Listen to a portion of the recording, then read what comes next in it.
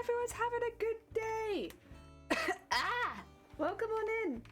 Let me just move some stuff around quickly and I'll be right with you. Hi, Slice of Pie, thank you. And hi, Az, how goes it? I hope you're both having a lovely day yourselves. I'm actually just gonna, I brought a blanket today because I was like, you know what? First of all, it's a little chilly this morning. And also, it's so soft. I love soft things. All right, move that there. Move that there. And I think we're good to go. Oh, after stream yesterday. Let me change. Actually, one thing at a time, Jelly. There we go. Hello. After stream yesterday, I did a bit of a search around to find those armor pieces that I couldn't find while I was on stream because they disappeared. Except they didn't disappear. I just pinned them to the back of my mannequin, and all it took was me to turn the mannequin around and I found them. So right now, just so this doesn't happen again, I have all of the armor except for the large woman embroidery that's still pinned to the dress because it's just so big. All of the rest of the armor is in this bag. I just put it all in there. And some of them are a bit big for in there, but that's okay. And I also started embroidering and beading some of the pieces we did yesterday. So like these little pizza slices are like nearly both done. I need to go around the outside of this one. And then we just have one more to bead, and that's all the bodice beading done. There's still a few other bits that I will have to do for the skirt, but as far as the bodice goes, that'll be it. And we started that back in August. That's when we started digitizing it, I think. So from August to now, we've nearly done all of it. I am going to keep this one separate because it's still got a needle in it. I don't want to put that in with the rest of them and have it damage anything. But yeah, I got a pretty good little bag of armor. Look at it. It's all in there. This is actually like, I think meant to be, so it's like a cooling bag. This is meant to be like a lunchbox bag. But it was so cute that I wanted to put it in my sewing room. So it's just been in my sewing room holding random things. Now it holds all of my armor pieces. Why is there a pin in that? That's no good. Get that out of there. No pins. You're only going to damage the rest of the armor that you're sitting with. Also, this is a weighty bag. This bag is no longer light. It's quite heavy. Nice and cool in there. There we go. Also, George, how goes it? I hope you're having a good day. Cute bag. I love that bag. It's so cute that I was like, I have to keep it near me at all times. Also, Zay, thank you for the horn. I hope you're both having a lovely day. We're going to be tackling the last attachment for this dress. So I will quickly show you because I'll be honest, in the image, it doesn't really look... Well, it kind of looks like an extra layer, but we're doing it in 2 layers. So let me just point this out to you. This bit. So this is 1 layer. And then the bit above, which has that really big curl on it, that's going to be layer 2. This is the last bit that I need to add to the dress. So all the parts above this, all of this, we've already beaded and made all that. That's all done. It's just this teeny tiny little bit at the bottom that we need to do. So I've already digitized the embroideries and I have them on the computer. I think we actually did that on stream. But what we need to do first is actually make the layers that those will be digitized into. Not digitized, embroidered into. And as you can kind of see, like I think this one has a rim going through it. Which I will want to keep an eye on. This one doesn't. This one's going to be a lot simpler, to be quite honest. We need to do, I think, 1 embroidery, a second one, and then we actually printed this bit yesterday. I did that off stream, and while I did post pictures of it, in case you haven't seen, I've lost it actually. No, there they are. So I got both of these finished off stream yesterday because I just wanted something that I could do while I wasn't feeling great, and this was... It's good work for when you're not feeling well because you can just set it up. Like I set it up, went and took a shower, came back, set up the next piece, went and got some food. It's really nice because it is kind of similar to 3D printing. It's really nice work for when you're not feeling 100%. How's the head? It is better. It is a lot better. Like it's frustrating because I can still kind of feel it like when I move my head, but I guess that's kind of more like having a hangover. So we'll just be hungover jelly today. Migraine hungover, but kind of hungover. But yeah, honestly, it's not that bad at this point. It's very minor. Oh, and thank you for putting the cosplay link in chat. Yeah, to anyone who wants to see the whole cosplay or get any extra information about this costume, George just very kindly popped the link in chat.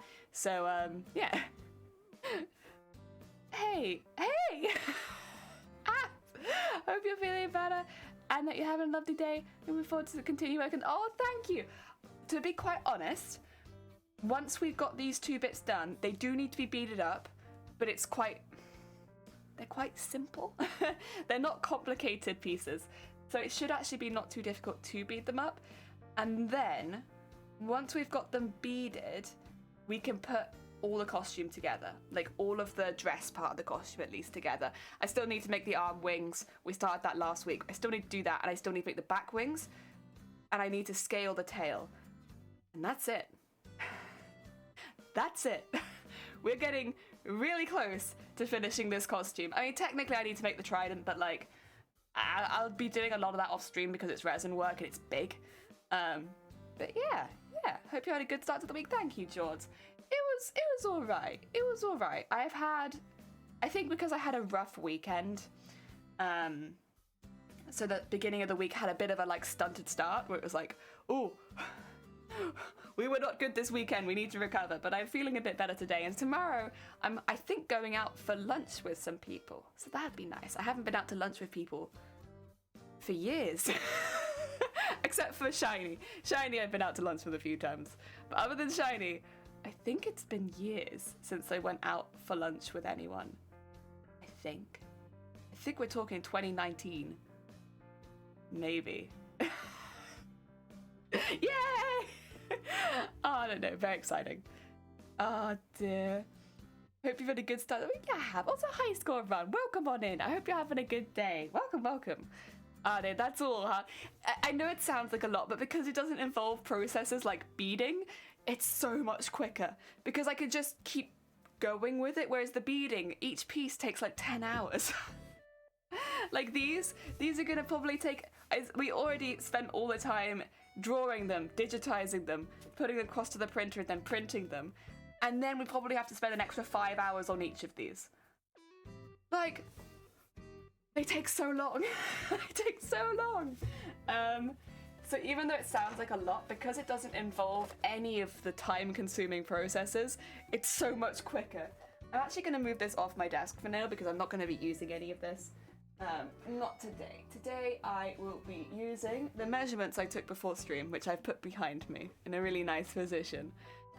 Glad to hear it. Yeah. Hello, Peepee. I'll go it. I hope you're having a good day. Oh dear. Come, Peepee. Are you going to enter TwitchCon? Are you going to enter TwitchCon? Are you going to enter the TwitchCon cosplay competition? I counted down to the last day of my work in 7 days, and I have Thursday, Friday off. Heck yeah. Oh dear. Get my hair out so my hair's all tucked in. There we go. I'm a rookie and not good. Oh. I think you'd be fine. Oh dear. As long as you had fun, it'd be alright. If you didn't have fun, I wouldn't recommend doing it. Was there anything else I needed to tell you? I don't think so. I think that's all the updates. So today I think we're quite good to just crack on. What I need to do first though is make a pattern. Let's change screens because we'll be in top down now. Time for top down time. So I need to make a pattern for the pieces. So there's 2 pieces that come around the skirt, and I've calculated it. The one will be 3 times 15, 20, 30, and one will be 3 times 11, 20, 11, 20. Yeah, 11, 20, 20. Ignore me. I was like, wait a minute, that's backwards. It is backwards, but that's okay. As long as I know that it's backwards, it's fine. Right. So I only need to make the pattern, of course, for one of those. But if I make sure there are at least, let's say, that's 20 centimeters. Let's say at least a little bigger. Oh wait, this is the whole piece? Oh well. It's alright, I have another roll if at any point I need it. But nice, okay. We finished the roll.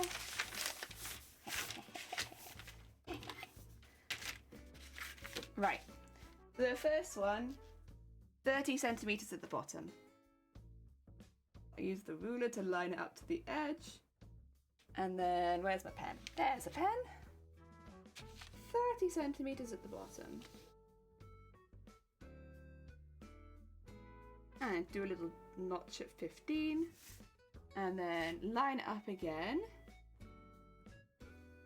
About here. And just put a little notch where 15 is. And then we can draw a straight line up for 20 centimeters. And where is 20? There it is. I can count.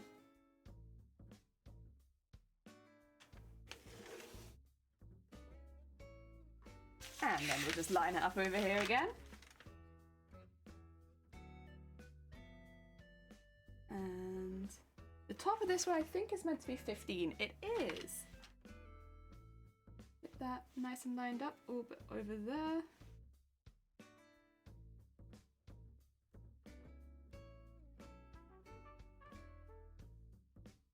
Oh, not as easy as it sounds. There we go. That's on the 15. So, half of 15 is 7.5. But I'm not smart, and I'm just going to do a big line in it, and I think find 7.5 and mark that. There you go. 7.5. 15. 15. This one always creates fluff, and I'm not sure why. So this pen, I should say, always creates fluff. And I'm not sure why. Maybe it's just because it's a slightly older pen. Right. And then, from there to there, we want it to be 20 centimeters. And this is how we'll get the little curve on it, since it is going around a curved surface. The top I don't need to bother with as much because you won't see the top, but I do need to bother with the bottom. There you go. And then, I'm only really doing, actually need to do this on one side, because I should say on the other side, I could just fold it over. No, you know what? I'll be not lazy today. I'll draw it on the whole thing. There you go. Very good. And then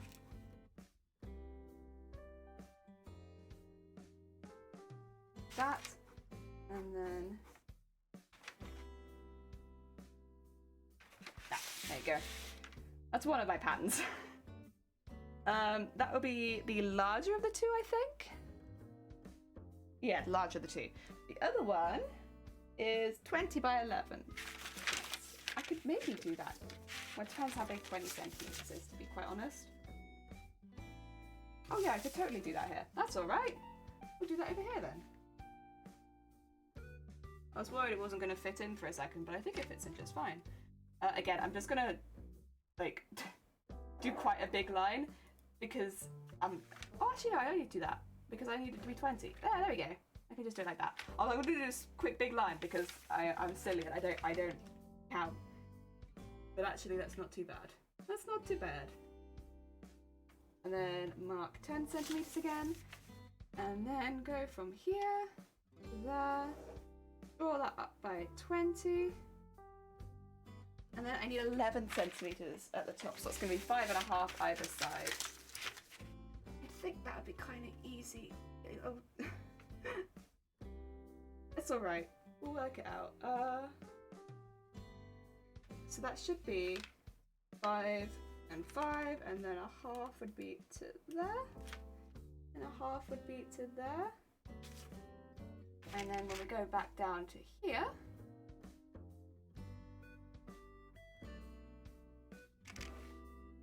go. It just doesn't quite reach, because this has to be 20 centimeters. So just go from there to there, and then draw that up on both sides. And then that is both our patterns. Really, really easy. Except for drawing the curve. But that's on me, really. That's not something I'm very good at. There you go. Yeah. Nice. That should be pretty good. Now I'm trying to think. God damn it. Again, Jason? Every time Twitch is like, hey, so you know that one we recommended to you before? That one. That's the one. Hi Jason, how goes it? I hope you're having a good day. We're making some pattern pieces. These are going to be the last patterns we have to make for the dress. After we've finished and beaded and all that, we can put all of the dress pieces together after months of work. Literally months. It feels like about time, honestly. Like, we've been working on this for so long. It'll be so nice to get all of this together. Ooh, itchy eyebrow. And then, oh, I know my eyebrow's itchy. There's a piece of hair here. There's a piece of hair on my forehead. None of that. Also, grab it. Welcome on in. I hope you're having a good day. I see you putting cult stuff in my chat already. We are not a cult. We have never been a cult.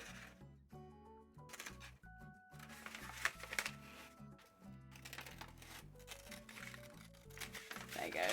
That out there. And I will need this 6 times for each side. Which means I'll need 12 of it. Math. Heck yeah. And same with this one. I'll need 12 of this one too. Oh dear. I am so exhausted. Oh heck. Pee-pee. It's very heckin' one of us. No. That's very heckin' kind of you. Thank you so much for gifting us up to Grobbit. Grobbit, please. And thank you whoever just did the double horn. It had to be done. Of course it was Zay. I am so exhausted. I stood around all day in the heat cutting. Oh, I hope you had sunscreen on. Oh dear. Oh dear. Look after yourself. But I feel that. I stand around all day for my job too. And your legs at the end of shift are just jelly. They are jelly legs. Where? Ooh. Ooh. Happy my IKEA. Hey! A little gift from IKEA. Very nice. Very nice. Unfortunately, IKEA doesn't deliver to us here. We're too far out. But otherwise, I would probably look at IKEA more. Oh dear. Thank you. I have hat and sunnies. And I don't know if I want to shower to color or just head to bed to sleep. I mean, you definitely don't want to get heat stroke. That's for sure. So, like, if you're not going to shower, maybe just get a really good glass of water. I've had heat stroke a lot, honestly. I overheat so easily. But, yeah. Use like a nice glass of water if you're not going to shower. Wheel. More like jellyfish. No. No. Jelly leg. Oh dear. Are you licking the egg in front of me? Grobbit, how could you? Grobbit, how could you? No licking the egg. How far is IKEA? Oh, it's like 200 kilometers away. Pretty far. It's not super far. It's definitely not 200 kilometers away. What was it? Was it Greg's I was thinking of? Was it Greg's? I think it's Greg's. God, I was looking at... we don't get takeaway that often, to be quite honest, but I was looking at to see what like our takeaway options were at the moment and if anything had changed. There were like 6 Greg's that delivered to us. Like 6 Greg's. To anyone who doesn't have a Greg's, by the way, Greg's is like a pastry kind of style store. They don't really do a lot of sweet pastries on delivery. It's mainly like sausage rolls, pasties, things like that. So, like food. And they do like breakfast menu as well, like sausages and stuff. It's more like that kind of pastries, like savory pastries, with a couple sweet ones if you go into the store.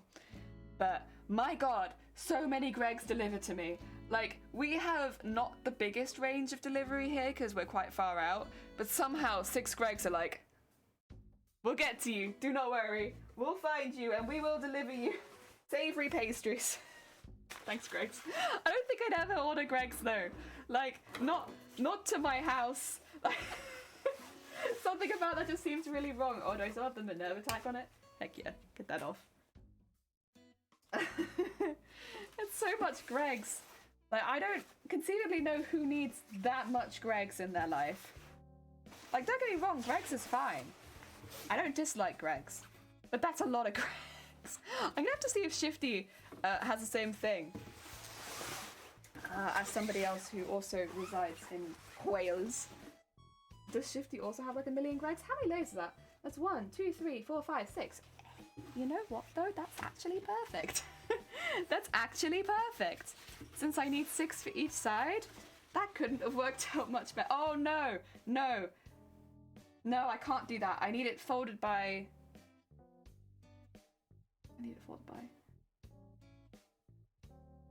I think... 4. Oh no, now I'm gonna get confused. I need 4 of this.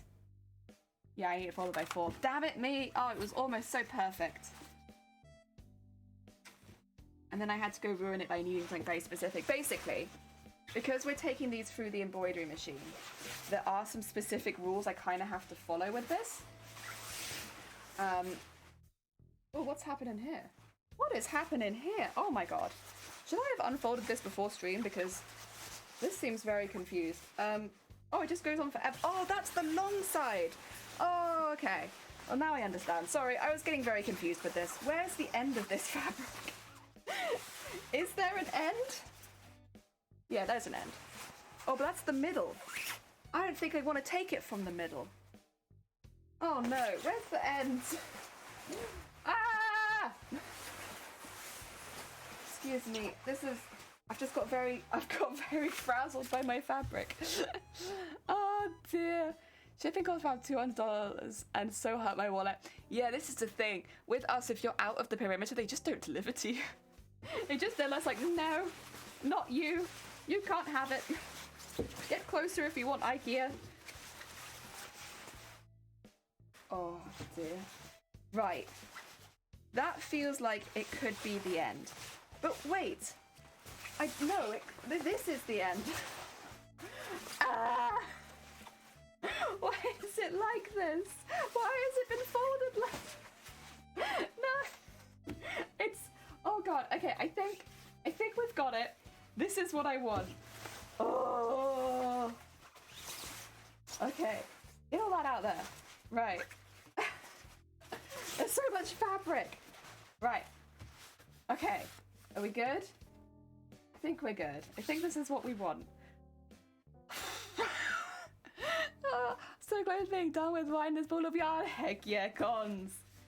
I can wind that ball of yarn. Very important. What was I saying? I was saying something important then. I completely... Oh yeah, the reason... What is all this? The reason I need to cut 2 of them differently is because if we're going to embroider it, they need to be a lot longer than they're going to end up being. So we need to basically add like an extra 10 centimeters onto them to make sure they can go into the embroidery hoop. Does that make sense? I hope that makes sense. So initially it's going to look like I'm absolutely ignoring my pattern, but I'm not, I swear. It's just if I want the embroidery stuff on it, it needs to be longer. There's not really any way around that. Okay, let's just look at doing this. Folding it over, maybe. I'm just trying to get it so I can cut a few layers at once, to be honest, which is quite lazy of me, but like, you know.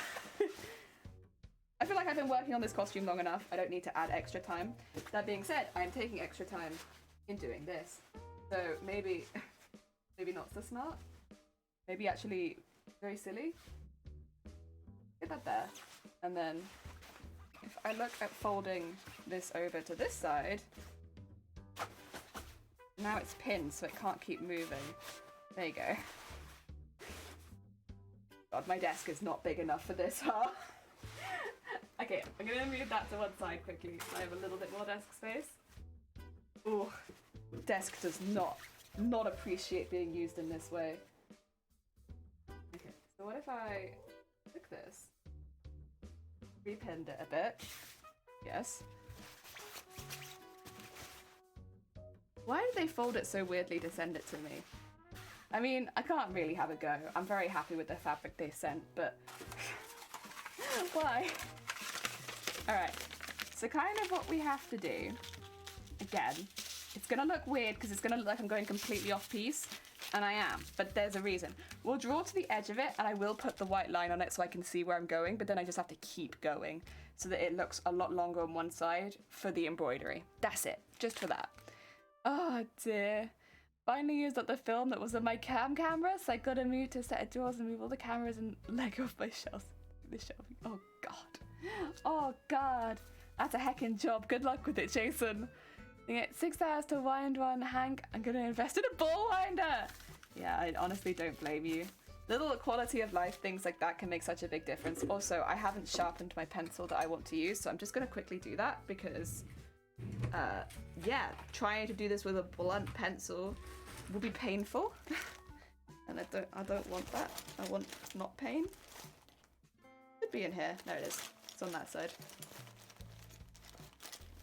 Got it. Your pencil sharpener. Heck yeah. Right, let's quickly sharpen that up. Oh, actually. Oh no, that's alright. Might leave that on the desk because I'm going to be using it a lot. Just to make sure if I need it again, I know where it is. Oh, good morning, Purple. And hi, Ad, how goes it? I'm giving a presentation workshop. Woo!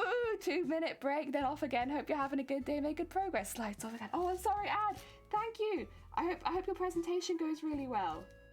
Oh, come on in. Sorry, you caught me when I was pencil sharpening. And probably wrestling the fabric. Honestly, a few of you probably came in while I was wrestling fabric. It's because this piece is really, really long and it got folded weirdly to get sent to me. To be fair, they did send it in a really small package. I think this is 6 meters of fabric, so like the fact that they got that package so small, it arrived in the post and I didn't think that it was this because I was like, there's no way you can fit 6 meters of fabric into that, but hey, they did. It's very impressive. I mean, don't get me wrong, this isn't thick fabric, but still. Right, so first of all we draw that. And then, again, I know this is gonna look really weird, but it's important. We have to keep going for an extra 10 centimeters. Actually, let's make it 12, just to be safe. And what that will do is basically mean that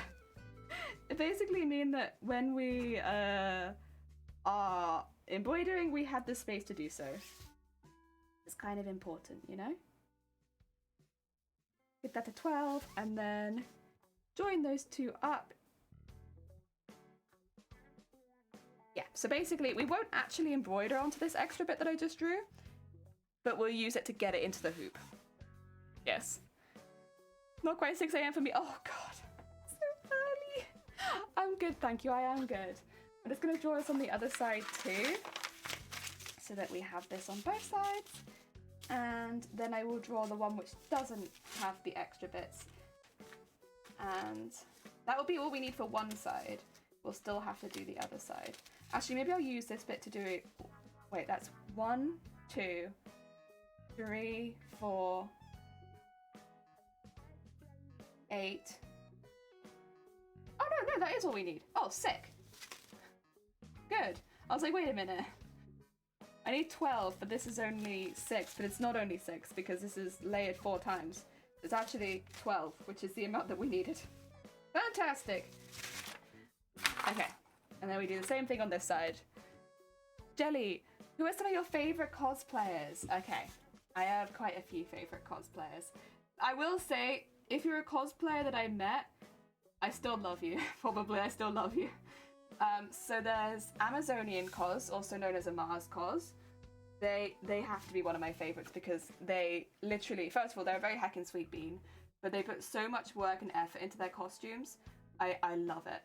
I really like Kinpatsu cosplay, which is a very big cosplayer. They do a lot of their own patterns and stuff like that, and I think it's just great for, you know, getting people into cosplay. I really commend it. Same with Kamoi, to be fair.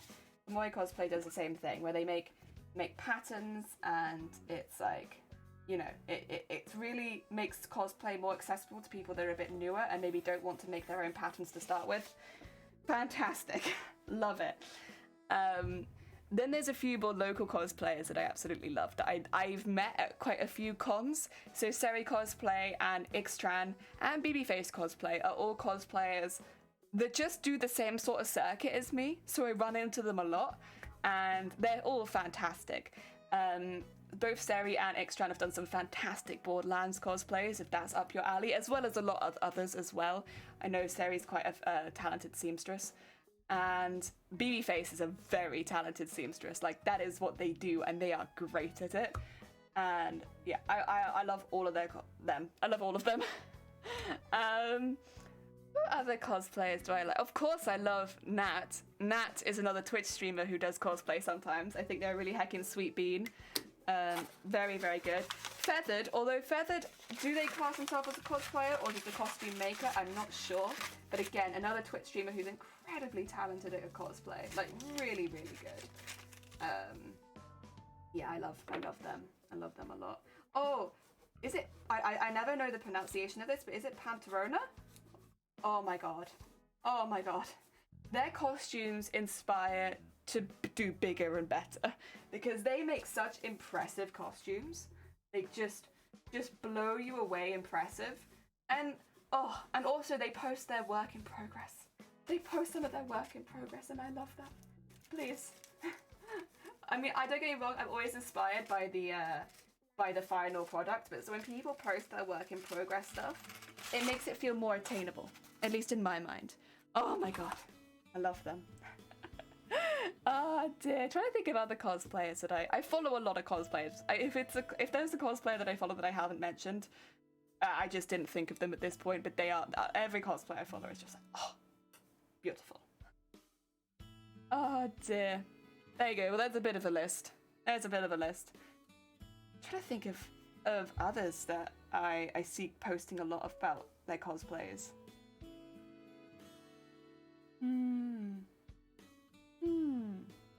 Not sure if I could say off the top of my head. There are definitely a lot of other cosplayers I follow, but I don't have the best brain and I've probably just forgotten a few. Oh, the cosplayers we met during learning more about when we were looking at the online cosplay contest. So like Testing Limits, Hut Armories. These are all Twitch streamers as well. They were all making costumes for online cosplay contests at some point. So I met a lot of them through that. And and Silvermar too, for the same reason. Yeah. That's a thing about cosplay competitions, whether they're in person or online. It's such a good way of meeting other cosplayers. If you're doing the local ones, the likelihood is you'll see some of the same cosplayers every time as well, so you actually get to talk to them quite a bit. Like in the UK, we only really have a few big cosplay contests, so you'll see a lot of the same cosplayers, which means you can get to know them pretty well. Yeah, pretty heckin' cool.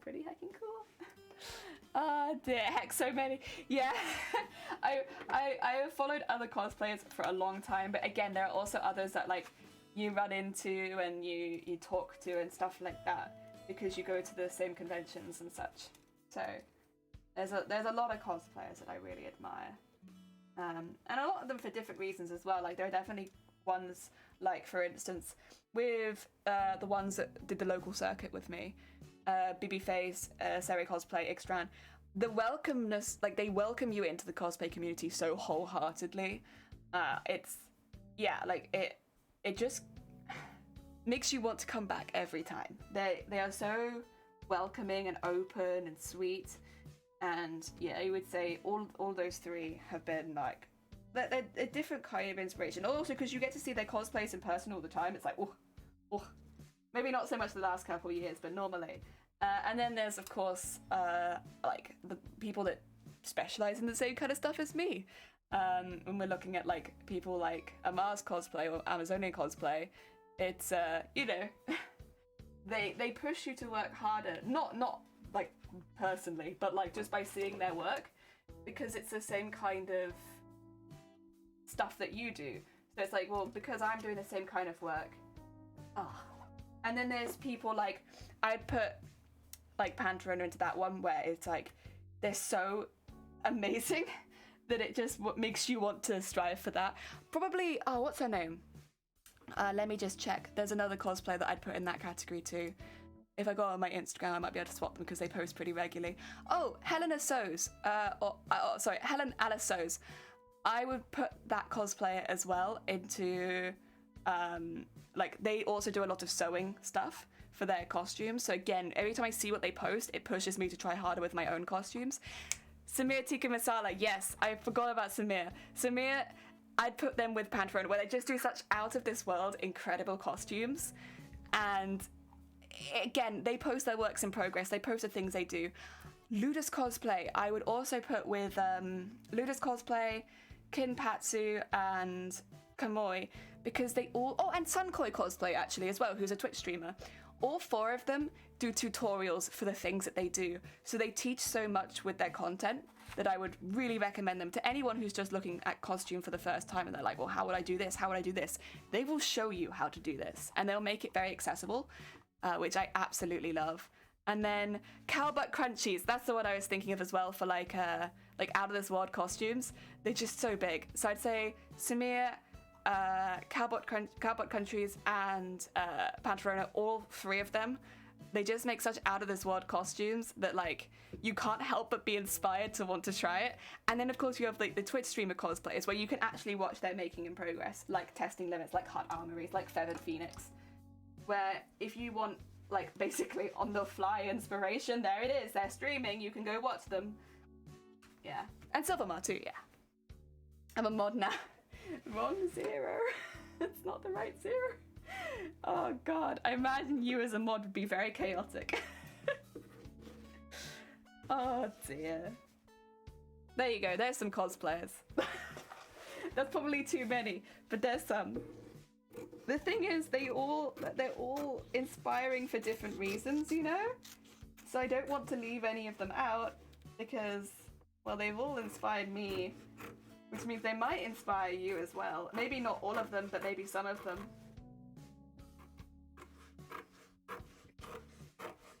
The thing is as well, these cosplayers are definitely from like all over the world.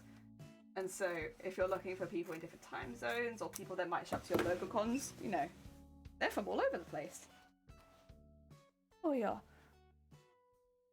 Fucking lovely. You're a menace. A menace, Crubbit. You're a lovely menace, but you are a menace. What's this on the floor? Is that a pin? Oh, it's too far away. I just have to be careful.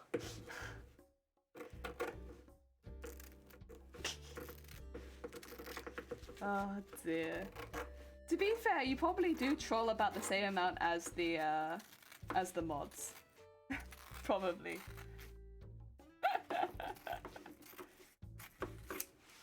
There we go. So this should be everything I need for one half.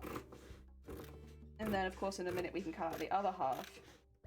That's pretty good. That's pretty good. That honestly, not bad. Did not take me as long as I thought it would.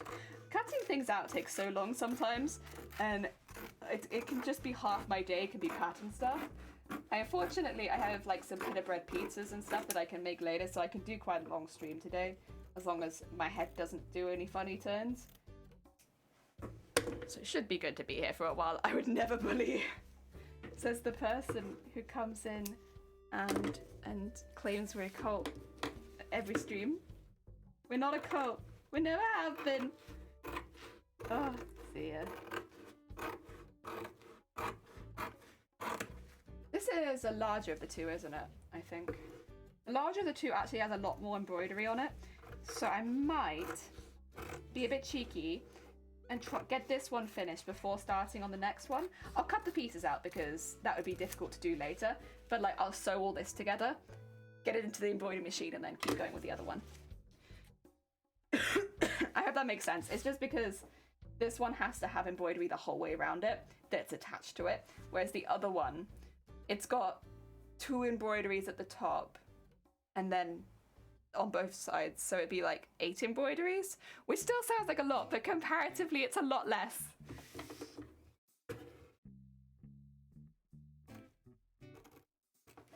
There we go.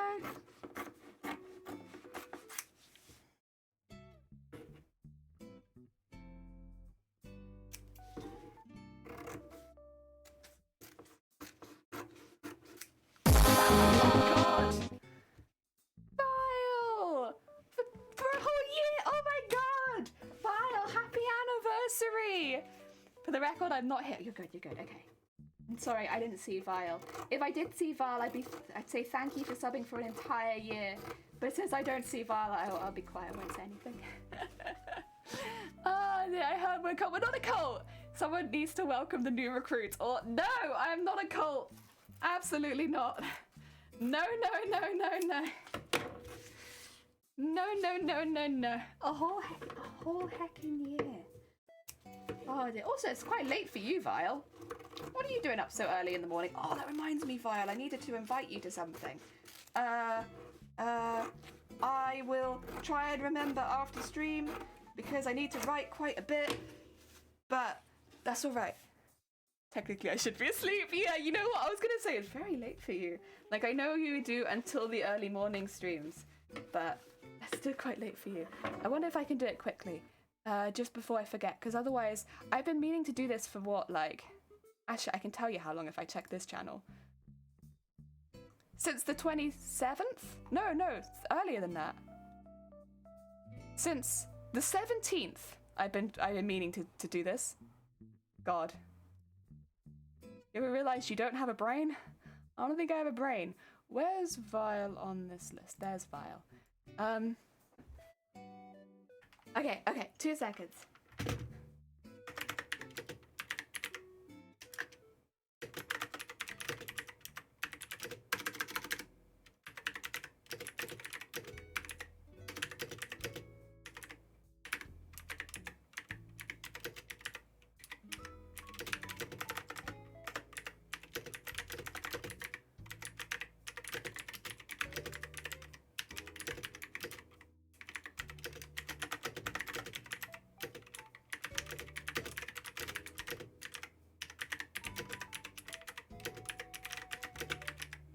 Oh no. Oh no.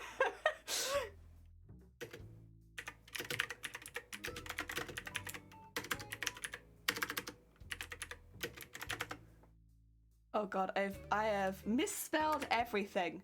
There we go.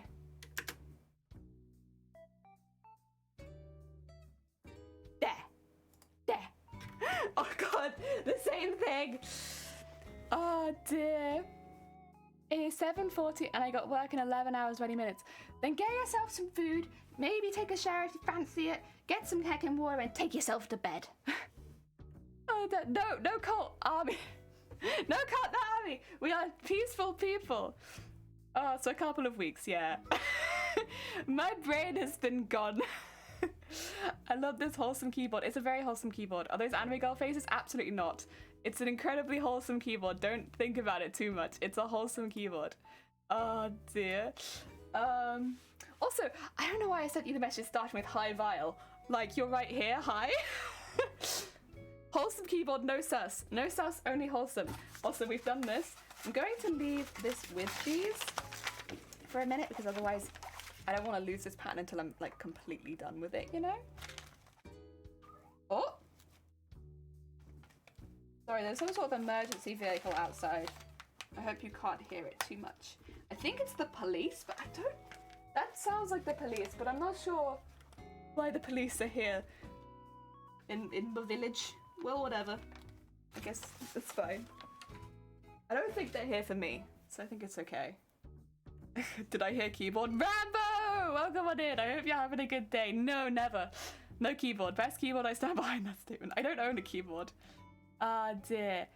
Okay, I'll absolutely do that, Vile, after stream because I need to put a few things in there and I will be here typing incorrectly for 10 hours.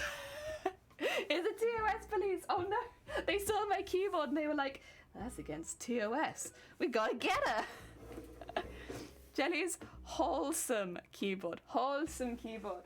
Wholesome. Honestly. The slander we get in this chat sometimes, I swear. We're a wholesome channel. Wholesome. Only wholesome. We've only ever been wholesome. I'll hear nothing else. We're a 100% wholesome channel, for sure. Don't worry about us. We're just being wholesome over here. Oh god. This fabric.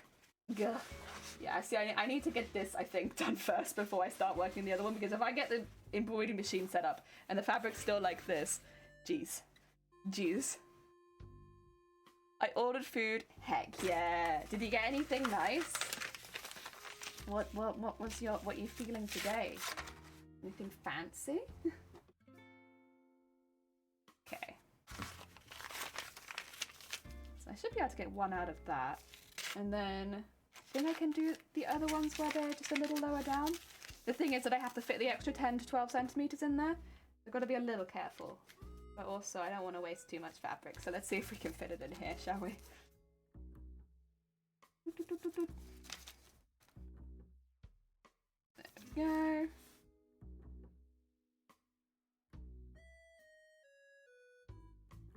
There we are. And across there. Okay, that's one. Get some pins in that. Good start, good start. Since when was this a wholesome stream? We've been wholesome this whole time, Rambo. We've always been a wholesome stream. What are you saying? Don't you remember how wholesome we are? Always? 100% of the time we are a wholesome stream? We've always been wholesome. Oh dear. Just ordered fast food because fast and I needed something to eat before fair, yeah. Just something quick and easy. I get you, I get you. Okay. So I'm probably going to put it up against that edge. Just to try and make sure that I get the maximum that I need, which I think is just about going to fit in there. Oh no, that's a bit tight. I might need to put it a little lower down. Okay. You know, we're about there. I'll put it here. I just don't want to waste fabric too much. So, this is the best way. I think I'll be just about long enough, honestly. We'll just about make it. Then cross there. And then stick that out an extra 10 centimeters. Just so that it fits in the hoop. Very important.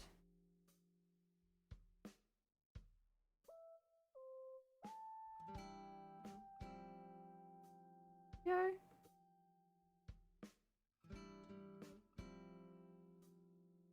And across to there. Nice. One. And then let's do the other side. Oh, wholesome. Very wholesome. I tried to do a test run of the healthy cosplay and I started painting my hair and didn't read I needed to let it dry before applying more, so I waited half a while and my hair was stiff as a board. Yeah, you have to be really careful with it as well because I would recommend doing it. You've clearly done it already, but like doing a test with those sort of products because they can, if you're someone with very sensitive skin, irritate your head. That's the reason that I've never done it, is even though I've done short-haired characters before, I can't handle a lot of products on my head.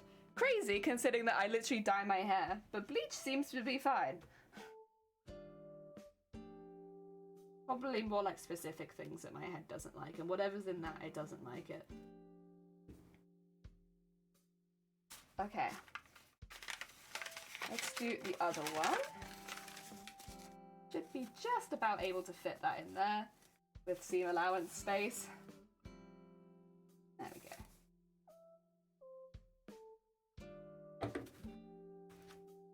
And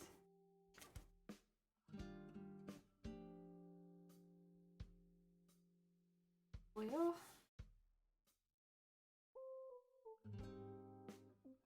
And then this can be, I think all the pieces we'll need today of fabric. I just have to do the extra 10 centimeters bit. It doesn't really matter the direction it goes, but I think about there's probably good. All that matters is the fabric is there, really. I know it probably sounds kind of silly, because, you know, well, surely it should matter a bit more. No, not really. Not in this case. In this case, we just need the fabric to be there. Because I'm just going to cut it off again afterwards, but yeah, I need it for the embroidery machine. So we do it for the embroidery machine. There you go. And one in there. And then up the top. It's not nice to lie to your chat. I've never lied to my chat, Rambo. Never, never, never. Hate to drop in and leave. I really need to go to bed. No, you're good. Let me know the details. Yeah, that's I think would be better, because then I can type you everything without having to hold everyone up with my bad typing skills. But no, I'm happy to do that later. Now that I've started it, I can see it. And someone can remind me if I don't remember. But no, I think there's a couple other people I need to send to as well. So I'll try to get that done ASAP. that I'm in any particular rush considering the dates, but you know.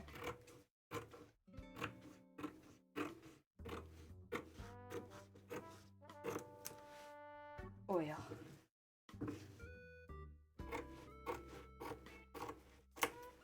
Go, get that up there, get that down there. And then just cut that off. There we go. Nice. That can go away for now. We don't need that anymore. Heck yeah. I need to find wavy short white wig for a male character. Hair paint is a future endeavor. No, that's absolutely fair enough. There's a lot of places you can get wigs, but it very much is country dependent. Like, I know in the UK, I would go to Coscraft if I was getting wigs. But I also know that's not necessarily the best option for people living outside of the UK because the shipping costs are going to be pretty high.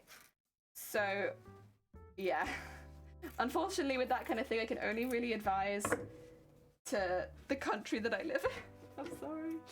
I just don't know so much about other countries. I think, was Arda wigs popular elsewhere? Or is that in the UK as well? Thing is, I'm also someone who can't wear wigs. So, or at least not traditional wigs. I can make ones that you wear kind of like hats that have a lot of like breathability. But standard wigs I can't wear. Oh dear. So when it comes to wigs, I'm probably not the best person to ask. I don't have a lot of experience as the last, what, like, how many years? 4 or 5 years? I've not really worn wigs. No, not that long. Probably only about 4 years.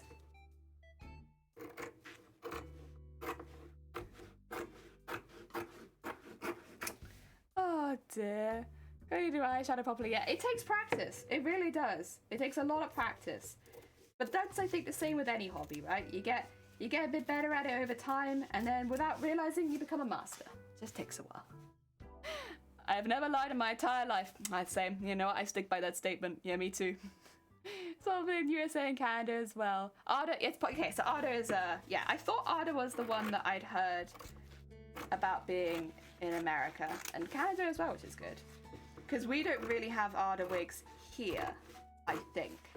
But like when I watch tutorials for cosplay, they'll often, I think, say that they got their wig from that place.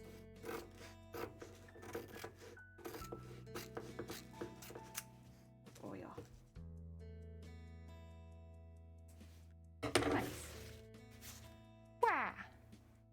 Okay. This bit's gonna go to one side for a minute because I'm gonna work on the larger one so I can get that into the embroidery machine ASAP. Let's pin all this together and put it to one side. There you go.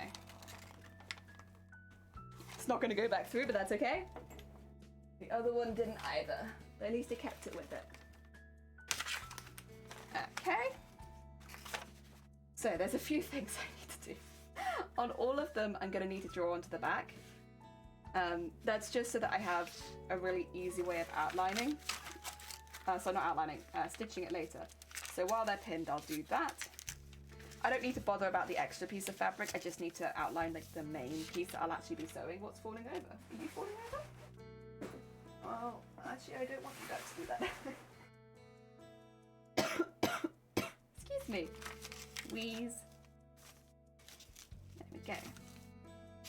Yeah, this will just make the next step for me a lot easier if I outline it here too. Give me a really clear place to do my stitching.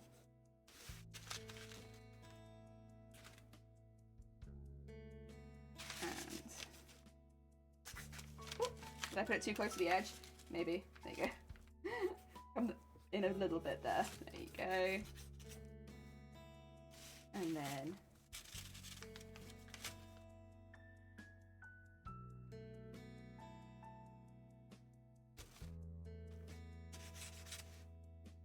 I need to sharpen this pencil again, I think.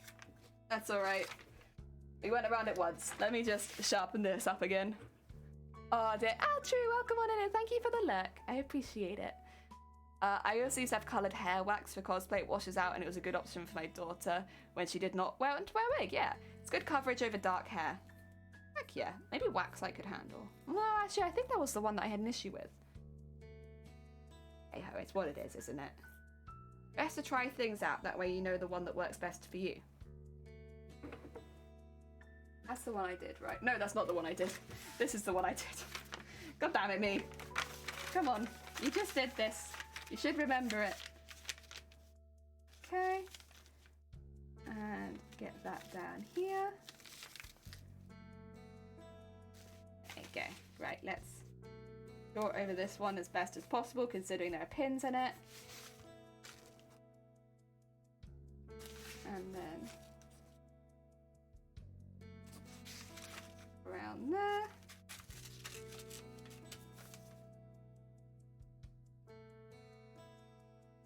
There you go. And then last one. This one. And get that in there.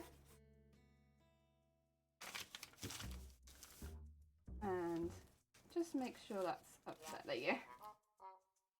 Get that down there.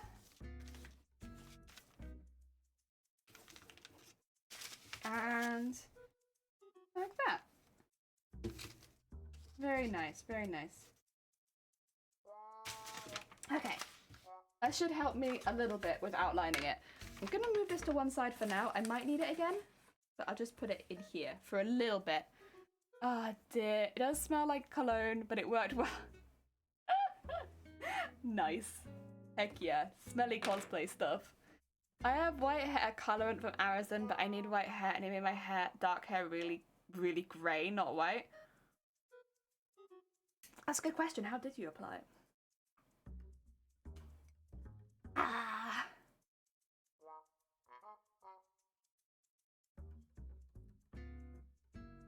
Used my hand, it like a paste, then used comb. Yeah, that's fair. Kind of like how you dye your hair.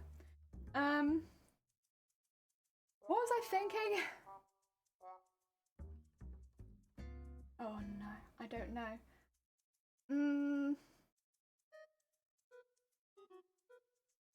No, I think I've forgotten. That's alright.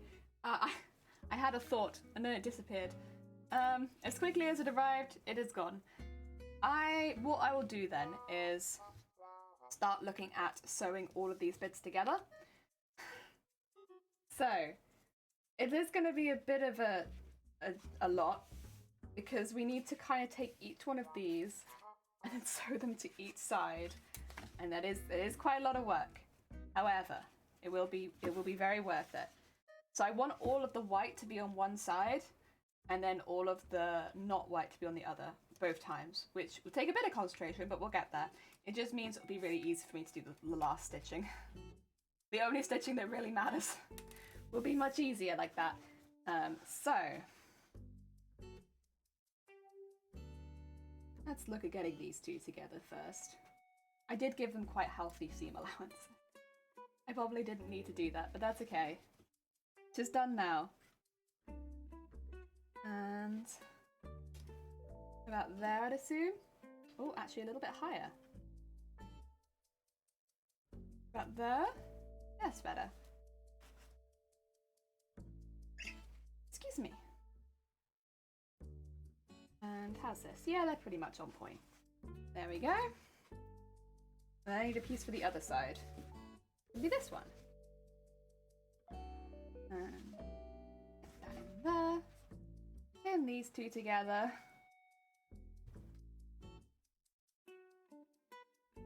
Now I am going to want to do the embroidery once I have already kind of finished this bit, to be quite honest.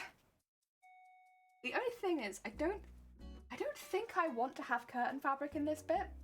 I don't think it's important. Like, it doesn't really have that much structure. I think I'm okay to skip out on the curtain fabric that I've been putting into every other layer. I just hope that doesn't mean I have to change the tension on my embroidery machine. That'd be a bit of a pain. Yeah, that should embroider pretty well. And that'll be just one side. Just one side of the skirt. Yes. Put that there. And then let's look at getting these bits attached to one of the inside-y pieces. There it is. One. So, get that bit up there. So this bit's going on the inside. I don't really mind so much if it's like on point. It'll match up later probably when we attach it to the bit with white on it already, the outlining on it already even. Go. And this one.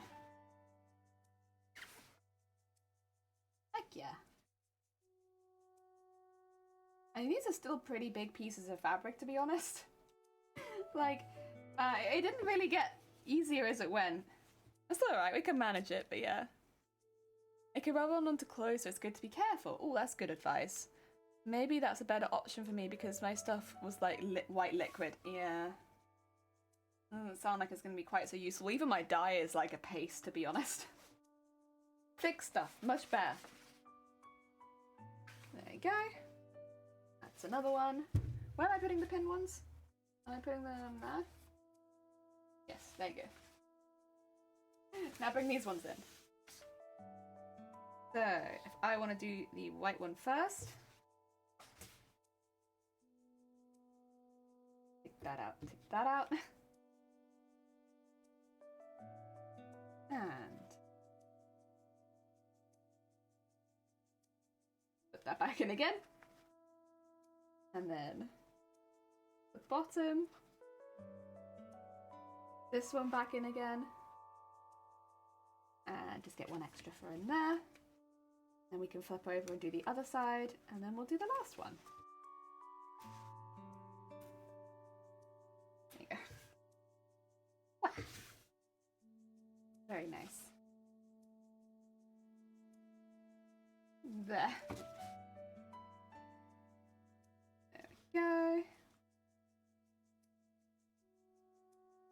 Get that. Oh, is that a bit high? That is a bit high. That's okay. We'll put that down a little bit. Yeah, there we go. That's better. I don't know how that one ended up so high. Oh, this is the one with the weird edge. That's why. That's why. It's gonna be way too far in, isn't it? There you go. Get that a bit more like there, I think. Thing is, I do want to be careful that I don't put it too far in, otherwise the curve could end up looking really extreme. Just no good. I don't want that. I don't want a really extreme curve. It's only got to go around the skirt a little bit. That one as well, actually. I think that's okay. We can hold on to that bit. And then, last bit. Last bit. We're getting there. Oh dear. I got Amazon package directions are not translated well, but it's fairly straightforward. Starts with after net the hair. After net the hair. What? Oh no. Cosplay is a journey, and a lot of it is trial and error. Like, do I like this? No, I don't like this. Do I like this? I'm not sure about this. Do I like this? This might be a good option, but we'll have to try something else first. And eventually you get to the option that you use. Oh dear. But hey, once you've done it once, at least you know, and then you can do the same thing again next time. Oh, heckin' journey. Up, I searched Miss Deer Instant Hair Wax Powder. Ooh, or product even. Miss Deer Instant Hair Wax Product. Got it. Very heckin' cool. Right. I'm just going to momentarily move some stuff around, because we have a lot over there that is kind of on my machine that I'm going to need. Let's move all that. Let's move this. Some of the pins can probably move. I don't really need them right now. I'm only using one pin pot. Actually, I could probably put these over here for now, because I really don't need these at all. Put them there. There you go. You can look after them, chat. And then bring this forward, and a lot of threads with it. We'll move all those back. Plug it back in, since it decided it was going to unplug itself. Go! The pen away. I think this is good. Right. Let's sew all these. And then we will sew them together. So with the white edge facing out, do a top stitch, and then it does does need some bias tape around it. The other one doesn't, but this one does. Because I can see a line on the design where it's like, it's kind of the same as all the bias tapes we've done. I probably shouldn't ignore it. I think I might also top stitch these down too. I could just press them, but I think I'm feeling just top stitching them.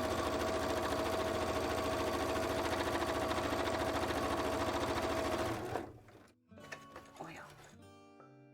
So then, whoop. Do you not want to cut today? Come on, there you go.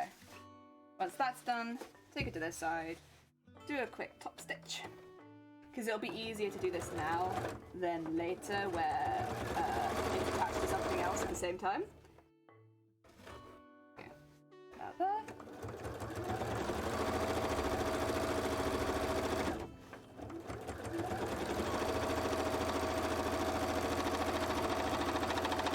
Plus it doesn't take very long, so. 1 and 2. Actually, I'd like that to be folded inwards, I think. Yeah, that looks a bit nicer. I know what I want. I want it folded inwards.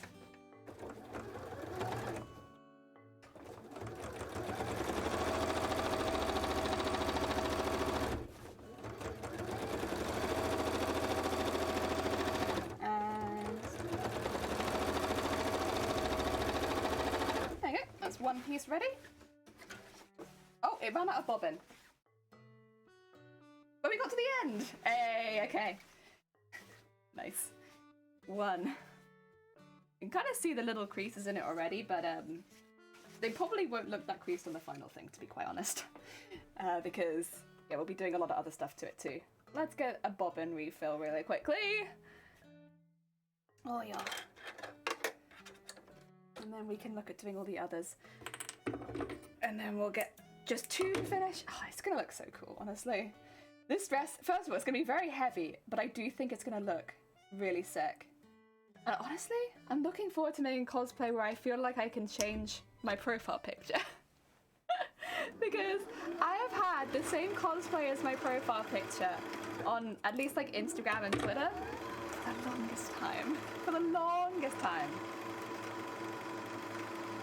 Because I never really like changing my picture is the thing. I just like, that's my picture, I'll just stick to it. It would be nice to do it. It would be nice to change it. And I think this is the cosplay. This is the cosplay that'll make me change it. There we go. I'm going to try and fill it up as much as possible for this one because we use purple so much. Like, I will use it. So, just take its time while it does it. It's going to be pretty close to being full now. Yeah, that's as far as it's going to go, isn't it? That's all right. That's pretty full. Come on. Why won't you cut anything today? I don't even know how you'd go about sharpening, like, the thread cutter in the machine. There's probably a way, but it might be that I have to send it off, which it's going to get sent off in June or July anyway, so that's all right. Oh, Nelly! Oh, Nally, sorry. Thank you for the follow. Welcome on in. I hope you're having a good day. Oh, dear. Yeah. Both my machines are going to get sent off for professional cleaning after this project, because they need it. I opened, was it the embroidery machine the other day, and there was so much little lame flecks in it. I was like, oh no. And there's a lot of it where I can clean, but a lot of it that I can't without going into where the electronics are. And I was like, I'm not going to clean in that. That's beyond my knowledge range, that is. I don't like cleaning around the electronics. It makes me nervous. That's okay. They'll just have their spa day after this project. I'm sure both my machines will really appreciate it, honestly.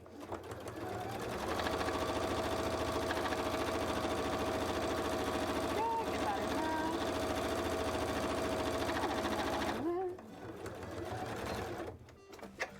there. And then this one.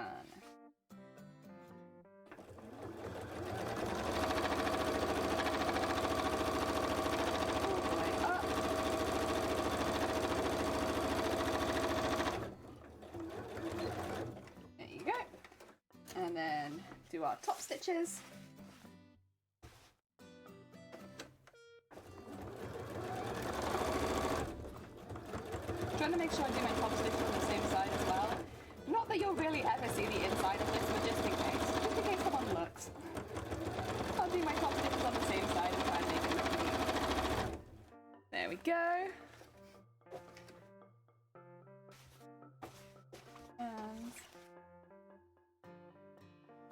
that up there.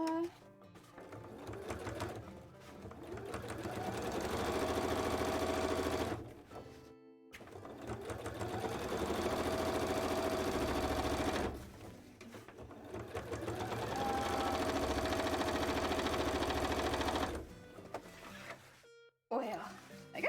Another one. 2 more. The cutting out of these always takes the longest, and since we've done that, this bit is pretty quick, honestly. As long as I'm being quick, it's quick. I should say it can be pretty slow sometimes, but that's not because of me getting distracted, you know, watching cheese rolling videos, things like that. Did anyone go and look up cheese rolling after stream yesterday? Oh dear. Tisa, why does yours have an auto thread cutter? It's part of my machine. There's a little like thing on this side where if you take the thread and run it through it, it cuts it. Yeah. I'd be honest, most machines do have that. At least over here in the UK, most machines will have a thread cutter. It's like a really small thing they add, so it's not like it's a big thing. It just means I would say it's not automatic thread cutter. It's not automatic. I have to run the thread through it.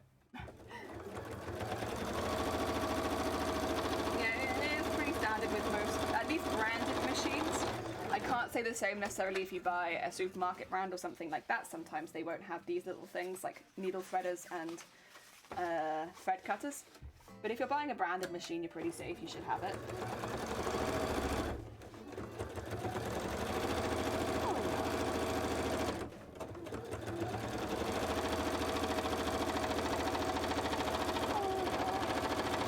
Down there. And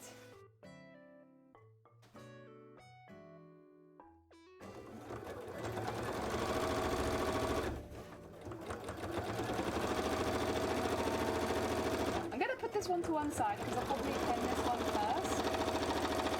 So let's get it thrown and I'll just move it over there because this one, since it doesn't have any white on it, should match well with this one, I think, which does have white on it. Yeah, there we go.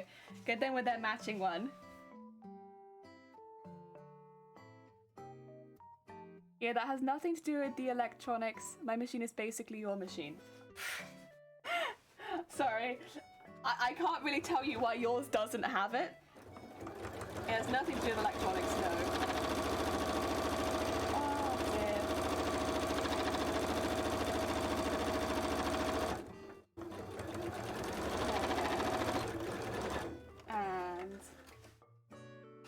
There.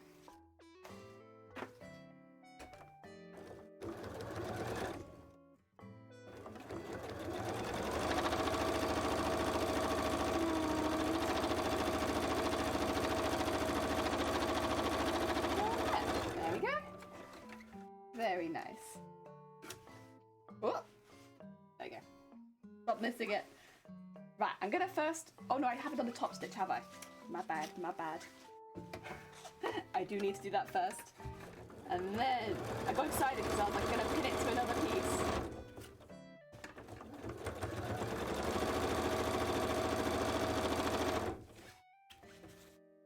Oh yeah.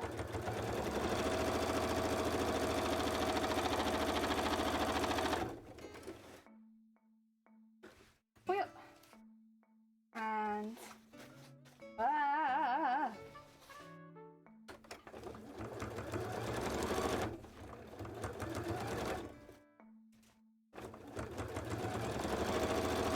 go.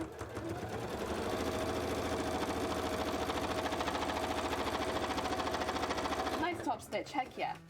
Okay, all top stitch is done. Machine off, have a little break. You were running pretty fast then. And now let's start pinning these to each other. I should probably actually also trim the threads as I do this, otherwise it's gonna happen again where I just become overrun with threads. Which I think happens basically every time that I'm sewing at some point.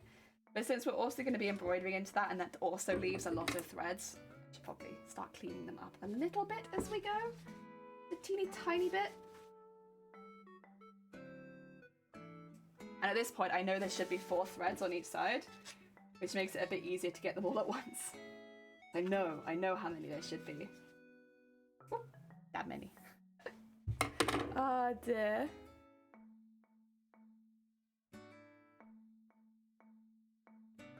Oh, right.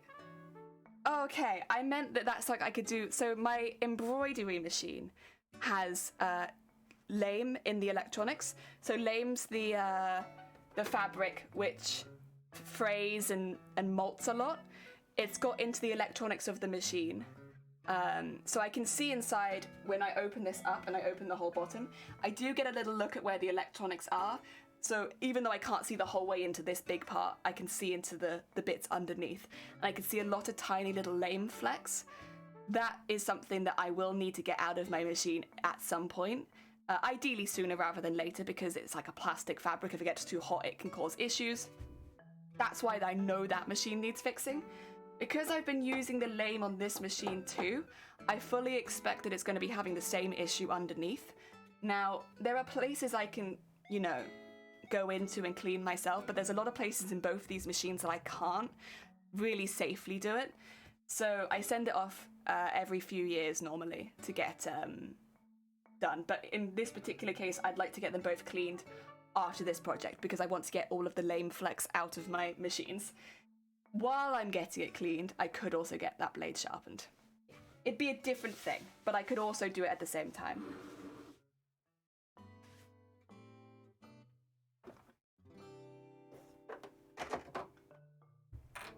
Because when you get your machine cleaned, they literally go through everything.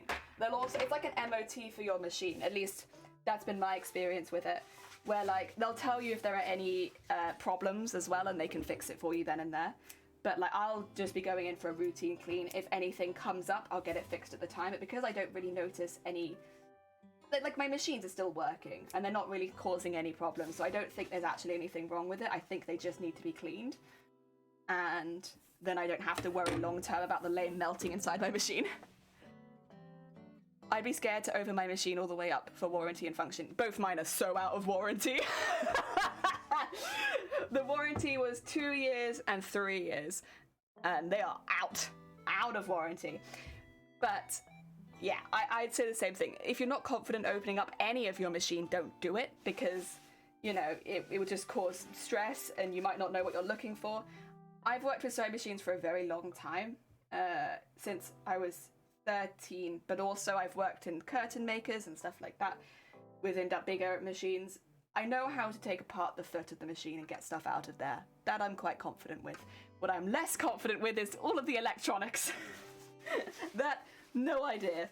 So I get someone to do that professionally. And I'd recommend to anyone with a sewing machine to get your machine professionally cleaned every 3 years, at least. If you do a project like the one that I've just done, you may find you need to get it cleaned a little bit sooner because you used a fabric that lint a lot inside of the machine.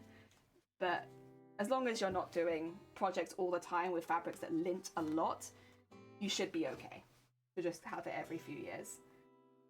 Like, this is the first project that I've done that's been like, I need to get it cleaned after this project. Like the first one. And again, I've done a lot of projects, so it's not something that you really need that often. But I would say keep it in mind, because if you've had a machine for like 20 years and you've never had it cleaned, there's probably a lot of muck inside your machine, and if you leave that kind of thing to settle, it can break it. It can make it very expensive to repair as well. Mainly it's like harmless muck, but sometimes it's less harmless. Like again, with plastic materials, I'd want to get that out ASAP.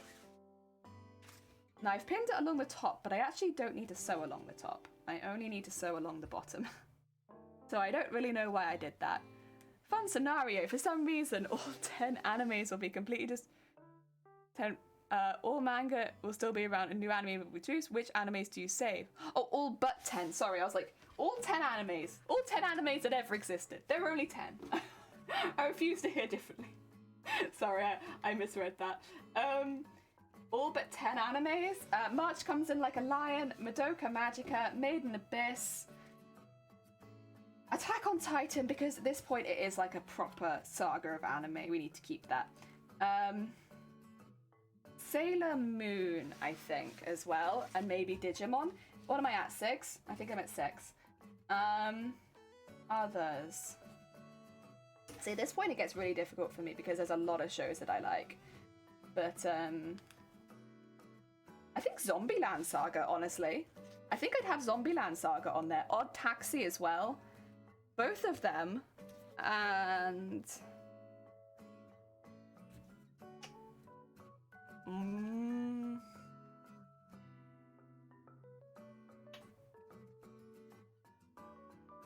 maybe Planet? Maybe? I don't know how many I've got to. I stopped counting. I did just a tad of felt this month. I also mostly doing cottons, and yeah. You're probably okay. You're probably okay. It's like literally there are very few fabrics so I'd be like, I need to clean it immediately after, and lame just happens to be one of them. Did I get to 9? That means I get one more, right?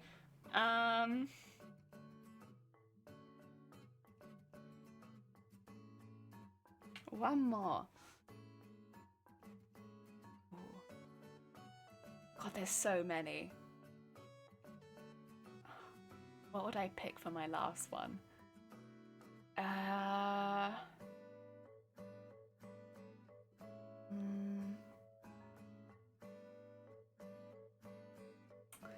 I don't know.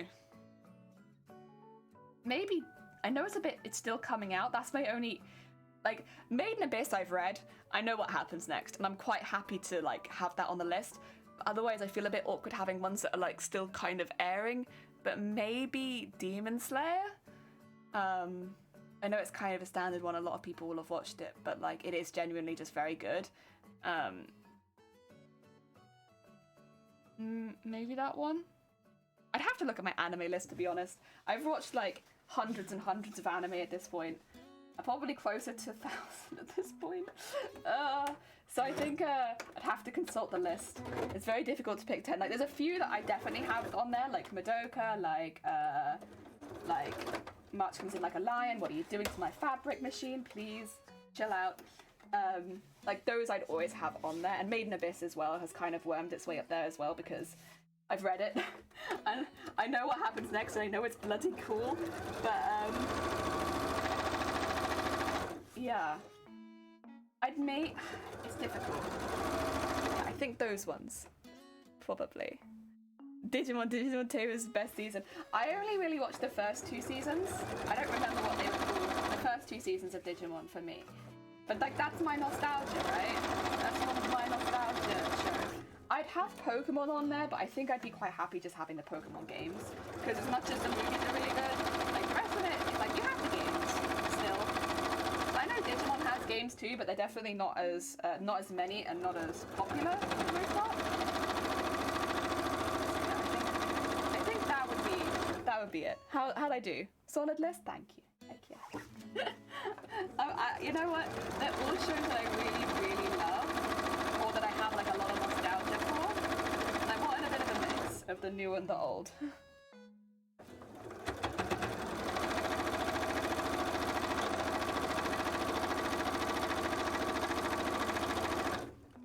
Oh yeah. Just so you know, you're referring to Lame the Fabric. Just so I know. Yeah. Sorry. One day I'll pronounce it correctly, but the thing is, while I'm using it, I refuse to call it anything but lame, because it's a really lame fabric to work with. Like, it sucks. Sucks. Not a fun fabric, but it is cheap. So you know. You take the positive with the negative. Now this stitching is kind of funky. I think my bobbin is unthreaded, but it's not really an issue, I should say, because I'll be top stitching it anyway and then going over top of it with bias tape too. So it's going to be fine, but I would like to rethread my bobbin. There you go. Good stuff. And then we'll top stitch that. Oh yeah.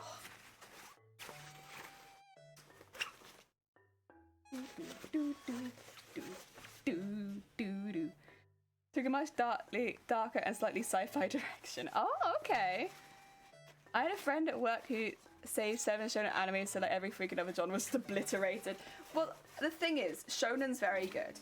There's a lot of very good shonens, and especially recently, like with Jujutsu Kaisen, with Demon Slayer, and I guess with Hero Academia to an extent, although I don't like that one to the same extent as I like the other two. You know, there's a lot of really good shonens coming out even now. Like, of course, you have all of the old shonens that are a lot of people's nostalgia, but then you have a lot of really good new ones too. So it's like, it's a very... There's a lot. There's a lot of really good stuff in it. Personally, I really like... March Comes In Like a Lion is my favorite. It's exactly the anime I wanted to watch at the time that I needed to watch it, and so it's probably going to be up there as my favorite for a while. The only one that could potentially overtake it, I think, would be Made in Abyss. Maybe, but I think March Comes In Like a Lion is going to be my favorite for a very long time, and before that, Madoka Magica was my favorite, and I really enjoyed that one. The only one that I didn't say that is coming out this year that I feel like could go on that list would be Spy X Family. I've read it, so I know it's really good, and it's being adapted by Wit Studio, who are a fantastic animation studio. So, like, I would maybe put that one on there, except that it hasn't come out yet. I have very high hopes for that particular anime. And until I see it, I can't say whether or not it'd be on that list. But if you ask me again in a year, I might take Zombieland Saga off the list and change it with Spy X Family. Potentially. But again, I can't say until it comes out. I found it, oh sorry, just wait till Uzumaki comes out in June. But this is my thought, I don't, like, of course, it's fantastic. I love the Junji Ito, and I think it's really, all of their work is really, really good. But Uzumaki is going to be a really hard one to adapt, in my mind. I think there are other Junji Ito that would be easier to adapt because the style isn't so important to the storyline, you know? And whereas in Uzumaki, the style is part of the storyline, like, it kind of just is. And it worries me that an adaptation, even if they do everything right, might still be a bit iffy. It's very hard. That one's a really hard one. It's really good, don't get me wrong, the story's fantastic, but, like, I feel like that's one of the hardest ones. The right piece of media in the right moment always ends up leaving a lasting impression. Also, hello, hi Zero, how goes it? Yeah, I think that's it. It's like, I very much struggle to recommend March Comes In Like a Lion because it's a very specific type of show. It's one of those ones, if you watch the first episode and you kind of vibe with it, I think you'll like the rest of it. It's a very much, like, the characters don't talk as much as you think they would a lot of the time. They're quite quiet, but the animation and the visuals, they don't need to talk. You know what they're thinking. You know how they're feeling. It's definitely like a drama, for sure, and it's very much visual. There's a lot of visual stuff going on that makes it kind of, you know, draws you in. I mean, the first episode takes like a good 5 minutes of just singing like a really pretty song, like a really pretty, beautiful song, and it shows you background images. It just shows you where it is set. And Made in Abyss does the same thing in its first episode. And I think I just really jam. I just really jam with learning a little bit more about the person through their environment, right? And oh my god, it just... Both of them. Oh my god! Sola! Welcome on in! I hope you're having a good day! Welcome! How goes it, Sherbet? And Tisa, hi, thank you for bringing in the snails. And Sola, and Cass, and Creates, and Notty, welcome on in! How are you doing? Are you having a good heckin' day? Are we here to praise the sun? What have you been up to? Oh no, that's the wrong one. It is What were you up to today, Sweet Bean? Did you have a really good stream? I hope so. Hi, lady. We were just talking about anime. So I was asked to save 10 anime and the rest would be destroyed. And so I just gave my list of 10. And we're just talking about some of the way they do like first episodes and setting the scene and stuff like that and the impression it makes. And oh my god. I really love those two for the same reason. My shout out worked. Heck yeah, it did. You did great. Look at that. Hi! Thank you for the SO. How's your stream been? We've only recently started. I know it says we've been going for an hour and a half, but like, don't trust it. It's a slow stream. Jesus Christ, BB! What the heck? What the heck are you doing? That's very heckin' kind of you. We have the... There you go. Jesus, thank you so much for gifting out 5 heckin' subs. That was very sweet. Also, Stars! Welcome on in. Sorry, thank you so much for the raid. Heckin' hi. How goes it? Double raid. Very much a double raid. What have you been up to? Now I need to know about both of your projects. Stars, what were you up to? And Solar, what were you up to? The sun and the stars. Heck yeah. Now we have to praise the sun and the moon. God, this non-stop praise. Hi, Sherman. Heck yeah. Heck yeah. Otter raid. Oh, were you drawing otters? Or were you making otters? Oh my god. We are, if anyone's not seen this cosplay before, I should say, we are making a really, really big costume on this stream. We're trying to make an entry for TwitchCon Amsterdam 2022. So we're trying to make a cosplay ready for that. We have to enter by May. So we're like getting near the final stretch of this costume at this point. If you haven't seen the cosplay, !cosplay will take you to a picture of the costume as well as some information about it. And if you're a cosplayer yourself, someone who makes costumes or wants to, !comp will take you to the competition page where you can have a little look over the rules and see if it's something you might in fact be interested in entering yourself. Also, I should say, if any of the raiders need to go take a break and get some food and snacks, please do. Please do not starve on my behalf. We're actually making the last part of the dress that is like not made at all yet, which is there's a couple of extra layers on the skirt. So we're making those today. The cult is growing. There's no cult. We are not a cult. We have never been a cult. You're drawing some memes, but I am an otter. Ah, I see. Heck yeah. Well, I hope the meme drawing went good. We love a good meme. We love a good meme. Oh dear, heckin' eggs. I'm gonna get some German Donna. You are? You're gonna try German Donna? Oh, I hope you like it. I really hope you like it. It's been so long since I was able to have it. I'm very jealous, honestly. But I hope that you enjoy it. Heck yeah. Yeah, we were talking a little bit before the raids happened about 2 animes I was kind of going over. One of them being Made in Abyss and one of them being March Comes In Like a Lion. Because although the premise is very, very different for both of these shows, they're like completely different shows, both of them do, in the first episode, like they take 5 minutes to just play a beautiful song and kind of show you the area that the what do you call it, the show is going to be taking place in. They kind of like set the scene really, really well. And it's definitely not going to be everyone's cup of tea. A lot of people are going to want dialogue and action for every minute of the show. But both of them taking that 5 minutes, it makes so much difference to how it feels. Also, Dawn, thank you for the follow. It's very heckin' kind of you. We're going to do a quick top stitch on this, and then I'm going to put some bias tape over it, and then I can move it to the machine. Although I should probably sew both of these pieces first, to be honest. Be responsible seamstress, you know?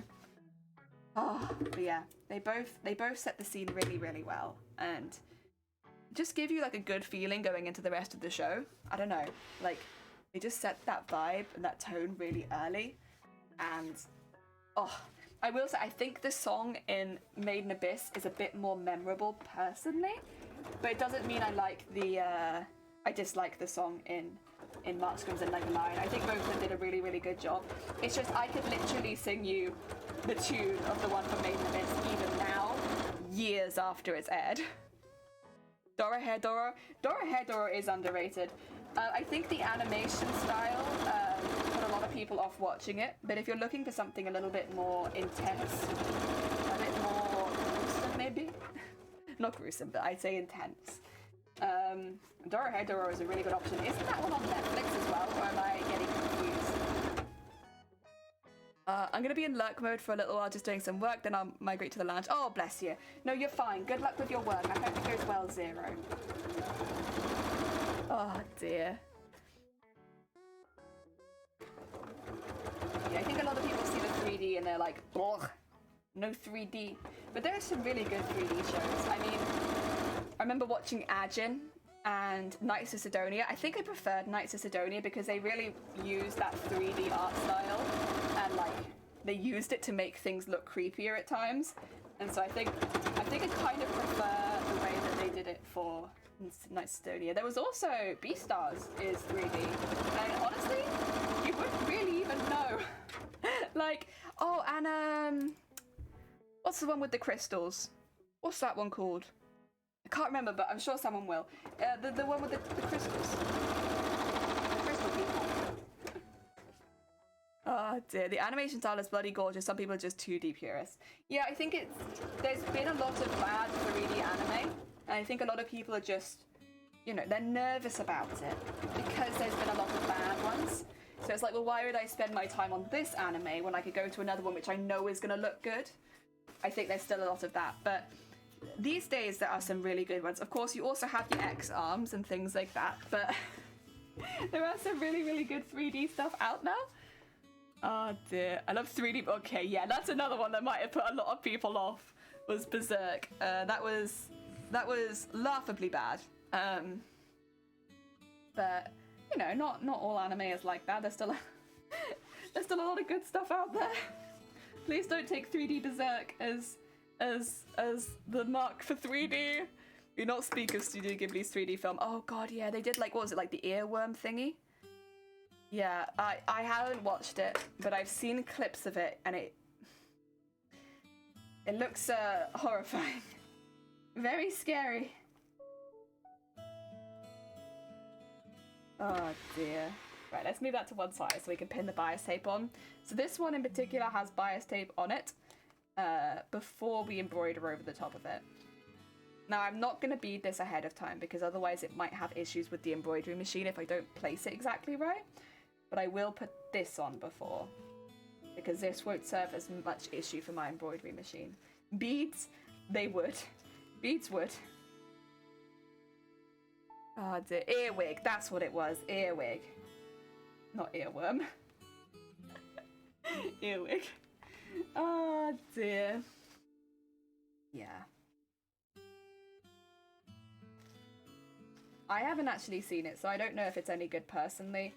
I've just looked at the reviews, not being so good.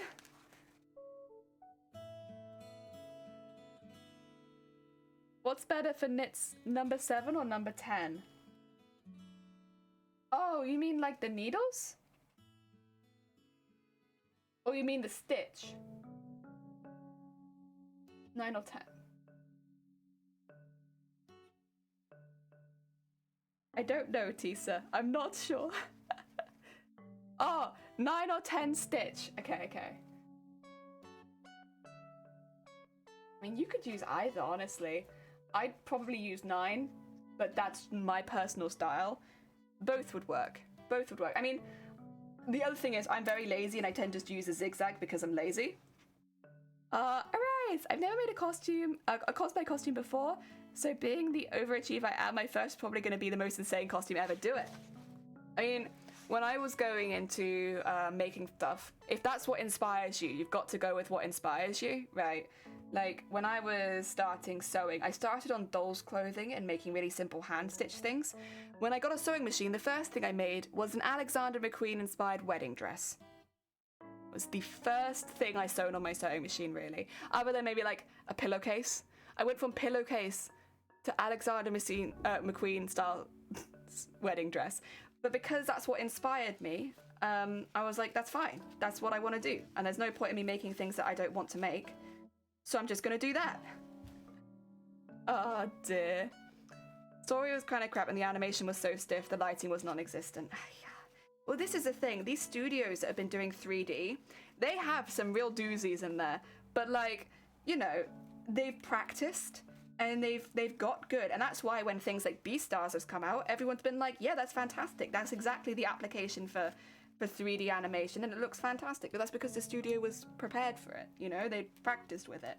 They knew how to make it look good, and not only that, they knew how to work it into the art style. Whereas when you look at some of the earlier ones and things like Berserk, like the studios were not prepared. I'm making my first one, it's weird! Ooh! There's so many first-time cosplayers, heck yeah. I'm going from Super Godzilla. Heck yeah. Heck yeah. A crazy little wow, yeah. For a huge company, expect them to hire. Yeah, but that's it, yeah. Like, the company staff are so used to, like, their particular style. It's going to be difficult because they would do, like, hand-painted stuff. And yes, it did mean that they took a very long time to come out some of the time. But the quality was always incredibly high because of it. I don't know. I think with Studio Ghibli being such a huge company, there is, like, an expectation of quality there as well. The final boss of the game is gonna be my first cosplay. Why not though? If that's what inspires you, if that's what makes you want to cosplay, give it a go. And like, you know, there's gonna be some bits that might be a little bit more tricky. Always, if you do something more complicated, there'll be bits that are more tricky. But it will be it'll be quite an intense learning curve. But after this cosplay, you'll probably come away with a lot of skills because of it. Yeah, I think it's not a bad idea. This means it might take you a lot longer. Ah, dear. Supreme! Welcome on in. I hope you're having a good day. Summer Wars, A Letter to Momo, and Spirited Away are my top 3 movies. Yeah, like, what do you call it? Summer Wars has 3D animation in it, and they make it make sense to the story. So, like, when you see the 3D animation, you're like, yeah, that makes sense. That's what that would look like. I think Belle, who is done by the same studio, did the same thing, where when you see the 3D animation, it makes sense. It makes a lot of sense. Dear. Hello, chat. Hope everyone's well. Yeah! The crawl! Yeah, because you're supreme. I'm guessing 8 months to a year to complete the costume. That was my projection for this costume. And I'm pretty much on it. It's a long slog for long costumes, and it takes a lot of planning. Like a lot of planning. You're planning every single thing. The only advice that I would maybe give you as doing a big costume for your first project is budget ahead of time. So don't budget as you go, because really big costumes, really work and labor intensive costumes can get very expensive if you do it month by month. Whereas if you look at the very beginning at the fabrics you're going to need, the elastics, the threads, how much thread, like any extras like zips, hooks, eyes, things like that. And then of course any of the detail pieces you want, find the prices for all of them online and kind of calculate the amount that it comes to. That way if you need to cut costs, you can do it early rather than getting to like halfway through the costume and realizing you can't afford the other half. I think a lot of cosplayers do that the first time, myself included, and it means the costume ends up being twice as expensive as you hoped it'd be, and it's always a bit gut-wrenching. Ah, dear. I still need to watch Belle. You still need to watch Belle? Oh my god, it was in cinemas here. It was in places like that here, so it was quite accessible. Oh, thank you for the hydrate. Hi, Fries. I love silent voice. I also love the silent voice. When I watched that, I cried. I cried several times actually. I cried near the end, at the end, and like near the beginning as well. I like cried 3 times during that movie. It hurt me. It was so good. Oh dear. It made you cry too, Cons. Me too. I was a mess. Like when I cried the first time, and then it was quite a while till I cried the second time. And so, but then between the second time and the last time, there was like no time at all. So I was just like an absolute mess. Oh god, same. Yeah. I wanted to go see in cinema, but my anime friend cheated on me. The betrayal. The betrayal though. I want to see Weathering with You. I also want to see Weathering with You, and I've not seen it yet. I haven't seen it in the cinema, so it's like, I'm not sure how I'm going to end up seeing it, but I would like to see it at some point. Watching Fresh Prince lately in the show makes me cry, both laughing and crying, actually. Yeah, there are some really emotional scenes in that one, to be fair. The last half hour was just constant tears. Yeah! That was basically me. I had just stopped crying, and then I immediately started crying again. I was like, no! I can't handle this level of emotion, it's too much. Oh my god, it got me so much. I was actually watching with Shiny, and Shiny actually left halfway through. they were just like, nope, I'm out. Nope. Oh dear. 10 out of 10. It's a very good film. When the exes, oh my god, yeah, I don't want to spoil it for anyone, but oh my god. Oh, yeah. It makes no sense out of context, to be fair, like when the exes fell off. When the exes fell off. Oh dear. Head and chest. I'm gonna mold my bust, expand the chest out, and have the head be latex. So molds my face. Oh, that is some trick. You are jumping in with some hefty stuff. Do you have access to a studio, or are you buying all of those parts yourself? Because silicone molding can get quite expensive if it is your first time and you don't have anything already.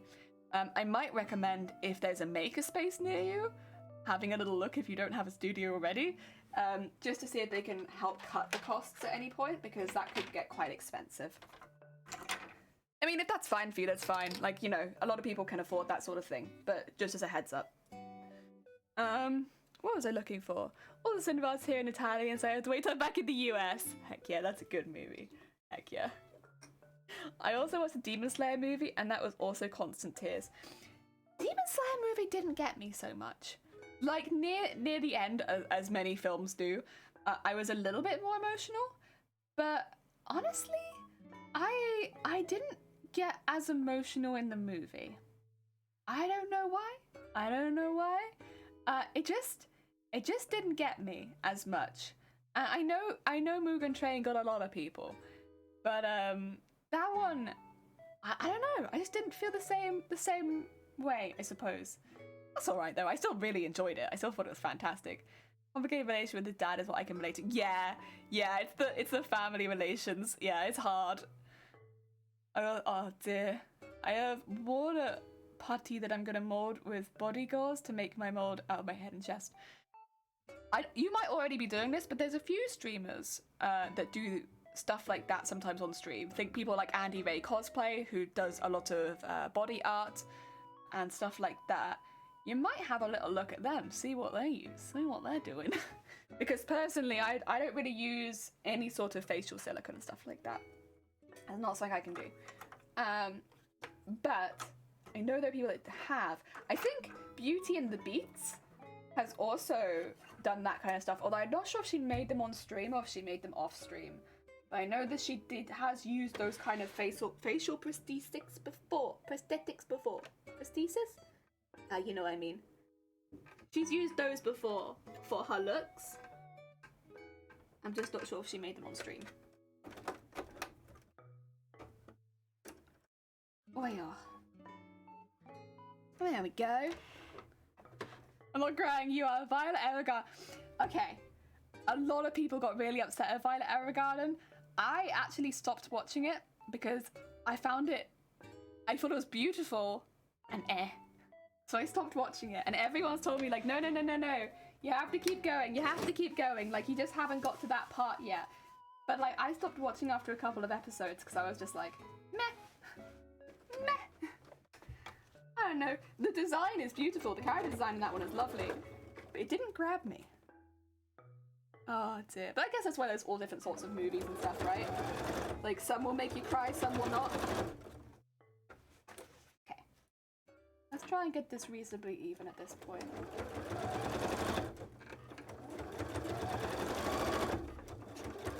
There we are.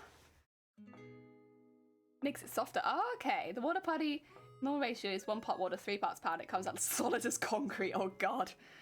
I think it was especially the whole thing with the mum, since I'm really close to my mum, Brave, got me for literally the same reason. Yeah, this is the thing.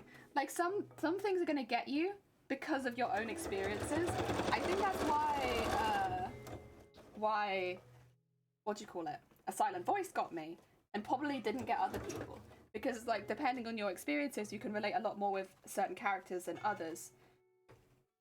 And The Silent Voice got me, but not too many others have. I'm a quite an emotional person. Yeah.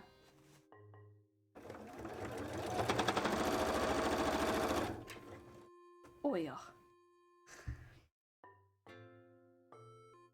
Lull in the Sea. I have not seen Lull in the Sea. That one I've not seen. Also, if you watch a movie that'll make you cry, Lion with Dev Patel gets me every time. But for an pretty animated movie, The Secret of Kells is amazing. I've not seen either of those. In fact, I've not even heard of either of those. Jesus, I'm out of the loop. No idea what's going on anymore. Calls Captain Holt, but down from Brooklyn Nine-Nine. Oh. Oh dear. Again, though, those kind of scenes are always going to get some people more than others. I actually haven't watched a lot of Brooklyn Nine-Nine. I've watched the first couple episodes, I think. I think that's it. I know I'd probably like it, but I just struggle to watch television and stuff without distraction, so I think someone sat me down to watch those, and that's the only reason I've seen them. Oh dear.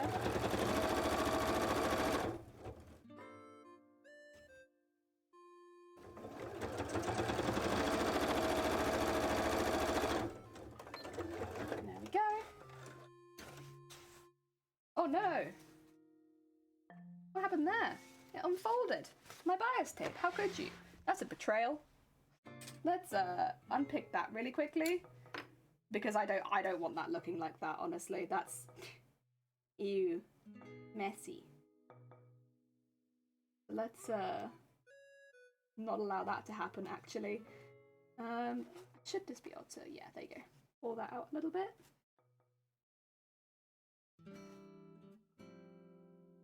And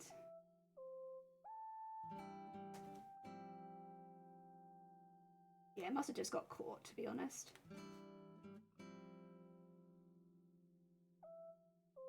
Excuse me, sorry. And then let's just unpick it from the inside a bit.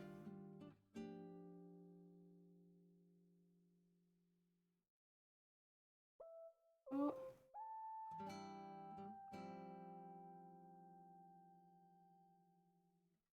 There we are. Okay, okay. Make sure this goes back inside. It's no good. There you go. Fold that over. Pin that in place. Somehow. There you go. Oh dear. You know what? That's not too bad. It was a pretty short area that needs to be re-sewn.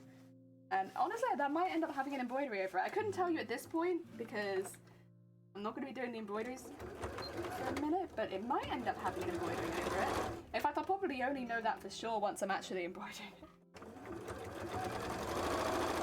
There we go. Get that bit over there. That's going to look nicer. Aw, Eloise, thank you so much for the follow. It's very kind of you. Oh dear. Wolfwalkers and Song of the Sea.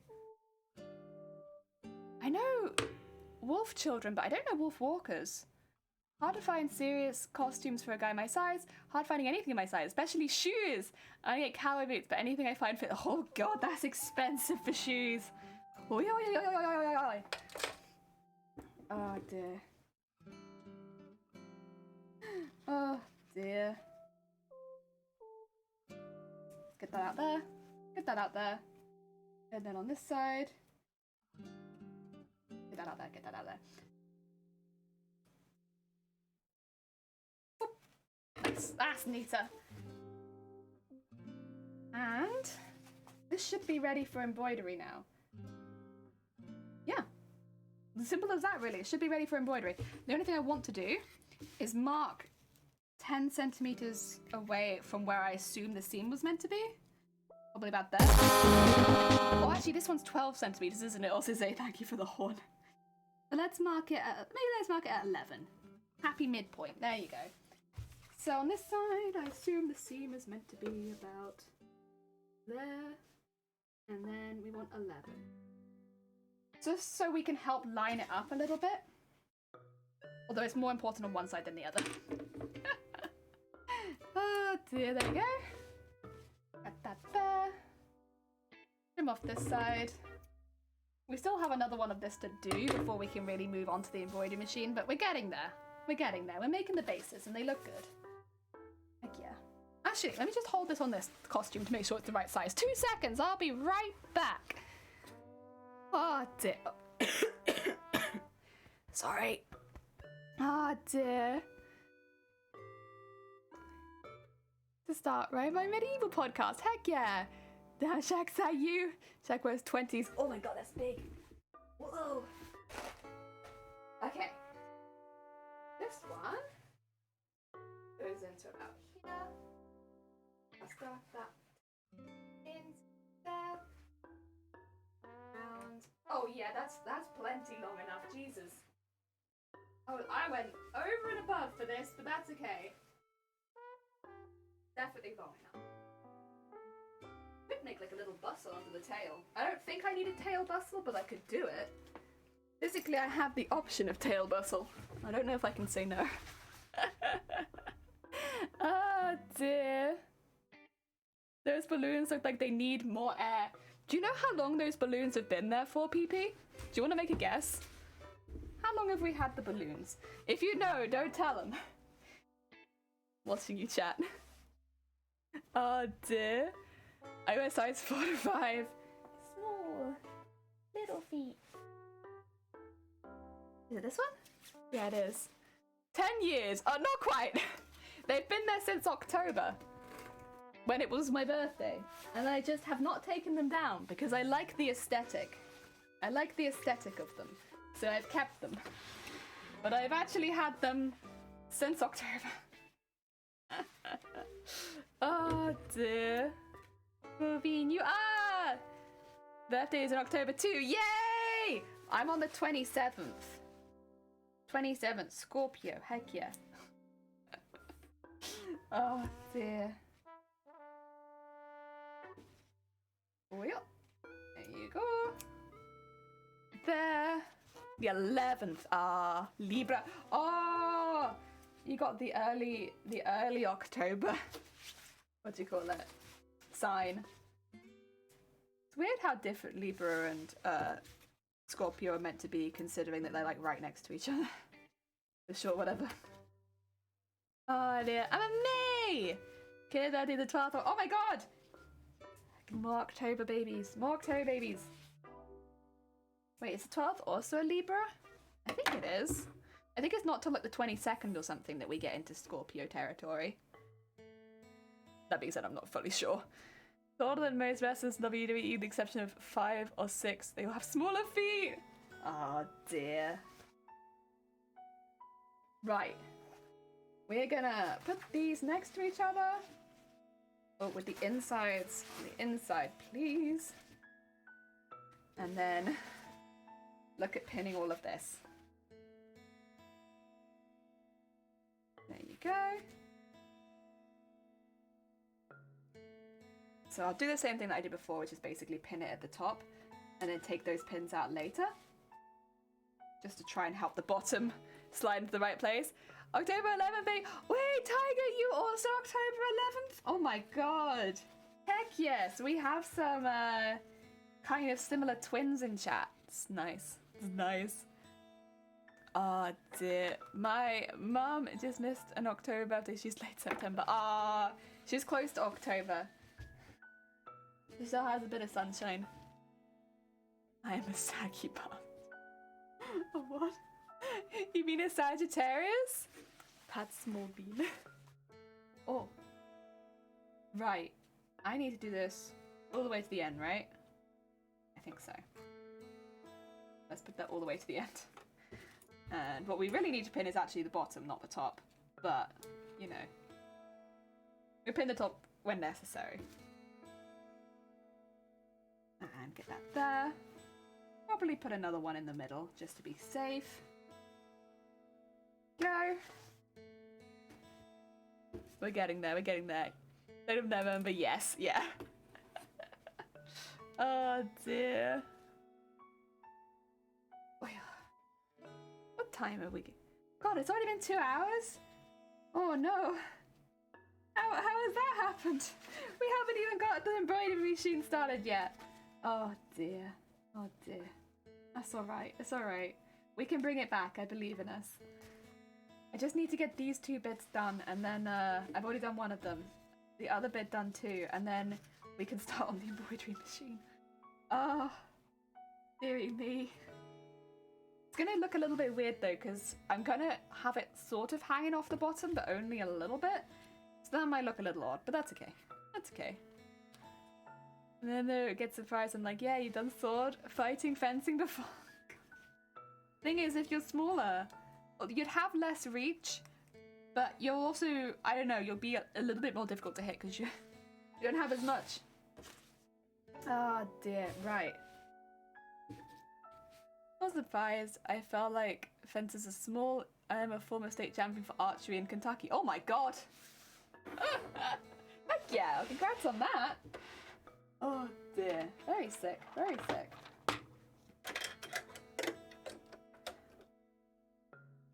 I'm an award-winning cosplayer. I just refuse to put that in my bio. My bio will be meme streams and sewing machines, and I don't want to see anything else. Oh yeah. Actually still doing offensive, but it's expensive. Like 12 years ago now. That's cool. I mean, even for me, the last time I won an award was a couple years ago. Not really surprising since there've not been any cons, but you know. Middle school state champion. That's still fine. That's still fine. That's still very cool. Oh yeah. I don't know if I won any awards in school. Oh, I did some guitar stuff, but it wasn't with the school, to be fair. That was as an individual. So I guess I did win some stuff, but not in the school. There we go.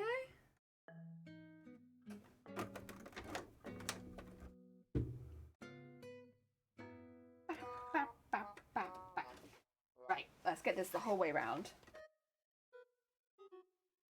We are.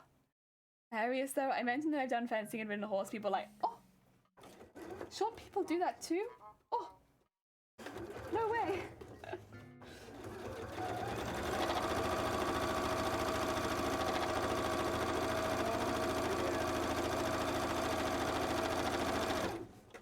Oh.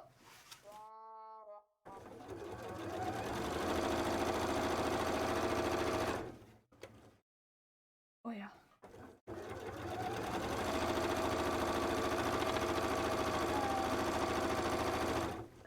That's kind of one of the nice things about cosplay. You can cosplay at any height, size, anything, because well, especially if you're making them. If you're buying them, it'll be a little bit more difficult, but if you're making them, yeah, you can make them in your size. And then hey, look, perfect. How's it so perfect every time? I don't understand. Is making it the size? Oh dear. I have bought costumes before, not very often to be honest, because I really enjoy the making process. But I think I bought one costume, like the entire costume, and I had to change. It was weird because the skirt fit me, but the shirt was so tight around the arms that I had to buy a different shirt for it because I just couldn't deal with the tightness on my arms. And I do not have big arms. My arms are pretty damn small. And yet, yeah, I tried to change that. And then I had to make a couple of alterations because of it. So I did end up doing quite a few alterations on that costume in the end. It just didn't fit well. I think that's the thing when you buy it. Unless you're buying it from someone who makes costumes, you probably need alterations. Oh dear. You're the best friends with the horses. Heck yeah! I lived in Kentucky when I was much younger. Not been back mostly because I'm busy with school. That's fair. Why don't witches wear underwear? Because they need... Milad! You know what's bad is I've actually heard that joke before, and it's still got me. Oh dear. Moved to Virginia years ago, but I always go back. That's fair. I don't go back to where I grew up so often, but when I do, I love it. I love it. It's a very different vibe to anywhere else in the UK, and I like it very much. Probably not somewhere I could ever live again, but for visiting it's fine. Oh dear. Right, let's pin this out, and then we'll do a top stitch. Get the bias tape around the edge, and then we can look at getting the embroidery machine set up. Finally! Finally! Yay!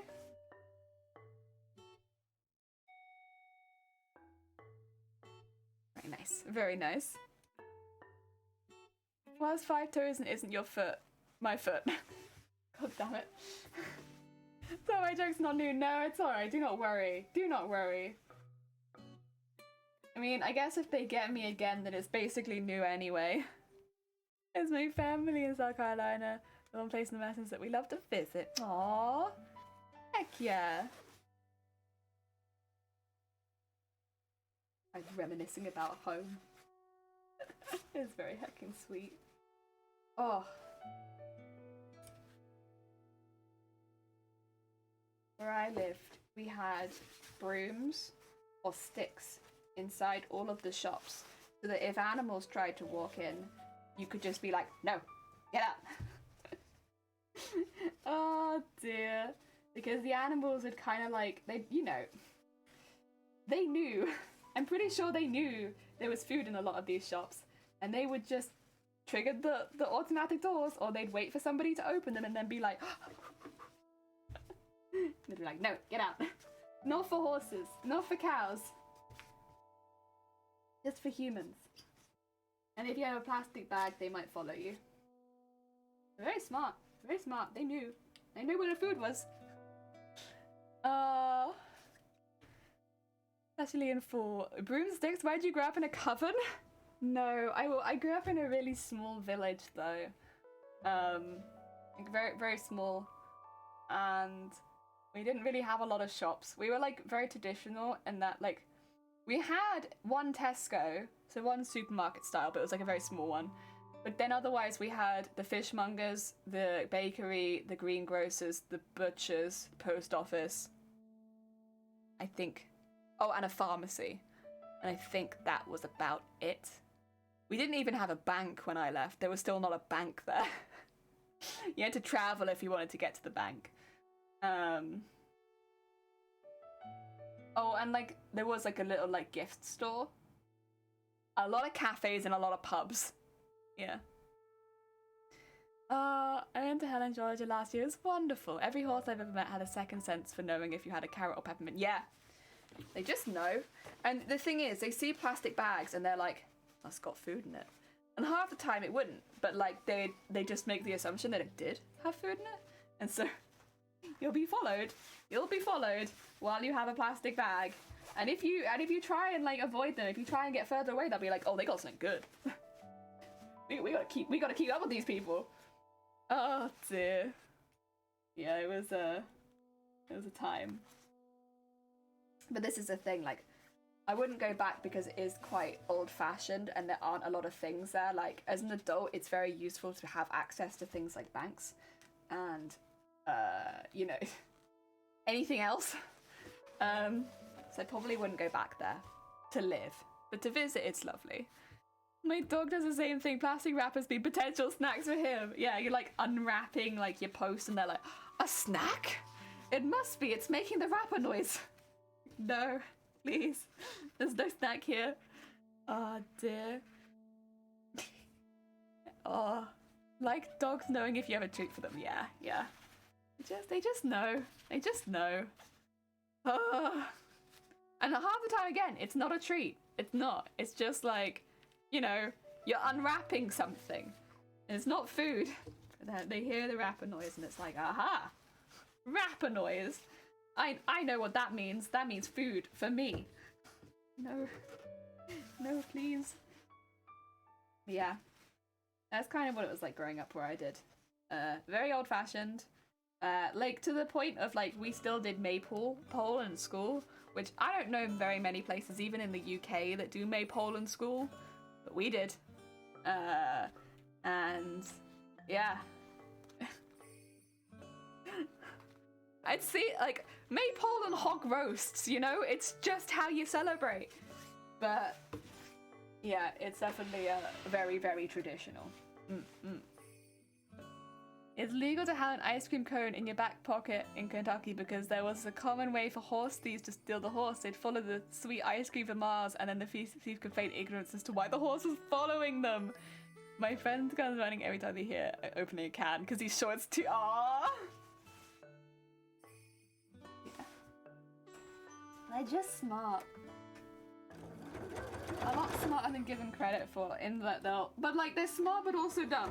Because like, it's like the overarching of like everything that's similar to this is food.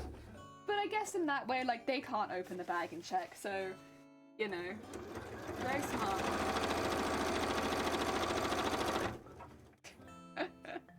Oh dear. I'm gonna have a snack in a minute because my stomach's trying to rumble. And I want to do a long stream today, so I'm not having any of that. Sorry, stomach. You're not rumbling today. I've got a lot to do. We haven't even got to the embroidery machine yet. Seriously. What time is it? It's only 11:30. Stomach, come on now. You could last longer than this without a snack. I think it's because I'm getting up earlier at the moment. Like, I used to get up at 8. Today I got up at 7. Yesterday I got up at 7. So I'm trying to get up earlier in general. But that means my stomach thinks it's like, you know, food that much earlier. That's not nice. I'm gonna have to wait for lunch. Oh dear, 6:30 a.m. Yeah, I mean, eventually I'm hoping to start waking up around 6:30. But I'm taking it slow because I don't want to like completely destroy my sleep schedule. Because I have to go to bed earlier to wake up earlier. It's taking a while to get used to that part. At the moment, I'm going to bed at the same time as just waking up earlier, which is not what I want to do. I want to go to bed earlier. That's okay though. We'll get there. It just might take a while. May I ask opinion on a thing? You sent a pic in a sewing channel. Okay, 2 seconds. Let me just trim my threads and I'll be right there. Oh dear. You wake up in the afternoon? Heck. Wait, how are you here then? Surely you're not... Wait. It's actually a tuna can, but he'll yell at us if it is a tuna can. Yes, really. Of course, because there are lots of other things that could be in a tin. Could be something that really doesn't like. Alright. Decided to cover the leg elastic with this. Nice. Yeah, I can see that. I do that same sort of thing often because I like just having pretty trims on stuff. Heck yeah. Wait, there's a Discord? !Discord will take you to the Discord. Yeah, there is in fact. There's a secret Discord. I'll put a heart. There you go. Also, I see cons. I see the yarn. I see it. There's so much yarn in this one picture. Cons. So much yarn. Oh dear. Also, welcome on in, Prophet. Let's beep beep beep beep beep beep beep beep beep beep beep beep. There we go. Put that back there. Oh dear. Thanks. Yeah. I think I do it all the time. I just think it adds like an extra little level of detail and I love it. And it's not too hard to add, which is why I do it so often. Because I'm like, listen, easy step, makes it look more professional. I'm gonna add like a lacy trim on it. I just have to sew over the top of what I've already done. Heck yeah. I'm a big fan. Oh dear. There's so much. It looks like there's so much. It's all for different projects? Okay. I was gonna say, like, that's a lot of yarn. I can see so much yarn in this one picture. Jesus Christ. Thanks. I was not liking the look of the leg elastic, but needed it to stay in place. Yeah, I feel that, like, elastic, obviously it's very, very useful.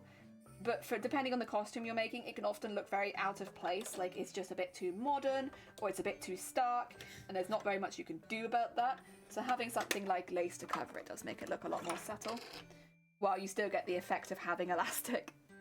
Oh, I think that was a really smart move. Oh. There we go. Right, I said I was going to have a snack, and I will. I'm just going to thread up my machine, and then I will snack on something, because stomach hungry. I need to eat, otherwise it's going to start rumbling, and I'm going to have lunch early, and I don't want to have lunch early. I've got so much to do. Oil. At the very least, I want the machine to be embroidering while I go get lunch. Oil. There you go. And... right, snack. What snack do I want? I have a lot of snacks at the moment. I think I'll go for the biscuits though, because they're pretty easy. Yeah, comparatively they're pretty easy.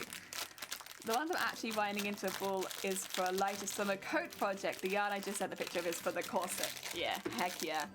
Heck yeah.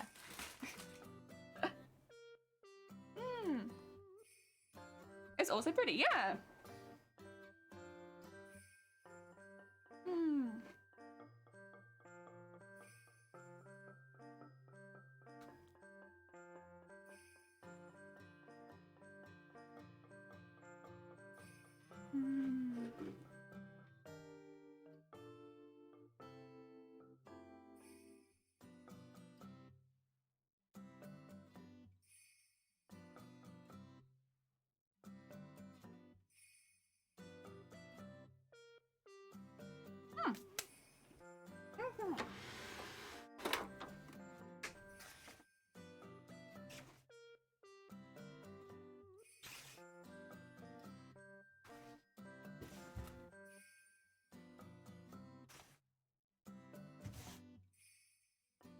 Okay, so I had to finish that biscuit. Let's do some more bias tape. And that way, that bit doesn't actually need to be burned, so I'll just leave that. We can get both of these ready for the embroidery machine ASAP. What can I do while the embroidery machine's running? I guess I could try sewing the other piece, right? That all still needs to be sewn together, so I guess that can be the next step. It's like, while the embroidery machine is going, there is not very much for me to do. So, yeah, I'll do that. I'll do that. Go. Put that under there. And pin that in here. Just take this the whole way around. Even though the last piece is way, way too big. That's okay. I'd rather cut it off later or something like that.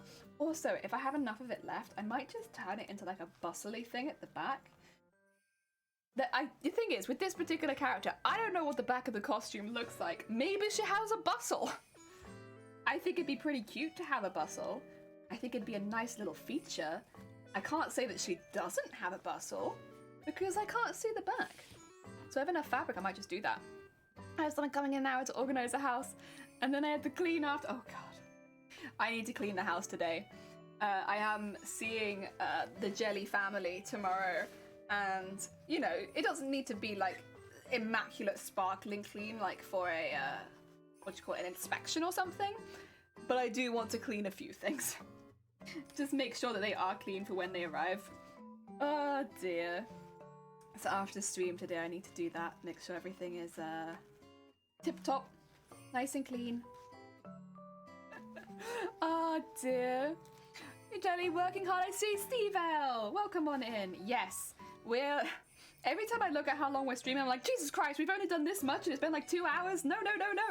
But we're actually making pretty good progress. So I'm going to get these 2 bits ready for going into the embroidery machine, which means they need to have the bias tape around the bottom already. And then once I've sewn this bias tape onto this one, we'll set it up and then I'll start sewing the other pieces together. So you know what? Even though it's taken 2.5 hours or something to get to this point, we're actually not doing too bad. It is only 2.5. Yeah, 2:20. So even though it's taken that long to get to this point, it's actually not too bad. It's not too bad. Oh dear. We have been slower. That's for sure. We have had streams where we have been much less productive. So I shouldn't really complain too much. I hope your day is going well. Oh dear. Right, let's trim off this end bit. Fold that into there after burning it, and then we'll take that through the machine. I'm currently hyping because I got to hear what character I get to play at LARP. I heard it yesterday, but the hype is not dropping. It's still months away. Wait, what character are you playing? What character? What did you be assigned? What was it? I have to know. That is very exciting. I would also be very excited over that, to be quite honest. You just hear me chatting about it for months. You're like, I got my character, I'm gonna be playing this. What are you gonna be? What are you gonna be? And do you need any kind of like outfit, or are you kind of all set for LARPing?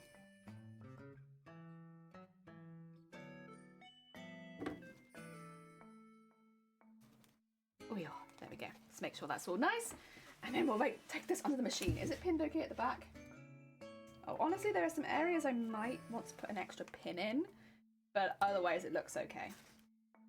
Yeah, when there's a bit of a distance, the lame is flying out a bit. We don't want that. We do not want flying out lame. That's so good. Let's do that. And then that bit as well is flying out a little. Let's just pin that in. There you go. I think that looks okay. That does look okay. Right? I think so. And then we'll have that along the bottom of both of them. And then I think we should be okay. The other layer doesn't actually require lame at the bottom. So it is just this one that requires it. Which is nice. You know, it takes a while to make all the bias tapes and stuff, so the less I have to use them, the better, because it means I've still got lots in the bank, you know? It is for a LARP called Harvest Dance, a Fae gathering, and I get to play Bolonig, a swamp fae shapeshifter who steals people's personalities? Oh my god! Steve L, that's an amazing character to pick! Oh, I love that! That's so fun! Heck yeah! Oh, what a good draw for a character. Ah, dear. Just while I was at the base of the costume, but then the real fun starts. Hey, oh my god, that's such a fun character. I'll be honest, I think it's always a bit more fun to play someone who's a little bit evil. I mean, I only have experience as far as D&D and tabletop RPGs go, but yeah. Oh. It's just a bit more fun playing an evil character. You get to be a bit more creative and intense with it. They also lure people into the swamp and pull them under, but gets angry when they die before they can figure their target out completely. Oh, that's such a cool character though. I love that. I love that so much. That's gonna be amazing. What a fun character to play.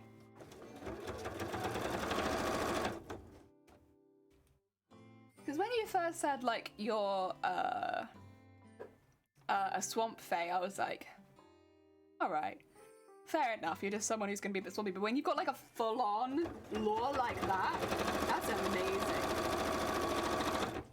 Oh, dear. From Slavic folklore, if I'm not mistaken, I wouldn't be surprised. That sounds like like one of those stories that prevents kids from going to the swamp or something. Yeah, that sounds like it. Oh dear. Oh, I love that. That's awesome. Well done on picking such a cool character. Okay. These should both now be ready for the embroidery machine. So let's just move this back for a second. Bring the embroidery machine in. I'm gonna have to move some stuff around, because right now, yeah, I've got quite a bit of stuff on my desk. Where can I put these? I'll put them behind me. Perfect. That's exactly where I wanted them. And I just need to change the bobbin out too. We're gonna get all that done straight away. There we are. Let's put that one in there. And then get that all the way in there. These have some of the light gold and the dark gold in it, so I need to change the bobbin a lot, unfortunately. That's alright, we'll be fine, it's just, that's the way that I did the design. I made it difficult. I remember when I was drawing it as well, like, I was saying stuff like, should I make it all one colour? It'd be easier if I made it all one colour, and then I didn't. I made it both colours, but that's okay. I think it will look really good with the extra bit of gold in it. Knockin'! Are you winning, Mum? Yeah. Not yet, but hopefully soon, to be fair. But I feel like I'm winning. I feel like I'm winning, Paragon. How goes it? I hope you're having a good day. You got assigned a knockin'. Where can I find the word when I Google it? I recognise that word, to be quite honest. But I don't remember where I recognise it from. But I do recognise there's a recognisable word. I found it. I recognise something about it, at least. I'm not exactly sure what, but I recognise something. Right, now I need to get some of the dissolvable fabric. Where it is, there it is. There you go. So I'm probably going to need a few sheets of this, to be honest. What I'll do is probably just put it behind and then just go work my way around. I don't need that much, to be honest, but yeah, I'll do like that and work my way around. So this is a slightly thicker dissolvable fabric. It shouldn't make a difference that I'm using the thicker one, to be honest, but better to be safe. And then we get that on there. And I'm gonna pin it before I put it in the hoop because there you go, put that down there. There we are. Okay. Actually, put this a little higher up. There you go. Put that like up there. I should keep that in there. And then let's have a look at tying this on.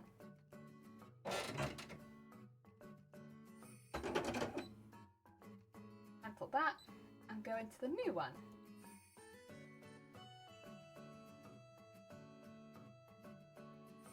Where is the one I want? There it is. I will need to rotate it that way. And I also would like to move it more inwards. Right? Or more outwards? More outwards. There we go. And then go to the embroidery. It wants to start there, and that's exactly where I want it to start. Yes! Good job past me. That's exactly what I was looking for. So, get that in there. Probably.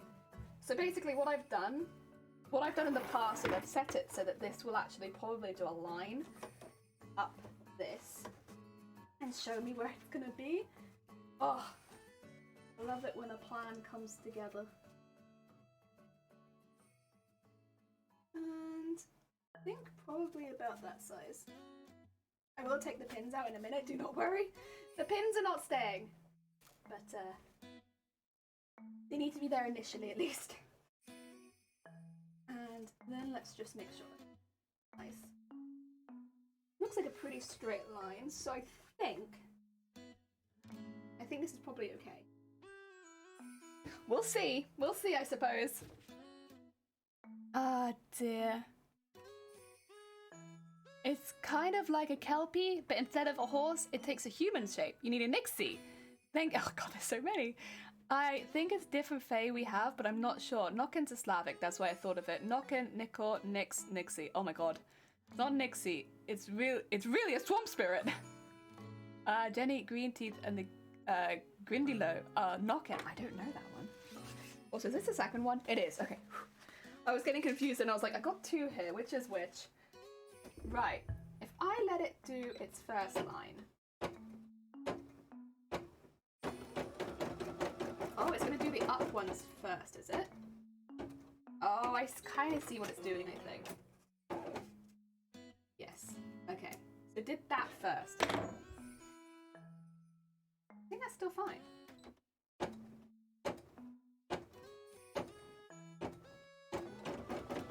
That's to help me line it up later.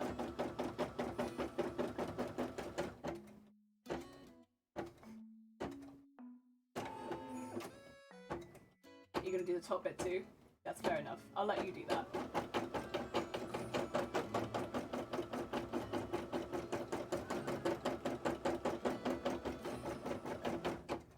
I think that's pretty good.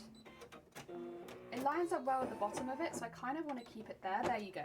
Okay, we're happy. We're happy. The first one's always easy to line up, to be fair, but you know, that's okay. Oh dear. Good morning, Minimal. How goes it? I hope you're having a good day. We just set this up for the embroidery machine, so I'm going to take a small break, leave it there, and then drink some tea, because it's very cold. And then we'll get to sewing the other thing that we need to do probably once it moves on to its next stage.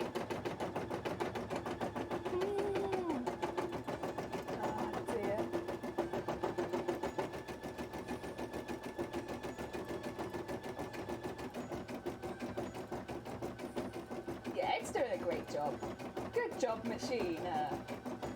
Very nice. The thing is, with the next bit, it's probably going to go off the edge just a little bit. That's kind of what I want.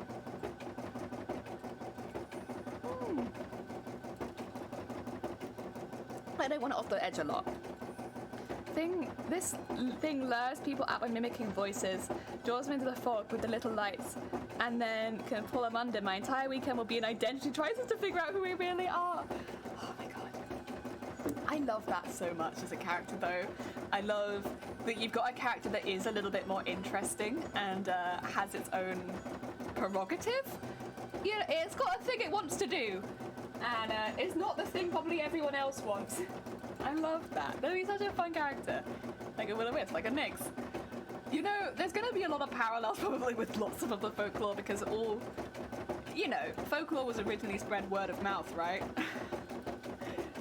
That's why we see, like, similarities in our folklore to Germanic folklore. Look at that word of mouth stuff. All that word of mouth stuff. I think that's cool, though.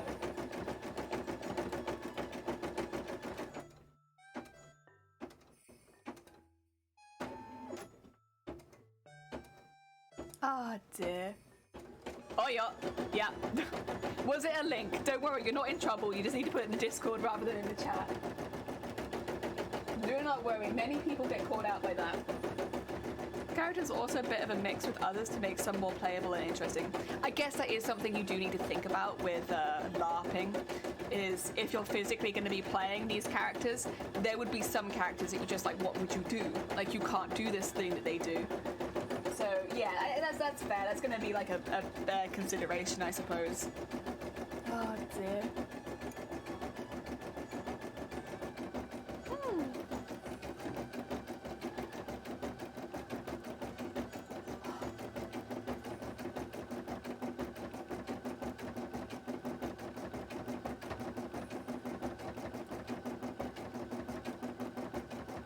I love this. I love it so much. It's so silly, but I love it. Heck yeah. Also, I should say to anyone in chat who does not already know, we have 4 mods on this channel. All of them are amazing. All of them are really sweet.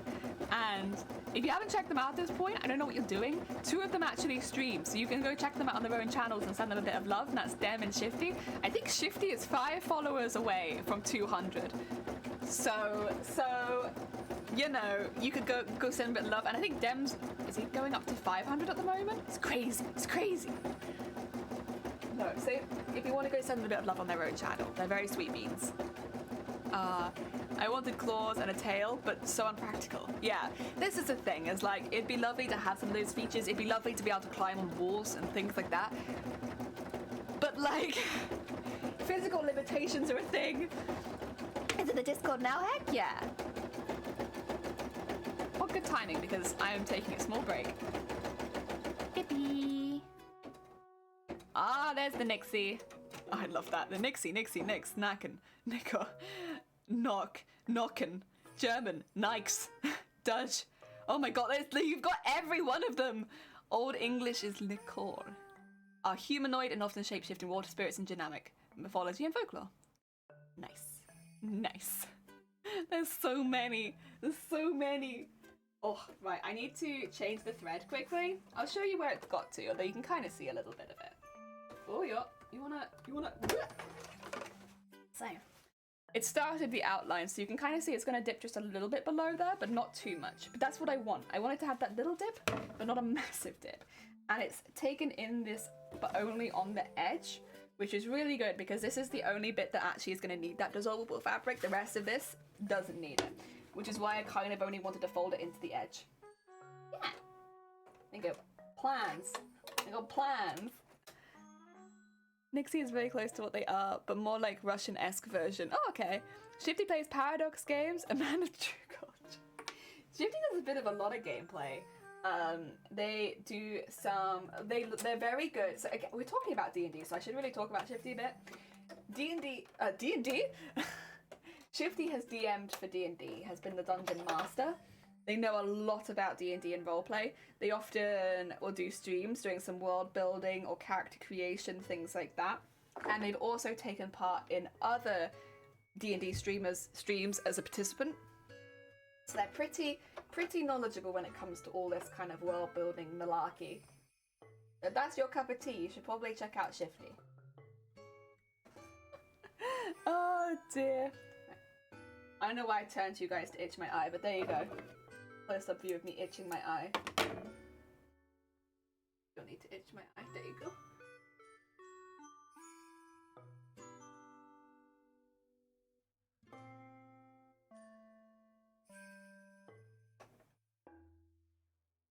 Oh yeah.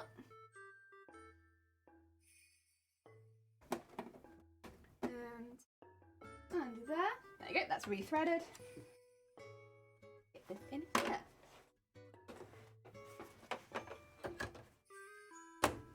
Okay. This should be good just to go, but I'll hold on to the original thread. So I can trim it. There you go.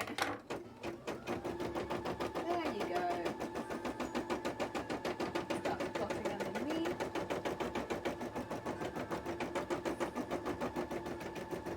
Very nice. Heck yeah. Alright. Put all this on the desk so that it doesn't have to pull it up or anything.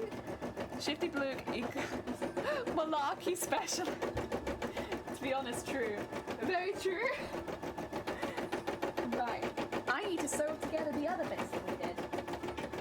I have plopped back here. There we go. Some more work to do. These bits are nice so they don't have that border at the bottom, so I'll change the thread back to purple, but then I can just leave it as purple. Hey, there it goes. Doing its whole outline. Very nice, very nice. It's gonna take a minute because I have to do this up the whole thing, and each time it takes at least 30 minutes. But I mean, I think it'll be alright. I think it'll be alright. It'll probably take me a few days to get all of these embroideries done. Yeah.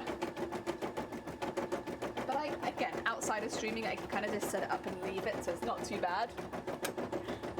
Okay. That under there. Put that back down here since I won't need it for a bit. And use the purple one. Sorry, there's a lot going on my desk right now. We have all this on one side, then I'm also working on this. It's a lot of sewing stuff going on here. But it's the most efficient, I think, to do it like this, right? Use both machines at once. Most efficient. Can you see it starting to build up now on this side? It's starting to do the thing. Oh yeah. There we go. Blah blah blah blah.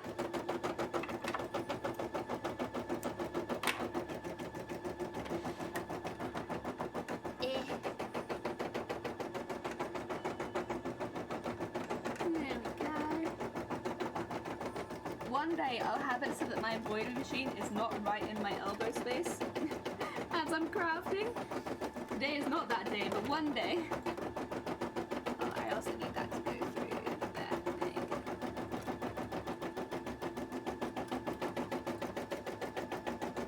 Did I get it? Yeah, I got it. Okay, cool.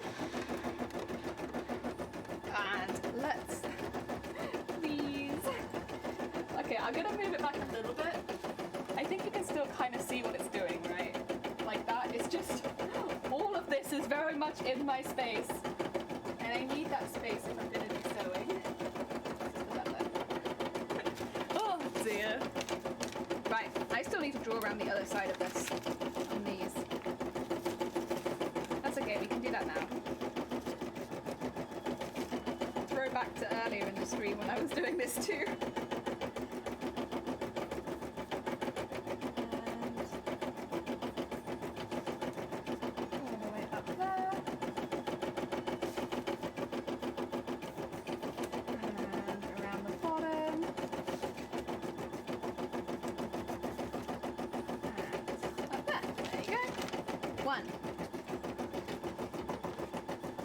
This one's on this side.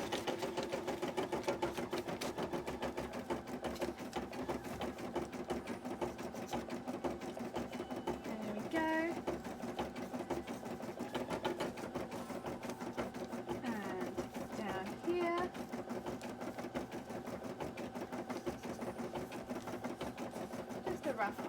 where it's meant to be. There you go. Good. And last one. We're using these pattern pieces to death, I think. They're already not happy, and they've only been pinned a little bit.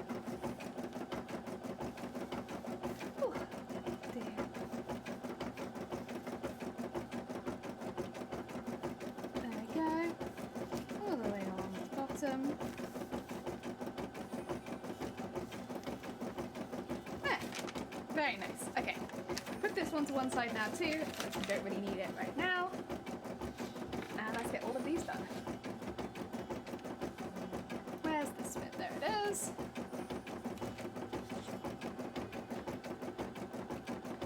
And fold this corner up. There you go. And this corner up. Actually, let's take all of the pins out of that bit. There you go. So I can take this completely individually. Whoop. It's going to go over the edge in a minute. It's kind of holding onto the machine so you can't see it too well. It's about to go over the edge. Very heckin' cool. And then pin that there. Pin this bit to the bottom. And then one in the middle. Ooh. Take the rest of the pins out. And then take this one for the other side. Oh, that's that. I see. Keep that there. And put that there. And then all the way up to the top.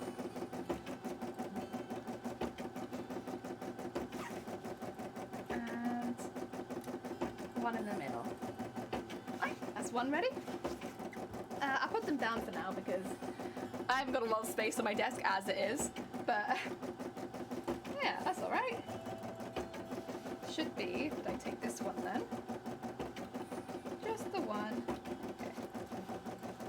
And pin this side. Oh dear. Are you done with work now? Is this the right copy for a website? I think there's a very short list of things I'd rather do less than that.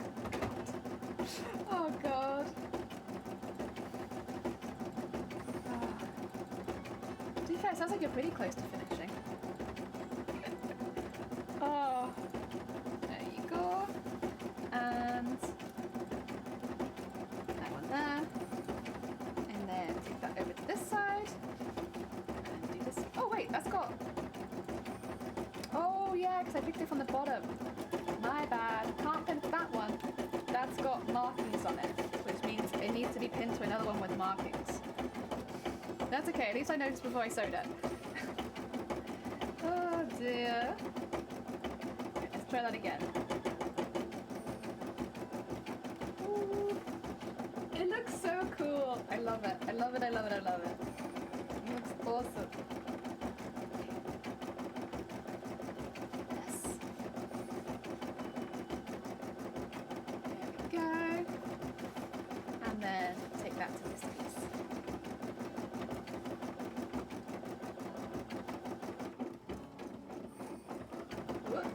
You alright, that machine? Slow down for a minute. There we go. That one there. Gonna have a relaxing shower and watch the adjectives of myself. Heck yeah! Heck yeah! Have a nice shower. Oh, there we go.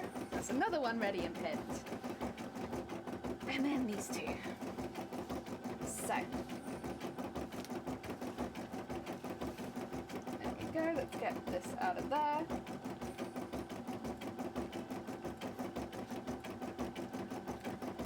There we go. And take just the top layer of this one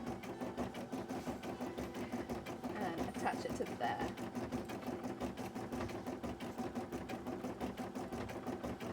And then go to the bottom. There we go. And in the middle somewhere. Oh, yeah. this one over. Take it from the other side. Remove the pins. I just need this one. There should be 2 left there. Okay.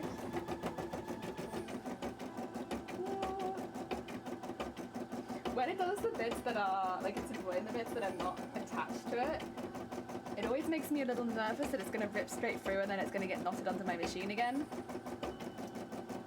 But this will be a good first test. I didn't do a test of this one, so let's hope it works on the cosplay. Oh dear. You should really do tests of these sort of embroideries before you put them straight onto the costume in case they don't work, but I'm kind of far enough along with the costume at this point that I just don't care. It's going on the costume. I spent the time digitizing it. It's fine. There you go. And this one is the last one. Get this one on there. And then we'll need to do the same thing that we did before. So sew them all together, do a top stitch on all of them, and then sew the 2 halves together. Except that we don't add the bias tape at the end. So that's a little easier.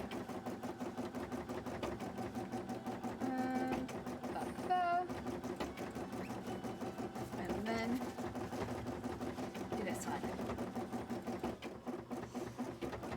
Yay! It looks so good! I'm very proud of it. It looks really cool. Can you see it, like, going over, so it, like, hangs over the bottom of the lip? It's nice. I like that. That, I'm a fan of it. Yeah, I think it looks great. Oh, I'm so glad it's working. I was worried that it wouldn't, to be quite honest. So I'm really glad that it is. Okay, let's get all these bits sewn together now on the sewing machine. So now we're gonna have, there's gonna be a lot of clunk noises happening. I apologize to anyone who is not a fan of the clunk noises. We're about to have double clunk. So it's gonna be very clunky. But it's important, I need it. How does that sound? You liking that? You like that double clunk action? Whoa, so much clunk noise. I think the sewing machine is kind of louder though, so maybe that's the only one you can hear. It feels like the sewing machine is louder, but then I'm also closer to the sewing machine. But then so are you. You're also closer to the sewing machine. Oh, have you nearly run out of bobbin? Alright, give me 2 seconds. Let me do this stitch and then I'll refill your bobbins. I know you have a lot of bobbins. You can already tell. There we go. Okay. What's going on? What do you need help with? Some bobbin filling? Let's pull this out carefully. That's as far as it's got so far. Oh yeah! It looks so good! Oh my god, I love it! Yes, yes, yes. Yes. Ah. It's gonna look even cooler once it's sequined and beaded, but for now, I still love it. I still love it. Ah dear. I think, how many in a row should I do? Because I'm not going to do it the whole way around if it's going to become a bustle at the back. Because it would warp the shape of the bustle with it having that really thick embroidery into it. Maybe 4 in a row? Maybe? Strong 4? I think that might be the right amount. Difficult to tell really, but I think 4 is pretty good. If we do 4 on each side and then leave the rest of it so they can go into a really nice bustle, I think we'll be happy days. Put that there, on really tight, and then trim off some of the excess and thread it up into here.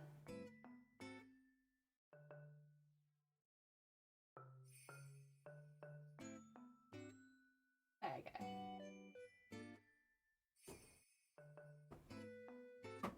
And then wind that bobbin up. There you go. There we go. Ah, a little less clunks for a second. We'll be back to clunking in just a minute. your regular show of clunk. Oh, I love it. I'll get it up nice and close for you, but like, see it where it's like got that little bit of lane peeking through the bottom, but then the rest of it's just like, it's done this nice like basically like web underneath. Fine. It's done that nice web underneath, which kind of stops it puckering the fabric as much. It's still a teeny tiny bit of puckering because it's half on, half off, but it's a lot more subtle.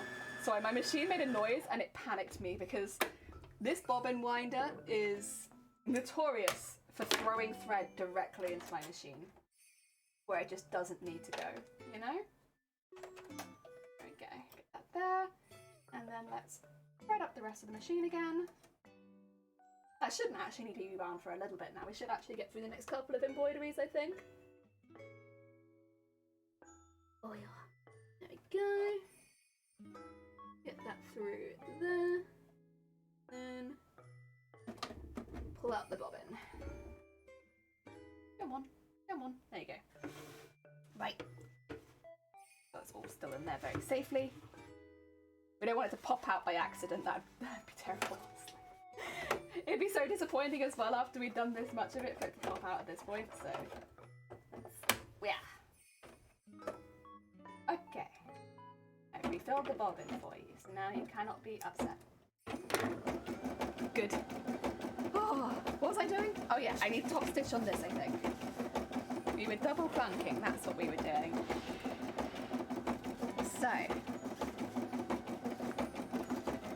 same as before, just take that in there and do a little top stitch on it. Just for neatness really, I mean, this is the inside so you won't see it, but it makes it nice and flat, so when it lays on the dress you don't notice that it's there so much. I could also iron it, but since I'm kind of expecting there to be glue going through it, it won't remain flat from just ironing, so you're soaked now.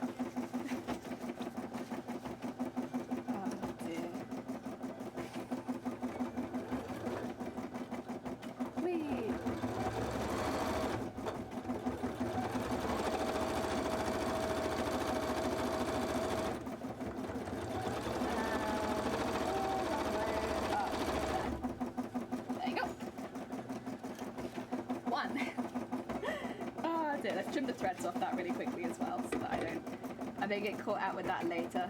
1 and 2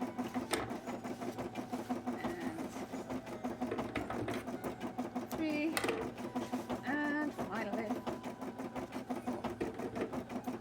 4. Ah. Meanwhile you're over there doing fantastic. Very nice, very nice. I'm thinking 4 in a row. Let me just have a little look. That's kind of how where the hell is it? There it is. Oh, actually that's 1, 2, 3, yeah, 4. 4 in a row on both sides, I think.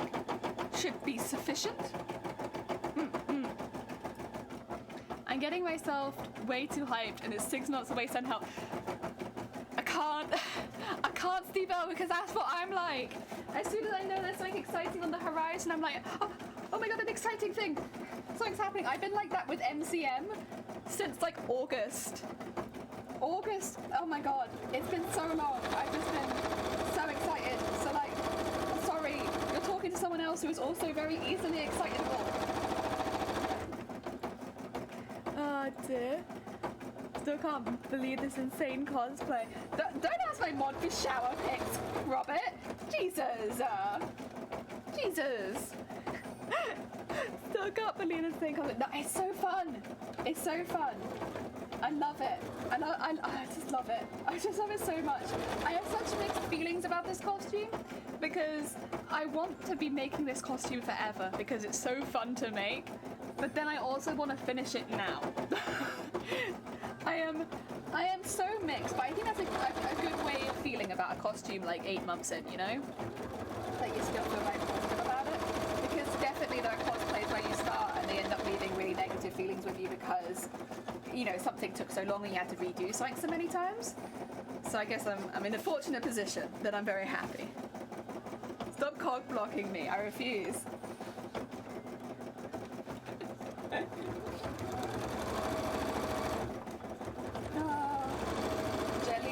biggest cockpot. The biggest. You cannot escape. Oh dear.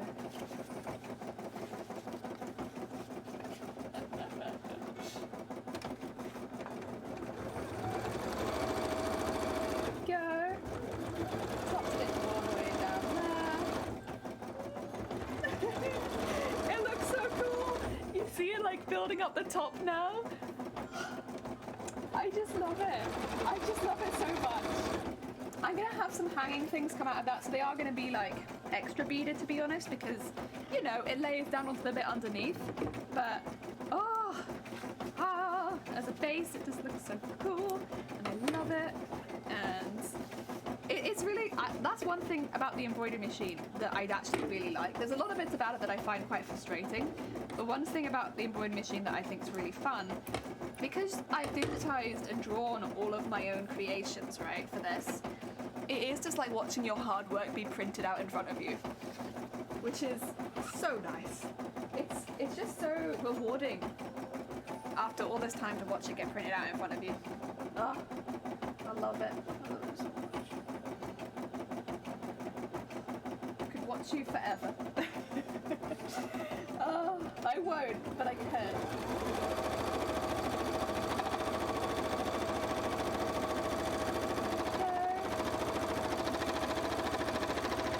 Also, I would like to mention that you can look for in a second. It lined up perfectly with the end of the bias tape.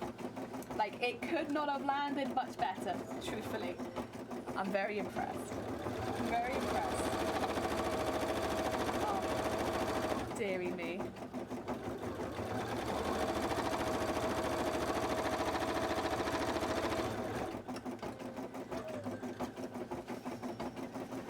There is a little bit of puckering at the top, but it's pretty subtle. I don't think I'll have too many issues with that in particular. Oh dear.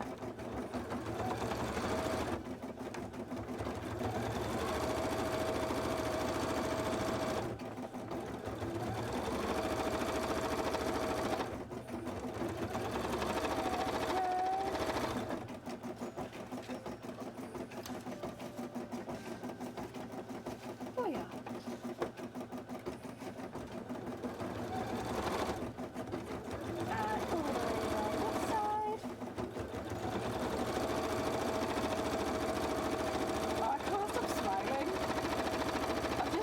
To see this bit getting done.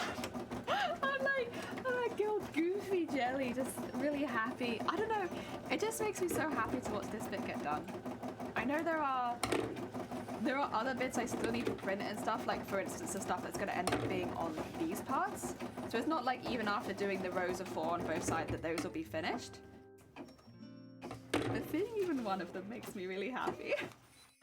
Alright, I'll move you up in a second. Give me just a minute. Okay. Right. Move these around a bit. Ooh, keep the lid on that though. Let's not throw that all over the place. I actually still want the same embroidery, but I want it to start again. There you go. Right. Let's take this out so I can at least show people. Look at that. You can see a little bit of the puckering at the top there, if I catch the light right. But because we're going to be beading and all that kind of stuff, I don't think it will be that noticeable, to be honest. But the other thing you can see is that lovely edge underneath. Lovely edge. Yes. Right, I need to do a quick bit of, what do you call it? Sewy thingy. Which is, there's about 9.5 centimetres, I believe. 9.5 centimetres. So I need to draw a little dot 9.5 centimetres away where it is right now. So I shall do that. Because I've kind of like programmed it backwards. It's not really a big issue, but like I can work around it, sorry. There's a bit of a screech. If I basically touch that one and then just go to 9.5 centimetres away, which is about here, I can make sure that I line it up well to do the next one.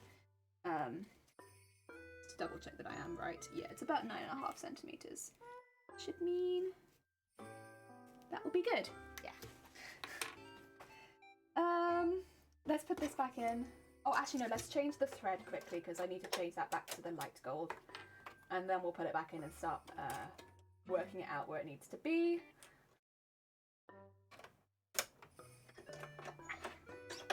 Happy days, happy days. Lunchtime? Oh, have a nice lunch, Create. Have you got anything nice planned? Or you just having a chill lunch? I guess it is getting to lunchtime. But I want to do a little bit more. I want to do a little bit more before I have lunch. Because it feels like I've got a lot done and I'm doing well and I'm on a roll. Yes. Maybe once I've got all the second pieces sewn and ready, then I'll eat some. Oh dear.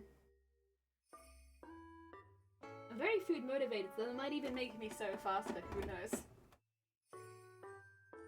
Be even more productive. Right, that's that thread in there. Get that up there. And then move this into this again. See. I don't need to have it pinned this time because, what do you call it? Oh, what's it got for? Hold on. Do you wanna knot? Okay. I only need to have it pinned this time because it's already sewn on, so it kind of feels like it's pinned already.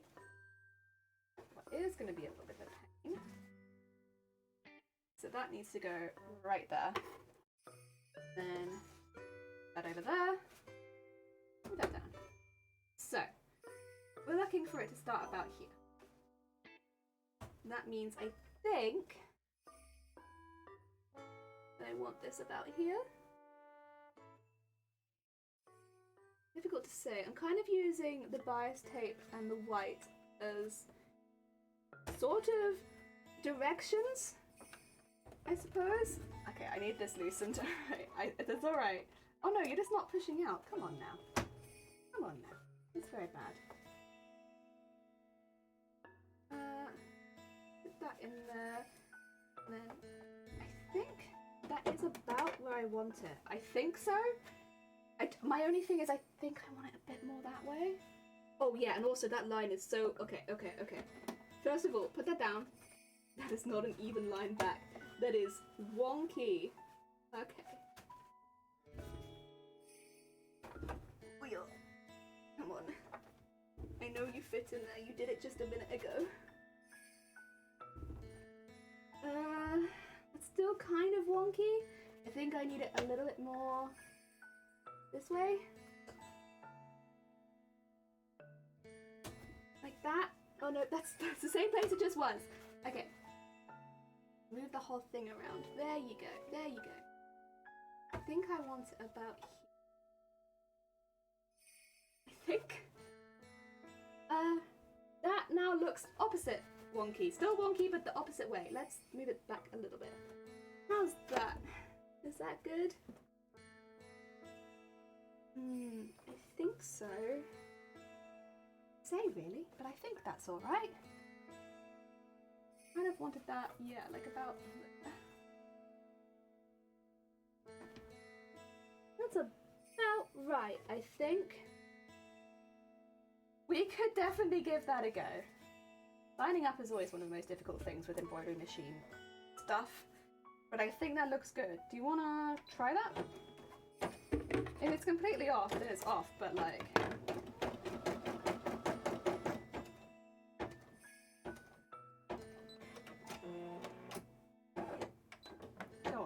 Go on. Show me what you're planning.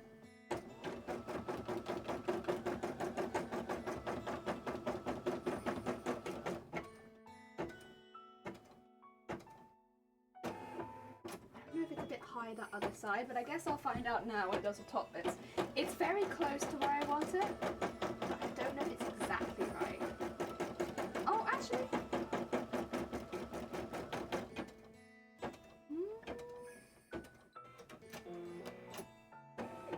Actually, that does be looking pretty good. Alright, we're fine.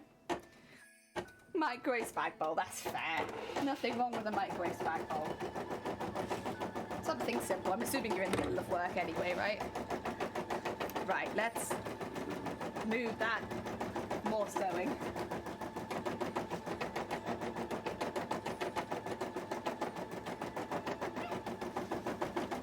Let us do its thing. I kind of only want to do 2 of this, to be fair, and then maybe do something else, but I'm trying to be good and stick with the plan. But I kind of feel like just having the 2 isn't enough. Maybe 3, and then do something else? Because they're quite large, honestly, that's the thing. If they were smaller, I'd be like, sure, yeah, we'll keep going a bit more, but they're quite big. I don't want it to impose too much because these are meant to come out from the woman embroidery, which is of course something we spent a lot of time on. So maybe only 3, maybe. And then we could always use one of the other trims I made to like finish that off, but 3 sounds pretty good right now.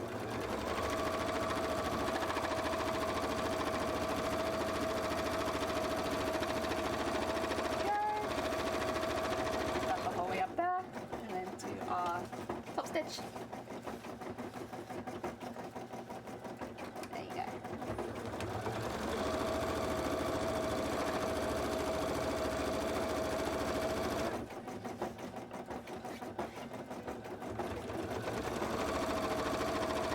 I need to move my embroidery machine away from my elbow again, I'm noticing. Sorry, embroidery machine. I'll try and make it so that it's still in shot. There you go. I need my elbow space.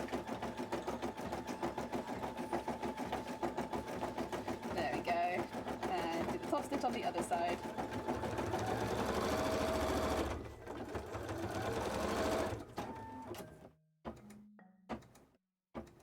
Yeah, you know what? That still looks good. It's a little higher, I think, than the previous one, but like barely. And again, my thought is once I'm beading it and everything like that, those tiny like millimeters of difference won't really make any difference at all. So I'm not too upset about it. I think that's all right.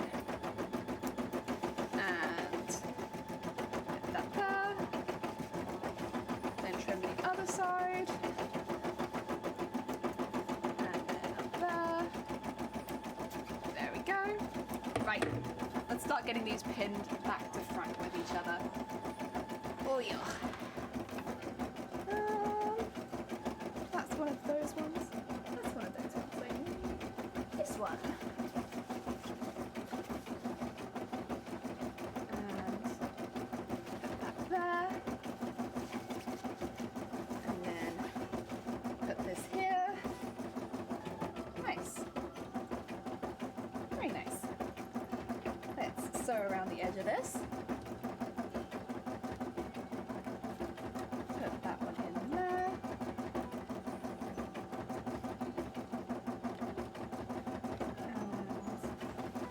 And that's where these lines really come being useful, because it can be difficult to line these up without it being like that. And the lines help. Heck yeah. Jan, hello! Are those your pajamas? They're meant to be pajamas, but I'll be honest, I've never really worn them like pajamas. I like the colour, so I just wear them. Oh yeah. How you doing, Jan? Good week? Oh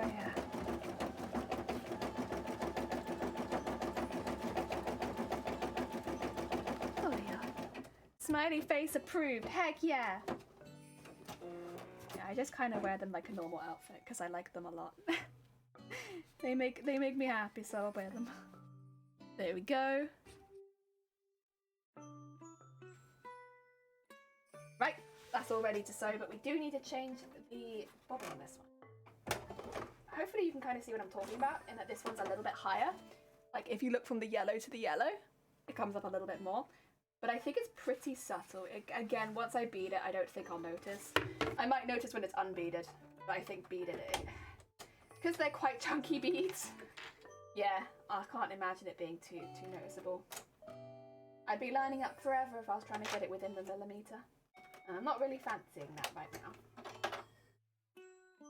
There we go. That wound up. And then that one on here.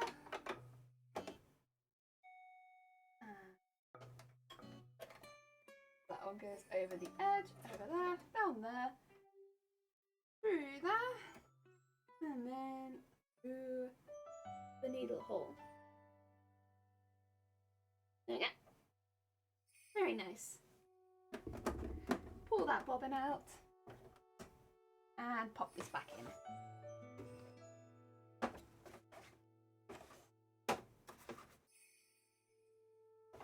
There we go.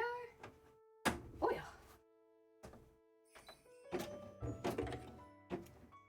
And trim that. Heck yeah! Right, let's get this one sewn as well. Ready for double clunk again? Is everyone ready for double clunking? 1, 2, double clunk. Oh heck, Jay! Certainly doesn't feel 12 months, but here we are. Oh bless, 20 months, but here we are. Thank you so much, Jay. That is a long hecking time. Oh my god, you are very close to 2 years. Well heck, thank you so much, Jay. I hope you're having a good day. Welcome on in. Oh dear. We are double clunking today. So both machines are going clunk at the same time. Very clunky.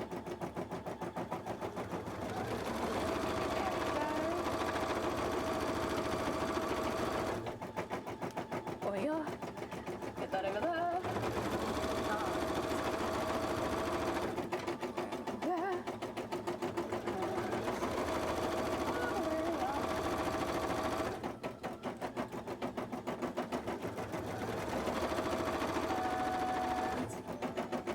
There you go.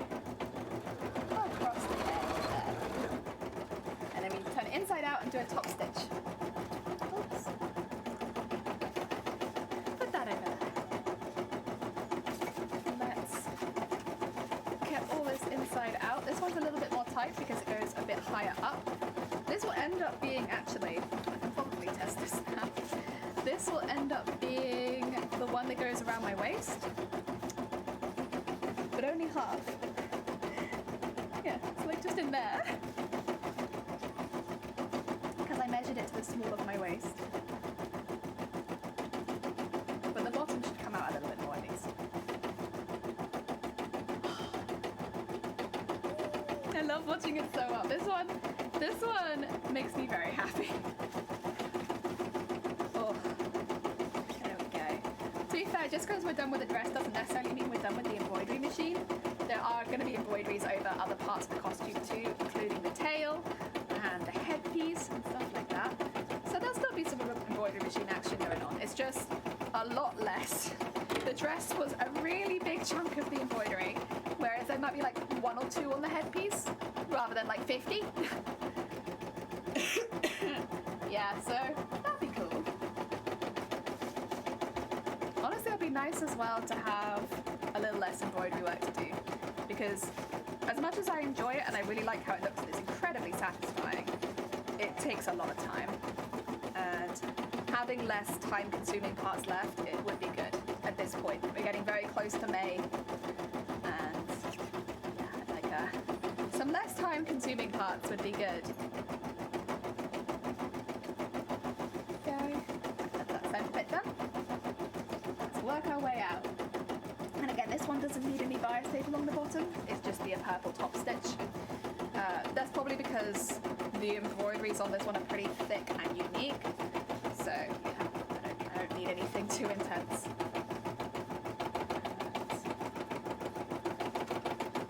I think there are, well, technically there are 3 different embroideries on this one, but one of them I've already done. It's the bit we did yesterday, because that bit I want to be a bit 3D. I want it to stand off of the skirt.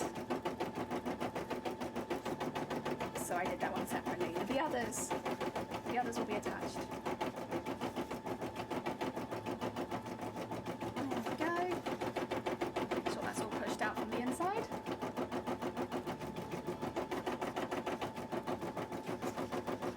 And around there. There we go. Is that side ready? And now we just need to finish the other side. Oh, I just can't stop looking at it. It's so nice. Oh dear, this one only dips over the edge a little bit, which is a shame, but that's okay. Again, the beads will probably make it look like it dips a little bit longer, so that's alright.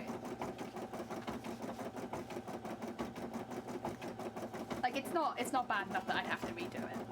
Just a little bit higher than maybe I would have liked it. It means I'll have to be more careful with the beading later on. Ah, dear. And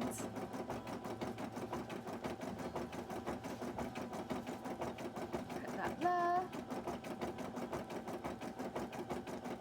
There we go. Right, let's do a top stitch on all this. You won't really see the top stitch, so I don't know how important it's going to be, but honestly, I'd rather just do it. Just do it, and that way I don't have to worry about it later. Since I think it would be a little difficult to embroider over without it. I think it'd bubble up a lot, and I don't want that. And then after this is done, I need to remember to mark 12. Oh no, this one it is 11 centimeters anyway. I need to remember to mark 11 centimeters in. There we go.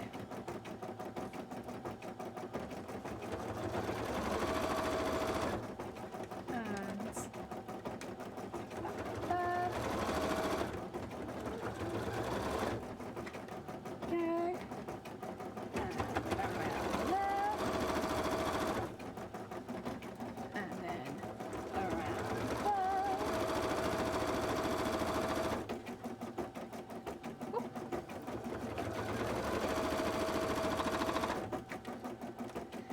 And then here. Okay, let's mark the centimeters away from the edge now. Oh, it looks so cute. So cute. This little side poof bit for my skirt, you know. A little extra detail. Let's put that in there. And this one needs to be 11 centimeters. So in there. This one's quite important that I do that because I will definitely cut away the extra fabric. I really don't want this bit to be too poofy. And then do the same thing on this side. Just do 11 centimeters in. There we go. Okay. I should probably do the same thing on the top, to be honest, but I don't know. I don't know how important that is. I mean, well, how tall is the top meant to be? This one's meant to be 11 centimeters anyway, so let's just count 11 centimeters out from the seam to about there. I'm also not going to bother sewing that top seam up yet. I just don't think I need to. I will eventually, but not yet. Oh, actually, I could have done it on the inside. I still could do it on the inside because do I want to do that? Oh, I'm not sure. I mean, I could just fold it over later. I think I'm going to keep it open because it makes things a lot easier for me to maneuver around later if I need to make any changes. We won't sew it together. That's okay. Oh, you go a little bit faster? Oh yeah, because you've done the whole loop on that side.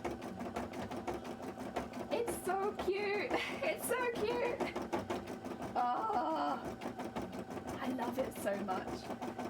My only concern is they might be a little bit big, but that's okay. I think when we look at the scale of the rest of the costume, it'll be okay. On their own, they look large. But the scale is so big, this costume, so I think it'll be okay. It probably... There's a reason I've done it that size, I'm sure. I can't remember what it is, but there is definitely a reason. Oh, yeah.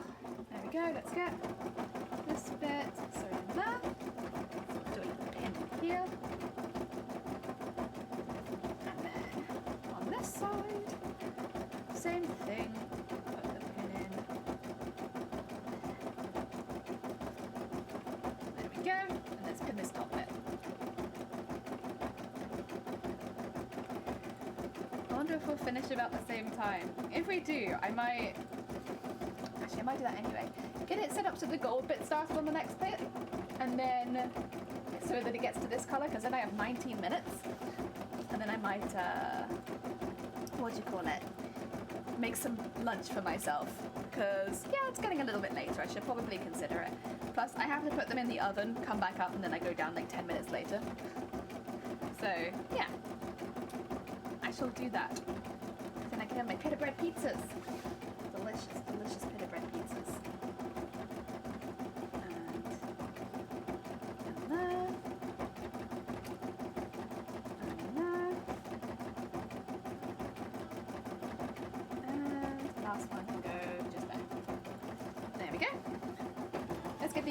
sewn together while my machine is still busy. And it goes. Put that around here. These will probably be the first bits that end up getting sewn into the dress as extras. Probably before even the armor and stuff like that we've already done. That's why I've been kind of stressing that it's so important that we get these bits done. Because they're so, we have to put them in so early comparatively to the other bits that it'll make a really big difference if they're not ready.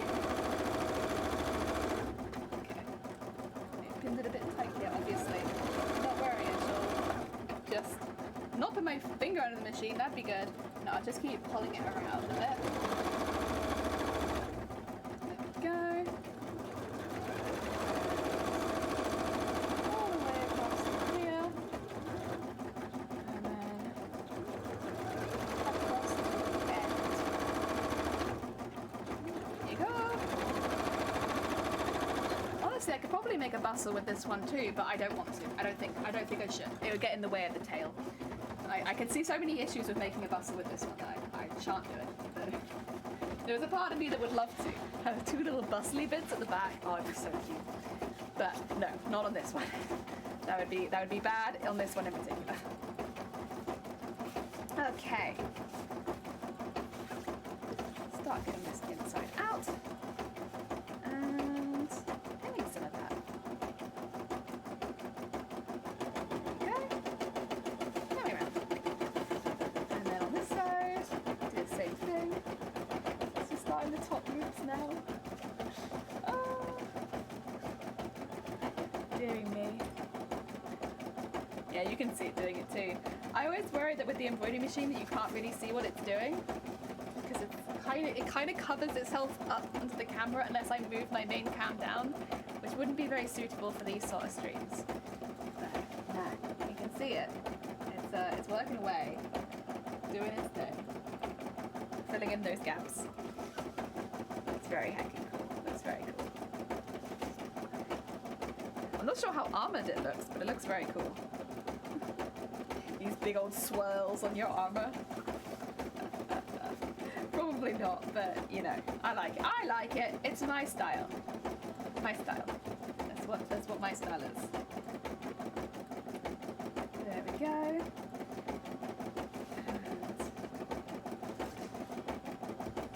there. I'll also have to sequin and bead any of the extra bias tape that doesn't get covered with the embroidery. Probably should keep that in mind. Because they're quite long, so that would actually take a little while, but that's okay. Sequining and beading those is much quicker than all of the embroidery stuff, so there is that. Right, let's get this side done too, and then we'll have all pieces ready for embroidery at the very least. Honestly, so far, I would actually say we've been pretty productive. Well, frittatas, anyone know how to make one? I think it's pretty easy, right, a frittata. There's got to be like a lot of recipes on Google, but I'm pretty sure that's just like oven omelette. Oh. I like eggs, but I think omelette style eggs are like one of my least favorites. I don't know, it's alright, and I still like it, and I still definitely eat it if you put it in front of me. But, generally not my favorite way of having egg. What's that? A productive jelly? Yeah, I think so. Like, so we made 4 of these bits today. Once I finish, like, sew that, it'll be done, all of those 4 bits. And we started embroidering the first bit. And it's not even been lunch yet. It's not even been lunch yet. Can you believe? And that never happens. Not on this stream. We're normally very slow. There we go. Let's get this bit sewn up. All the way around the edge. Gasp. I know. I know. No, we're doing really, really well. What I'll probably do after this is go back to beading some of the armor from yesterday, just so that I can get all that done.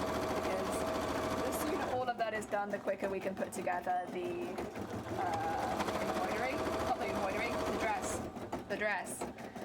And I only have 2 more pieces for the bodice that need embroidering after the one I finished the one I'm on. And then I have two pieces. The two pieces that I mentioned separately on the skirt.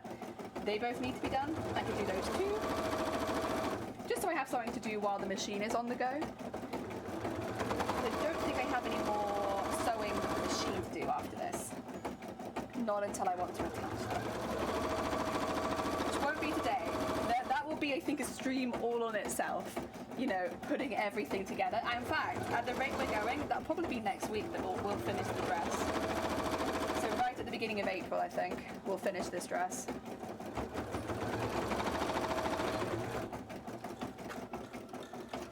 Okay, yeah, now that one's ready, I can put that with the other one. And yeah, I think I probably would like to just do some beading while that machine's going. It just gives me something to continue doing, you know? Only one stream to put everything together? Probably not, to be honest. I think it will probably take 2 streams. It depends if I do a very long stream is the thing, which I might end up doing just so that I can see it.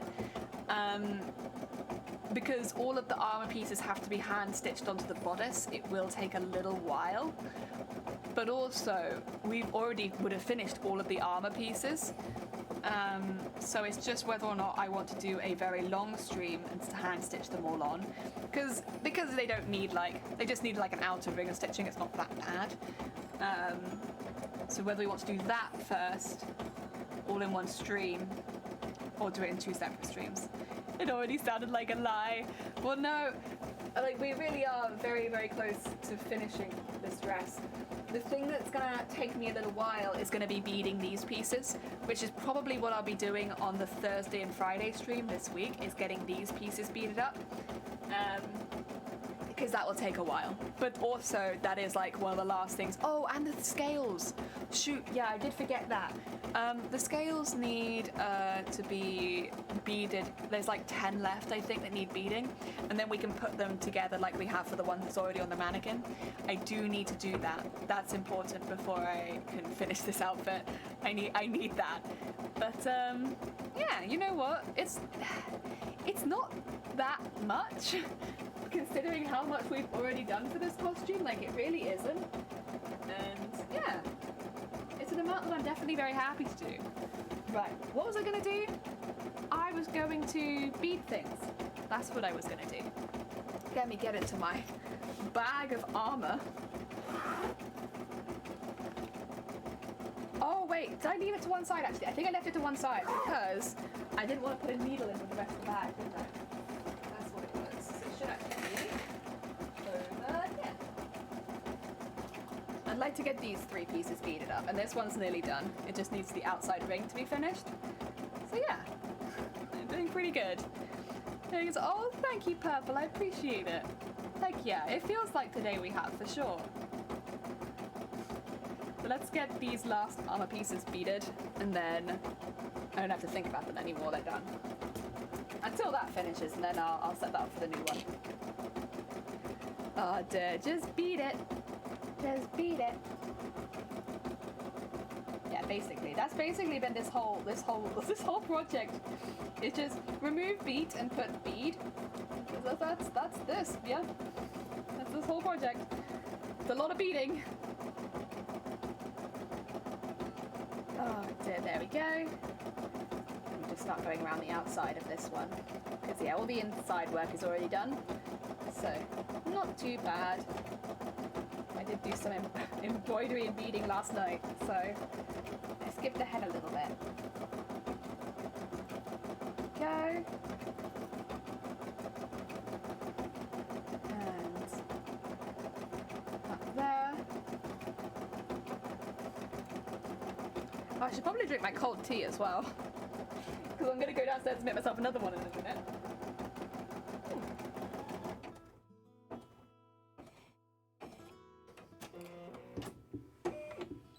Good job, machine. Good job. So, see this one kind of loops a little more and this one does a little less. But they're both along the bottom, so it doesn't look too bad. Honestly, yeah. Still very happy. I'm still very happy. Oh dear, we're making pizza? We are making pizza. I'm having pizza for lunch. So yes, we will be making pizza. Go to there. Good. and then let's rethread it quickly. So it's got the gold. I'll wait for it to finish the gold, and then I'm gonna go and put the oven on.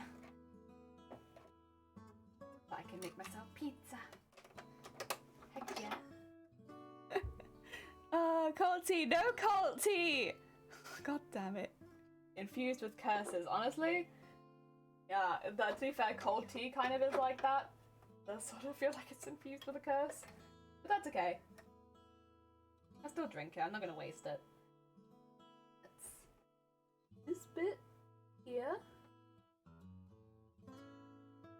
If we're quick enough, I might be able to start beating this today. But I don't think we're gonna be quick enough, if I'm honest. I think this is gonna be a Thursday job. Speaking of which, I'm not gonna be streaming tomorrow. I'm gonna be streaming Thursday, Friday instead. Because, as mentioned earlier, some of the Jelly family is coming over and we're going out to lunch. So, I won't have time to stream tomorrow because we're seeing family. I will be back Thursday instead. And probably Friday too. As long as the health remains good. Right, I need to get a little bit more of that dissolvable fabric. Where did I put it? Where did I put it, actually? Did I throw it somewhere? Probably. Did anyone see where I threw it? Oh, there it is. So, I don't need that much, honestly. I can probably get away with doing this and just folding in half, I think. Because I don't need it. I don't need an awful lot left. There you go. There. Yeah, I could probably get away with that. There's only one more. So, put that under there. And I will pin that. So it doesn't move too much. There we go. I'll unpin it in a second. I need it initially pinned. And then this under here. Bring this a bit closer for this so I can see what I'm doing. Oh wait, I haven't measured. Ooh, I need to measure 9.5 centimeters away so that I can place this correctly. Put it about there. There you go, 9.5 centimeters. Good stuff. Oh my god, we need a cult tea brand family of jellyfish. Yeah. I'm seeing my family of jellies tomorrow. Very heckin' exciting. For me at least, it's very exciting. Probably not so exciting for you guys, but I'm excited. Ah dear, and no, we don't need cult tea. We absolutely do not need cult tea. I can think of fewer things we need less than cult tea. Okay, I'm gonna put this in here. That's kind of where I want it. I want it like there. But then I'll spin this around a bit so that it's kind of even. This is a difficult one because it's definitely on a curve. But it should be okay.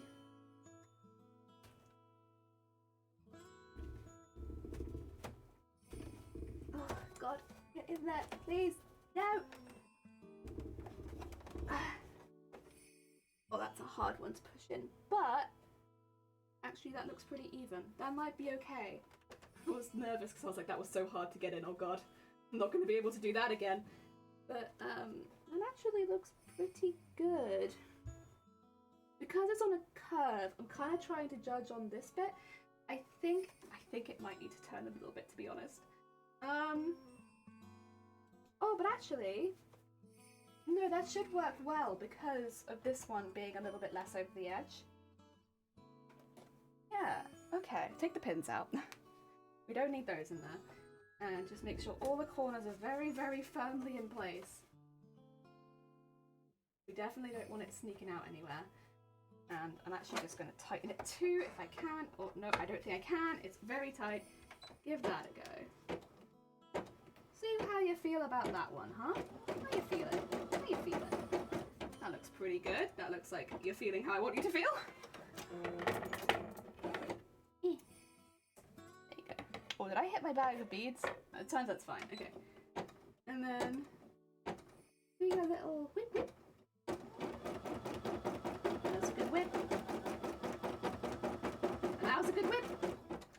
That's promising whip whip. Okay. I need to do the other side as well, so I'll let it do that quickly. Oh dear. A family jellyfish?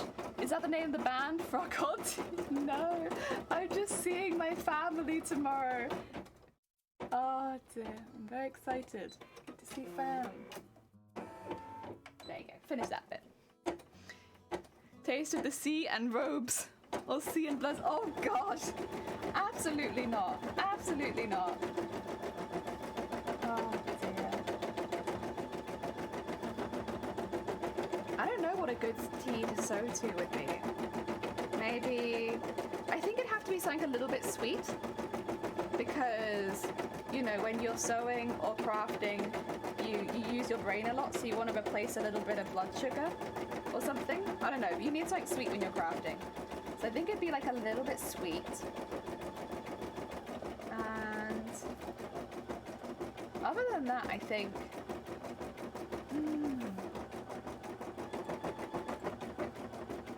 So it has to be like a relaxing flavour, I think. So that, because I take a sip often when I'm like, you know, oh, that was a really hard part. Let me just take a sip of my tea. I mean, honestly, biscuit tea does a really good job of it, but maybe something like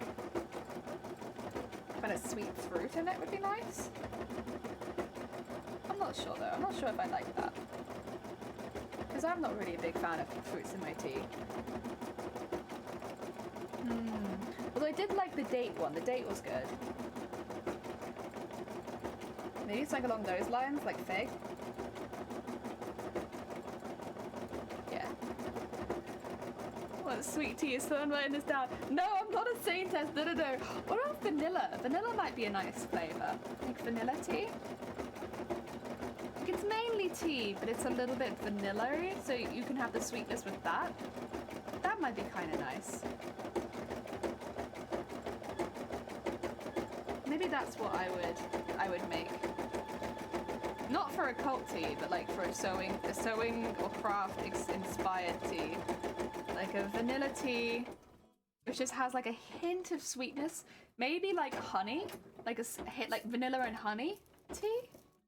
Yeah, I think vanilla honey tea would probably be something that I'd go for. Like it would still have like it'd still be like a black tea, like a breakfast tea style, but like with hints of vanilla and honey in it. I think that's a tea that I'd like to craft with.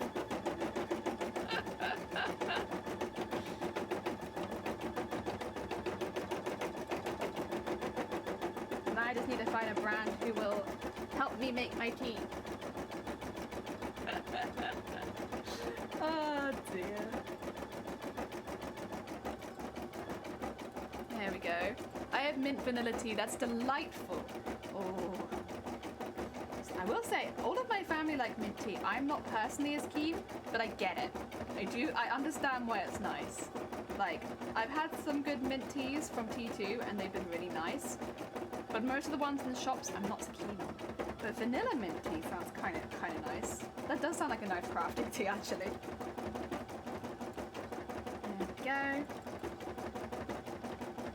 And tie that down. There we go. So we're going to need some more thread. I want to get rid of this thread first. Actually, I'll hold off on getting more thread for a minute because this is about to finish the yellow, which means it needs a thread change. Another bobbin and top change. That's all right. We can do that.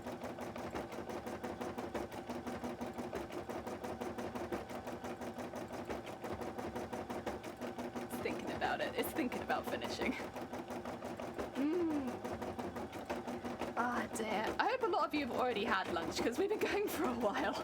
I hope none of you have just been waiting for this break because, yeah, we take breaks when we fancy and when it fits, which means sometimes, yeah, it's nearly 4 hours.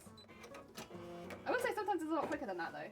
Right, let's change the bobbin and the top thread. Change both. Oh, did I just knock something on the ground? I did. My scissors. No good. Get them back on the desk. Right, we'll change this up and then I'll go put the oven on. Pizza. Go. Over there. And under there. Nice. And wind all that up. Back over to there. And Under there. Over there. Through there. Oh my god! Crystal! Oh heck, welcome on in! Sorry, let me just finish threading my machine. How are you doing? Did you have a good stream? Welcome, welcome. You've had dinner? You've had noodles? Good. Not lunchtime yet for me, it's only just past 9 AM. Oh, it's true, it's a bit earlier for anyone over that side of the world, isn't it? How was your stream, Crystal? Did you have a good time? What were you getting up to? Sorry, I'm just threading a needle, so I'm like... There we go. We got it. Dear me. Hi, Findley, welcome on in. We're doing cosplay here. It's a very big cosplay. If anyone has not seen the cosplay before, !cosplay in chat will show you what we're making. And !comp in chat. I'll put the cosplay one in. There you go. Where's L? There it is. Cosplay. No, that is how you spell cosplay. There you go. I should know. It's all I do.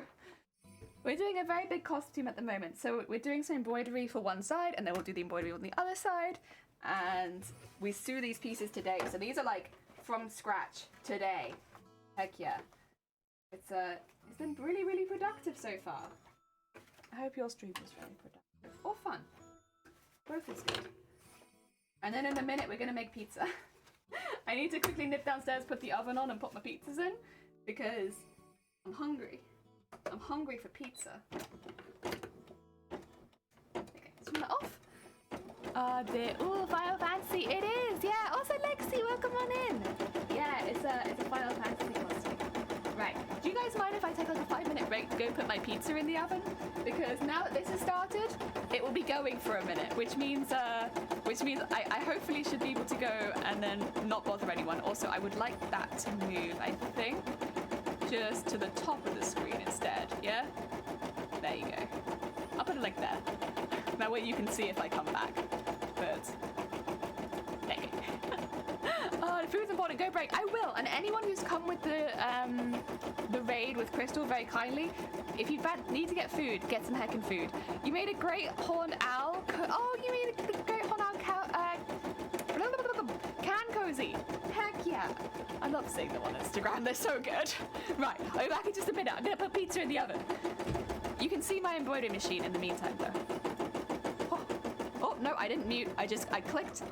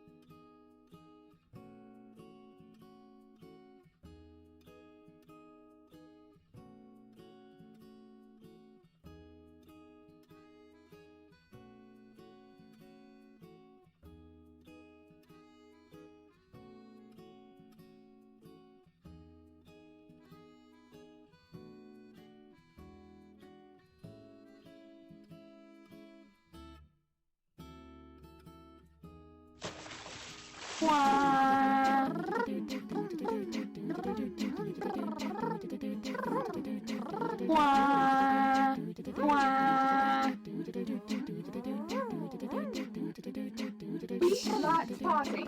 We like to party. We like to party. We like to party. We like to party. We like to party. We like to party. The Venga bus is coming and everybody's jumping. New York to San Francisco, an interstate free disco. The wheels are still on turning. Traffic lights are burning. So if you like to party, come on and move your body.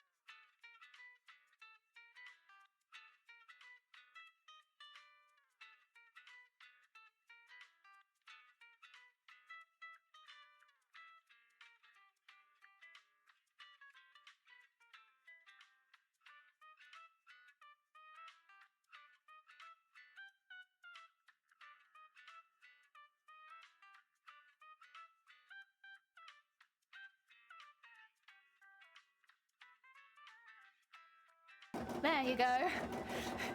How many months have you put into this so far? I've been watching you work on it since I first came on Twitch. I'm so invested. Oh, bless you. That's very hugging kind of you, Lexi.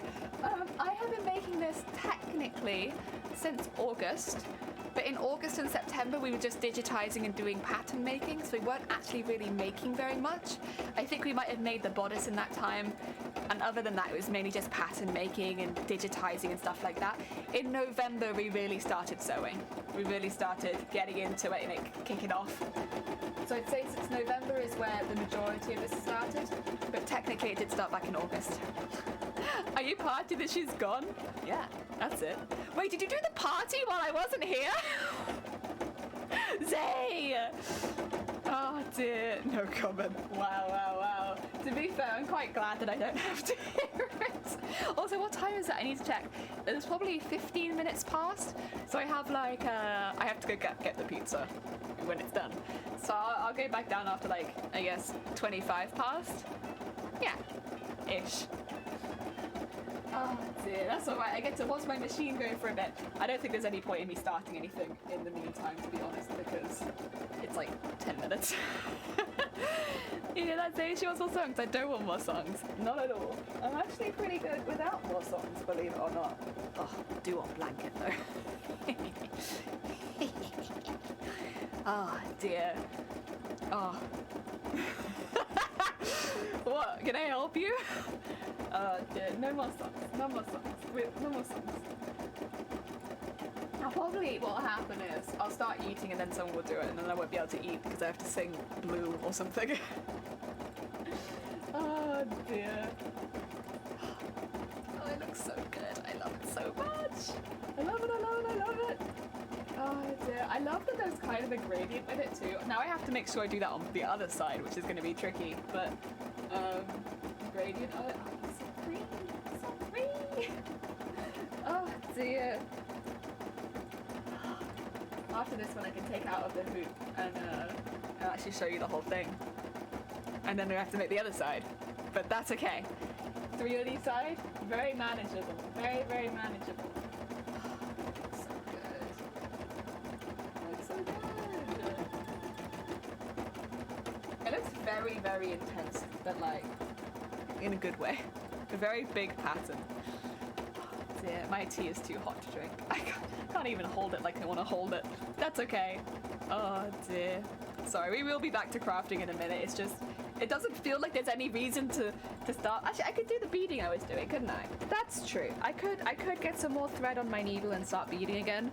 Heck yeah.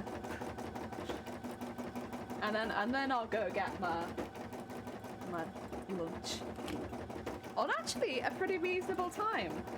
Probably had my lunch at 1:30. That's not bad. I'm used to having lunch at like 4 in the afternoon. So I don't know. That's pretty good. Look at us eating lunch at a reasonable time. Oh yeah. There we go. Oh no, not quite. Not quite. There you go. Very nice. Very nice. And let's do some beading. Until I have to go downstairs and get my pizzas out the oven. There we go. I don't think we'll get the whole way around the outside of this in that time, to be honest, but we'll probably get some pretty good progress. I mean, going around the outside doesn't take anywhere near as long as doing the rest of it, so it's just a bit more boring than the rest of it. Like, I love filling these in and designing the patterns that are going to go on the inside as we go and stuff like that. Don't get me wrong, I kind of always have an idea going into it what I'm going to do, but I don't know, it changes sometimes once the thing's been printed, and I really like that bit. Going around the outside is just like, bleh. Boring, innit? Like, just going around the outside, that's like I've already printed. I'm gonna have to do that all on the bits that we're doing right now, though. All of these bits. We'll need a lot of outside stitching. But I'm gonna do some, like, bigger beads and stuff like that, which definitely breaks it up a bit. When it's all these really, really tiny ones, it's like, Let me do a different bead. Let me do something exciting. Go. And probably not that many. That's a few too many. This seems more reasonable. And get that in there.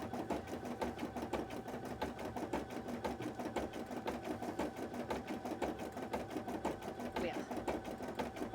There we go. And oh, come on. Come on. Grab that stitch. Honestly, this is the bit that takes a really long time. It's lining it up with the stitch before it. It makes it more shiny though, you're right. It does make it more shiny. With every bead, we just get shinier and shinier. Oh dear. Oh, Knits! I just knit. Thank you for the follow. It's very kind of you. Oh, come on in. I just cosplay. Predominantly. Hello, Golden. Welcome on in. I hope you're having a good day. Welcome, welcome. We have been so productive today, Golden. So productive, you wouldn't even believe it.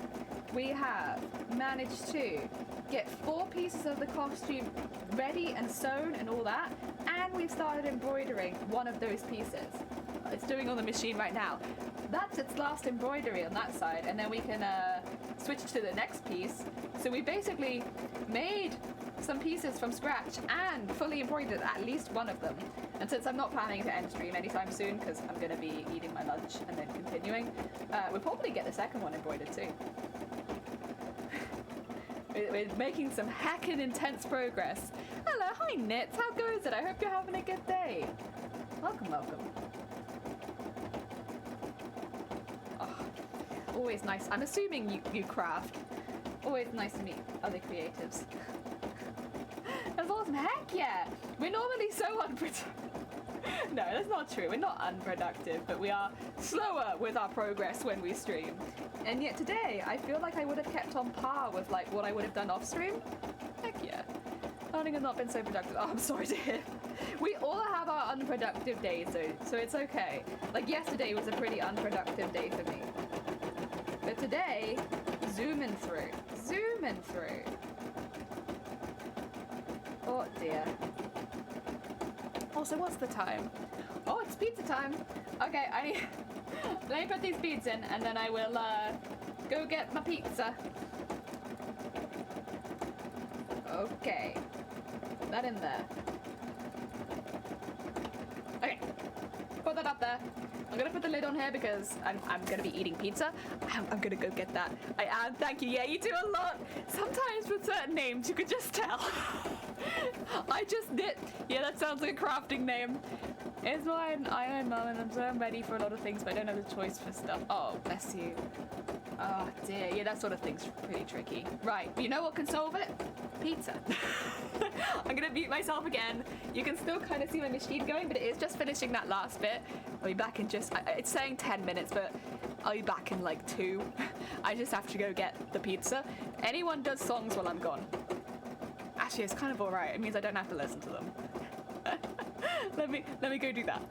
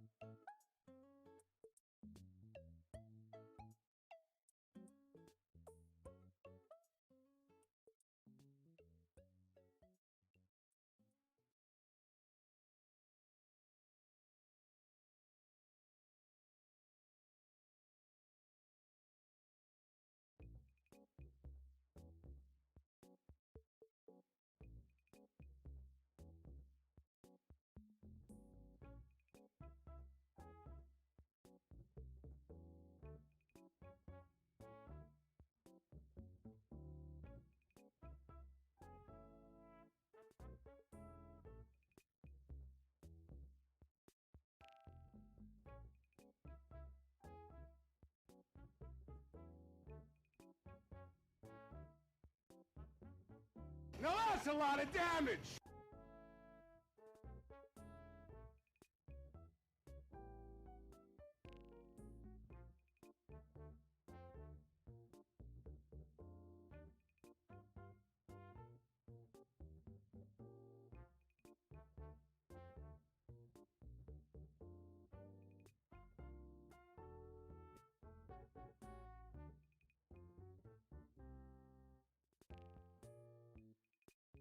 There we go. Welcome back.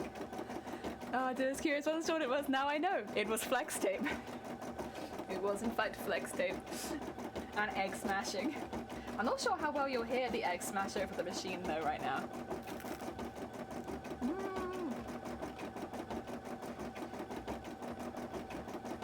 Is that pizza bread? Stitch, welcome on in. It's pita bread pizza. Says pizza on a pita bread. Oh, I'm not on break anymore. I can remove that. Don't need a BRB right now. I'm right here. Oh, it's so good. Oh. They're very hot right now, though. You did this too? Oh my god, happy days! Yeah, it's like the easiest way of having a pizza. It's so quick and easy. And there's no like faff. It's just put the stuff on, whack it in the oven, 10 minutes later, pizza.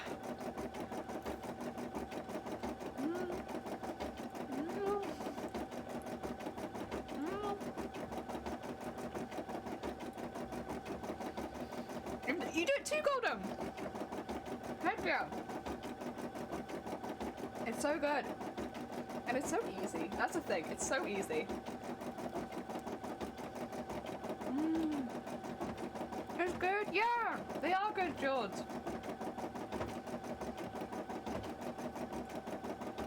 just a really easy way of making a pizza. I make mine in the microwave because it's fast. That's fair. I always put mine in the oven because I like, it feels like it has a crust.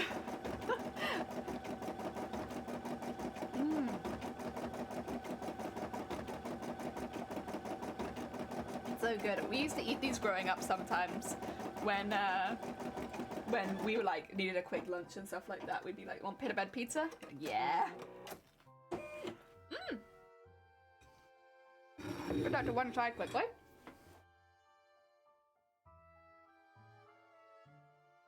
Oh, and you toast your bread before? Fair. Yeah, that way it'd still be a bit crispy, right?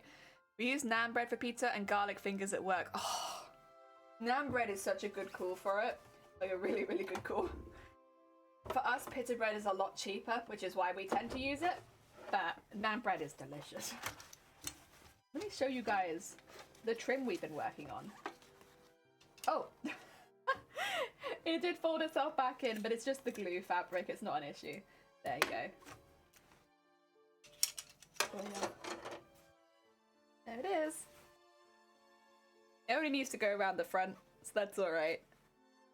A little trim and it goes up into it. Oh, so cute. So cute. Right. Now I need to do the other side. So there's another piece that I need to put it on. It's an easy meal. It's a very easy meal. Just make it with what bread, toasted, then microwave after putting on some stuff. Heck yeah. Mmm.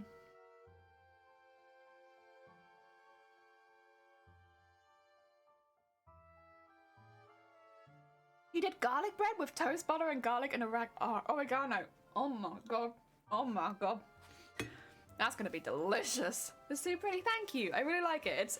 We would, if you were doing like a trim for an arm, I'd probably go the whole way around it.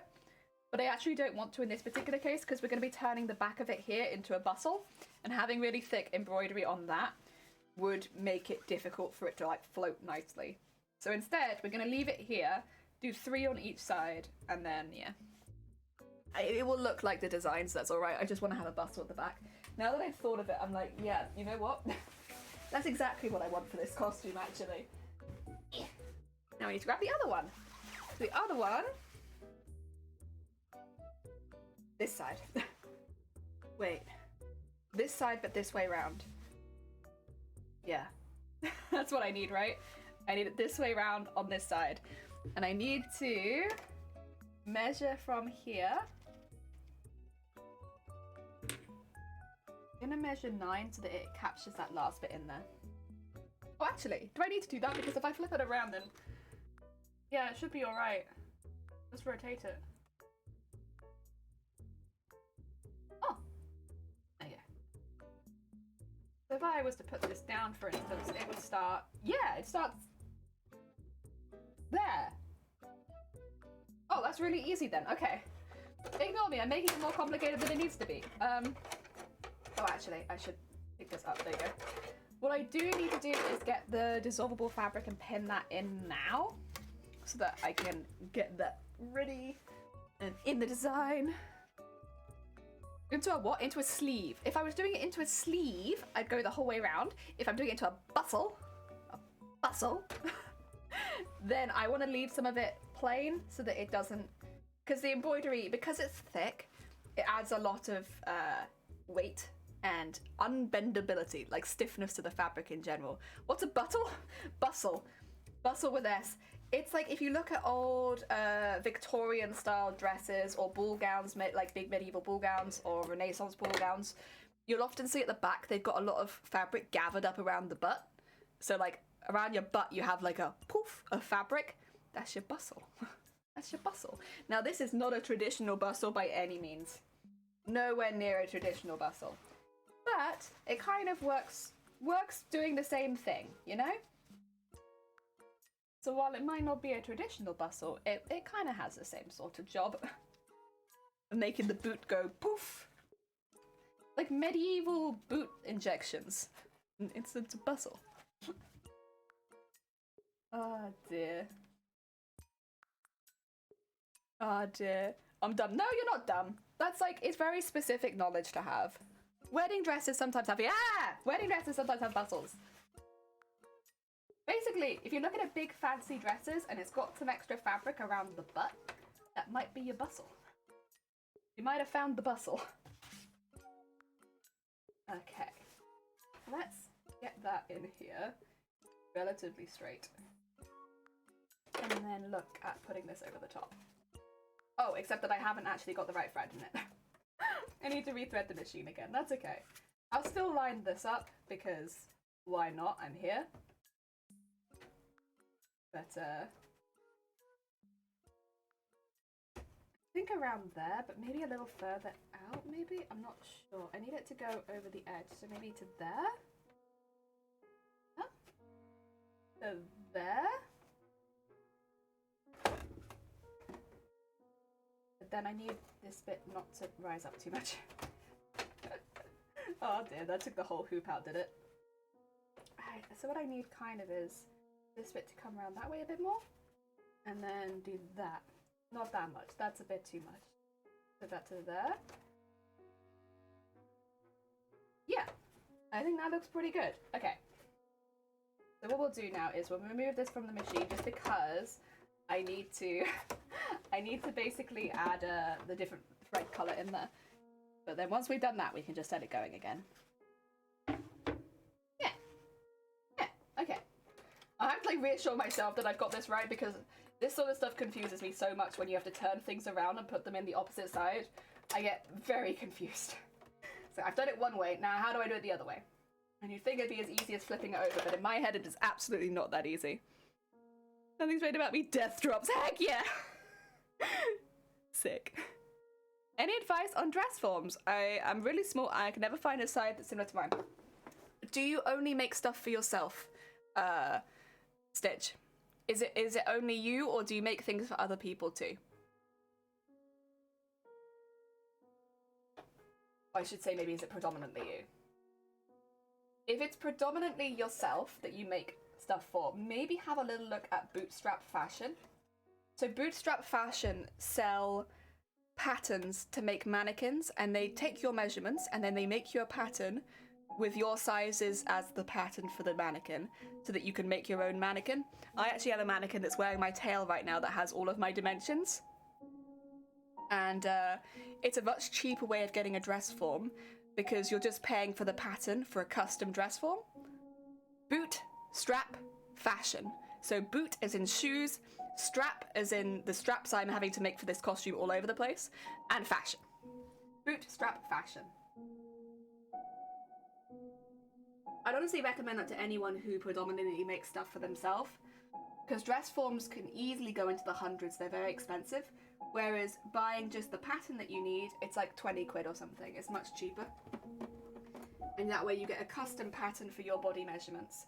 Did I put the wrong thread straight back into here? I did. Oh dear. Bootstrap mannequin? Yeah, basically that'd be a good way of looking it up. Yeah. Also duct tape mannequins. See, I've used duct tape before for mannequins. The thing about having a sewn one is it is just... It's a little bit more... Like, the longevity is there. There's a lot more longevity, and it doesn't get sticky stuff in your pins. But that's still a very valid way of getting a mannequin that fits you perfectly.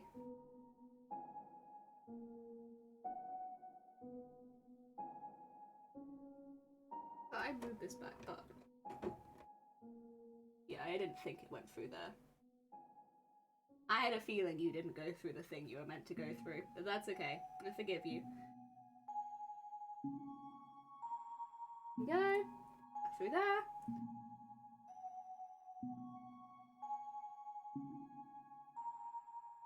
Oh yeah.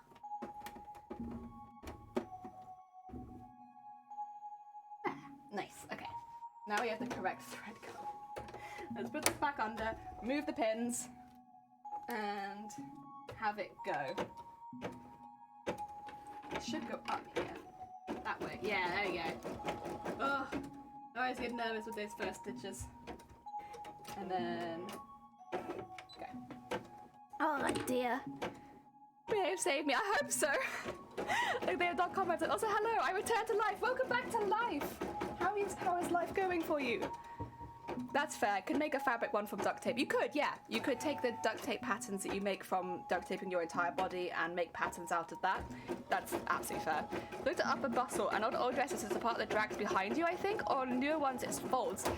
This is the thing, is like a bustle is a very old term, I suppose? Is that how you call it? It's an older term. So modern bustles are a little bit different to the old ones, but they all kind of do the same job of adding extra fabric to your behind. Regardless if you have a more old-fashioned or a newer one, you get butt fabric. I've started eating it. I was just refilling my thread.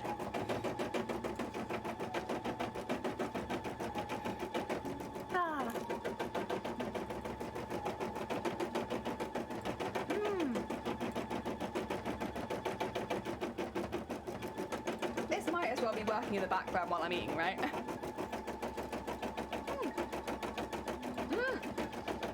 Also add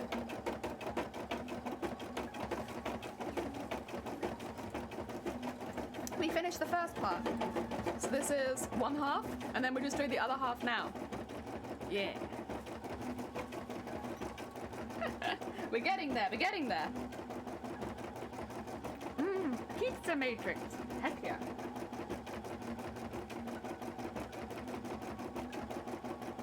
In particular, these are pita bread pizzas. And they're very nice. Very nice.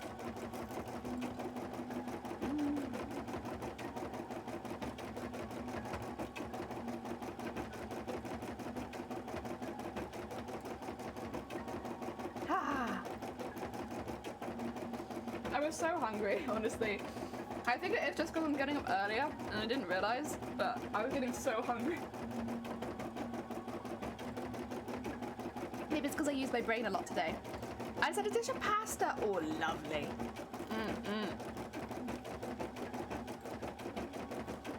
I love a good dish of pasta.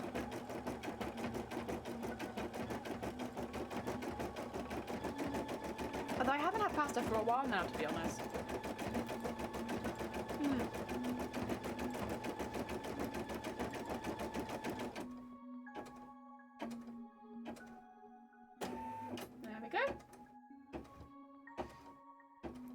Dear, because I think thank you, Az. This one, it originally was pajamas, but I just really like it, so I just wear it because it's comfortable, like a sweatshirt.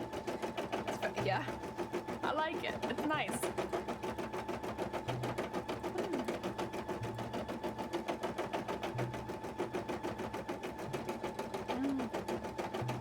And it was a gift.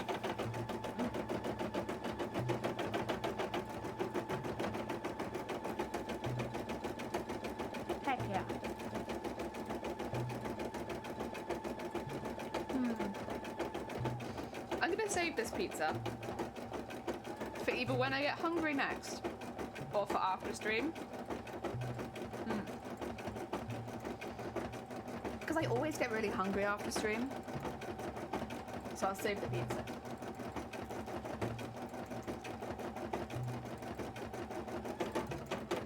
It'll still be good cold.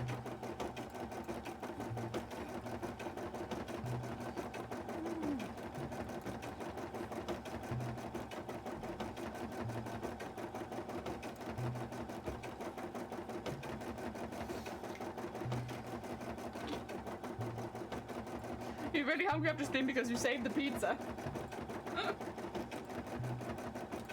I think it is just that, like, during stream, because you're, like, chatting all the time, and in my case, I'm also sewing and, like, working things out, I use a lot of energy, and then after stream, I don't really notice so much during stream normally, but after stream, it always just hits me.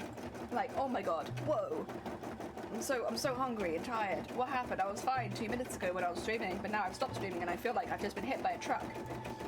But maybe not that bad, but like, I always find if I don't eat immediately after stream, I'm just like, whoa, can't do it, need to eat. Right, you need a different thread, don't you? Get you your different thread. There you go, it's very nicely sewing up the beginning for us. But we do need to change this over to this one. Considering that we started this like 2.5 hours into stream, that's really good. You've done really good. We've consistently been swapping them out. So we've made really good progress with it. Okay. And then get this one back on again. And put that through there, go up and over. And then through the hole. Okay. And pull that through there. There you go. Get that bobbin thread up. I might need to rethread that doing this one, but we'll see. We'll see how we go.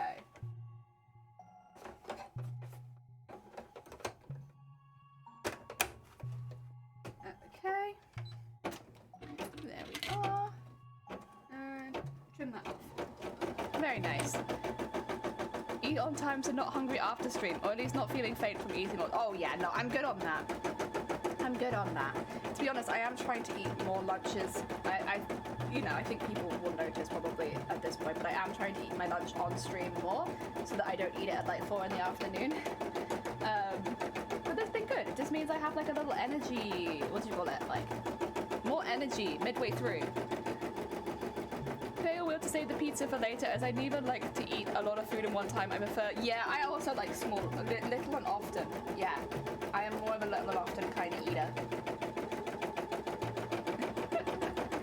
Sometimes it's difficult to save food if it's really, really good. I also have in the fridge at the moment a snack of salmon. Whenever I want to eat that, so that's exciting. I nearly bought it on stream, but then I was like, that's probably a bit messy. Probably a bit messy for the work we're doing today, so I didn't. But I have my salmon snack in the fridge whenever I want that. Always very exciting.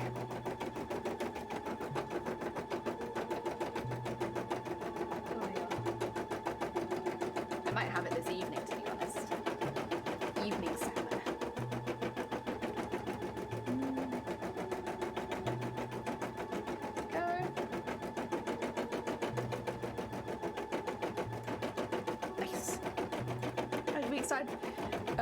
I restarted training and lifting weights. I should probably care about food. I mean, as long as you're eating enough so that you can gain muscle and you're eating enough of the right things, I think, unless you're looking to become a big bodybuilder or something, you probably don't have to change diet too much most of the time. It's just making sure that you're getting your weight from healthier things.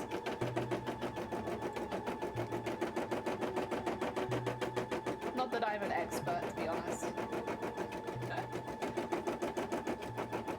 Oh. Oh, I feel it. I feel it. There's like something stuck in here.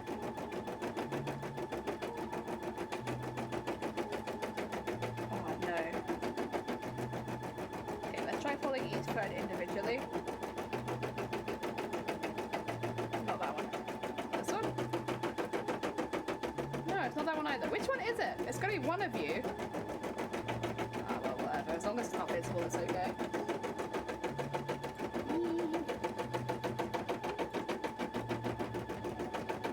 So cute. I stopped 7 years ago because neck pain caused by a broken tooth. Oh my god, I didn't know broken tooth could hurt your neck. That's scary. Oh shoot. Then again, I guess it makes sense though, because mouth pain is like some of the most disruptive pain you can have, isn't it? Because it's not eating and drinking as much.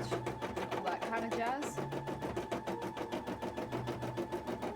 I've gotten the tooth repaired. The next pain's gone away. Oh, I'm glad to hear it. I'm glad to hear it. Yeah, that's not a fun thing to have to live with, to be honest. Where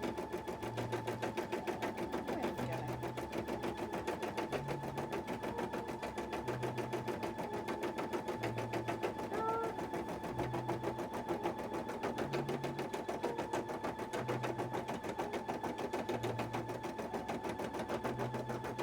Oh, dang it. Do that. Slowly making our way around this armor piece, and then we can work on the last ones. And then I'll probably start working on any of the bits for the skirt. Some of it I'll probably do off stream because I want progress to be speedy. I want it to keep going. But it's nice to do some of it on stream, so you can kind of get an idea of what I'm doing and how long it takes and all that kind of stuff. Especially for anyone in the chat who has an interest in making a costume like this, with sort of techniques. I don't know if I'd encourage you or try and warn you away at this point, but I've really enjoyed it, so I'm sure other cosplayers would also probably enjoy it. It might not be for everyone, but I'm sure there's some people out there that would really like to do more beading, sequining, and embroidery in their costumes.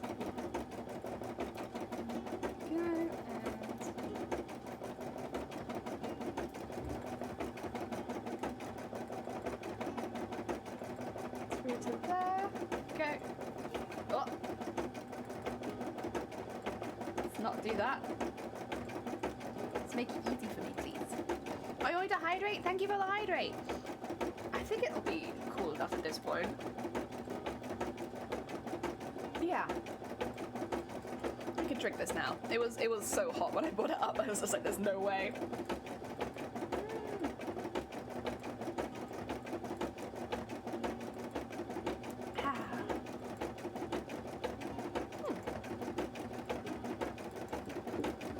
Very nice. Oh.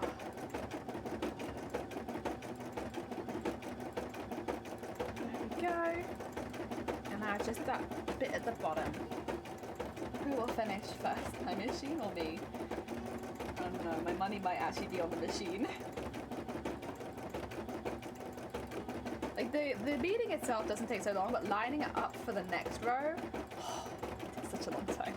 Every time for me, it takes such a long time where I'm like, oh no, I'm gonna be here all day lining this bit up. So try to, because I've got 2 lines of thread, right? Because it just makes the thread a little bit stronger to double it up. I try and put the needle through between the 2 pieces of thread. Also, Sunkoi, welcome on in. How are you doing? We have been printing some parts for the skirt. These are technically the last pieces we need. And then, yeah, we're kind of ready to start putting everything together once it's all beaded up, which I'm trying to get done today, because I think probably we'll be putting the dress together next week if we continue at the speed that we have been. And that's one of the biggest part of the costumes for me. So I'm very excited. How are you doing? How goes all your cosplays? Going heckin' well? There we go.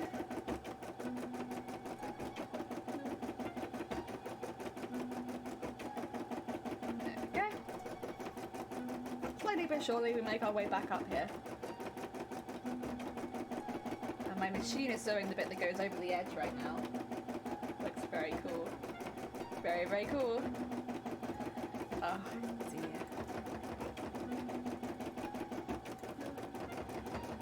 Ah, I see, that just needs to be stretched out. Sometimes it looks like I haven't put enough tension on the thread, but it's just because it's like folding over. It gets me. It's got me so many times where I'm like, oh my god, how did I sew this so loosely? There's no way I sewed this so loosely, and I haven't. It's just I probably had it taught. It's going good, trying to tie up some loose ends on some cosplays before launching the Monster Hunter Madness. Heck yeah! Are you doing your D&D inspired evolutions at the moment? Or are they in the future at some point? Oh, very heckin' exciting. There it goes, over to the other side now.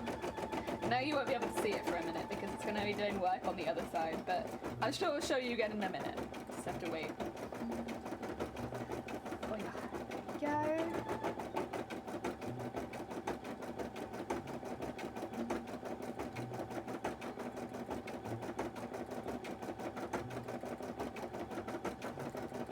we go. Oh, so shiny. So shiny.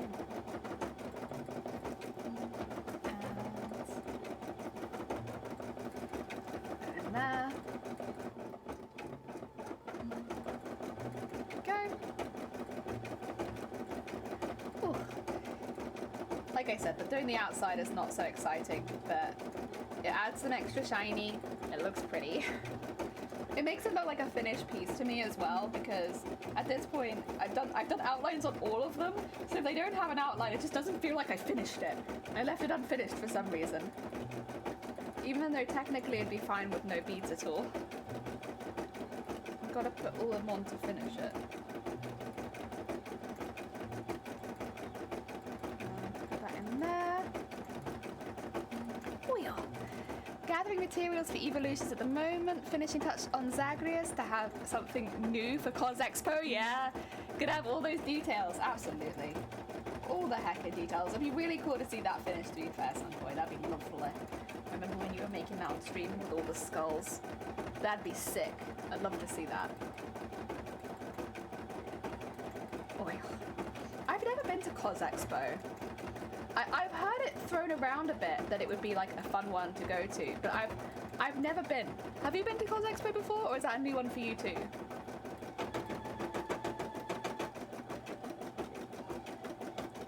Because from what I've read, it's basically a convention like made for cosplayers, right?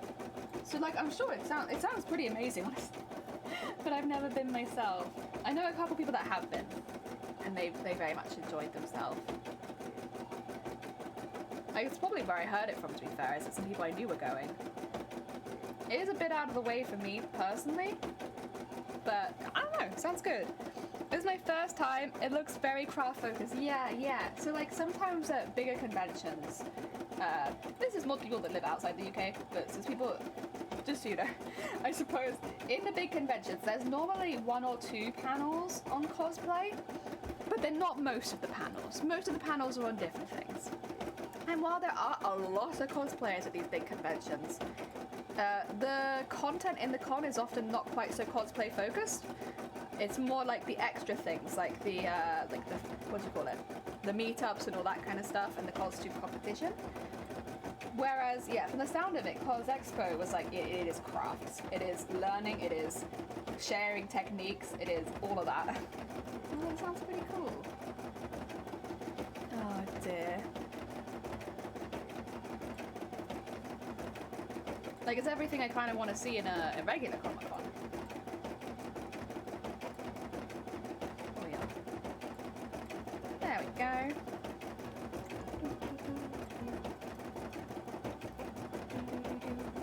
I'm dropping beads on my desk.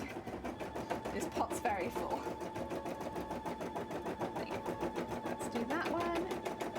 Actually, let's do it to 3. 4's a bit much. Looks like I'm going to finish outlining this before my machine does, though. 1 point to jelly. There you go. Get that, cinch it back and do a little knot. The whole schedule is a dream. Need to get time machines to see them all. Yeah. One day I will try and go to that one, I think. Just to learn a bit more about all the different types of cosplay and, like, yeah. Because I love going to cosplay panels. Like, I really do. Like, whenever someone's doing a cosplay panel, I'm like, hell yeah, I am there. That's where I want to be. I want to learn about the type of cosplay they do and how they do it. And it kind of just inspires you to try different things, which is pretty good. Also, there you go. Sorry, I should show you. But that is one piece finished. Put that in the pot with all the others. There you go. Into there. All the other pieces. Very nice. So sparkles. Oh yeah, have you seen my bag of armor? It's actually meant to be like a little cooling bag for your lunchbox, but I've just got it full of armor. All of my armor pieces are in here. Oh, did you nearly finish? Ah, I see, your bobbin's gone. Let me get you some new bobbin then. Ah, dear. How many times have we refilled the bobbin today? Is this the 3rd time I've refilled the bobbin, I think? I could be wrong. We've been doing... Ow! Ooh! Ooh! That hurt! Just check. Is it okay? I don't wanna... Yeah, it's fine. That's an outside knock. Oh! I just don't want to bleed on my top. that would be a pain. I like this top. Oh dear. Bobbin betrayal, yeah. To be fair, we haven't had any real bobbin betrayals today. Like, whenever it's run out, I've been aware of it ahead of time. Or, like, it's run out at the end of a line. So it's not really been anything too bad. But, yeah, I've been keeping an eye. This one, the embroidery machine is using a lot of thread today. But then that makes sense because these are very thread-heavy embroideries. Like, I can't really be mad at that. That is just the design. So, yeah. we are having to refill it quite often. Luckily, I have quite a few of this thread right now, because my thread came in the post. So, we're okay. It doesn't matter if we have to refill a few bobbins. Oh, did you get stuck immediately? Like, actually? Okay. There you go. Thank you. None of that. Oop. Well.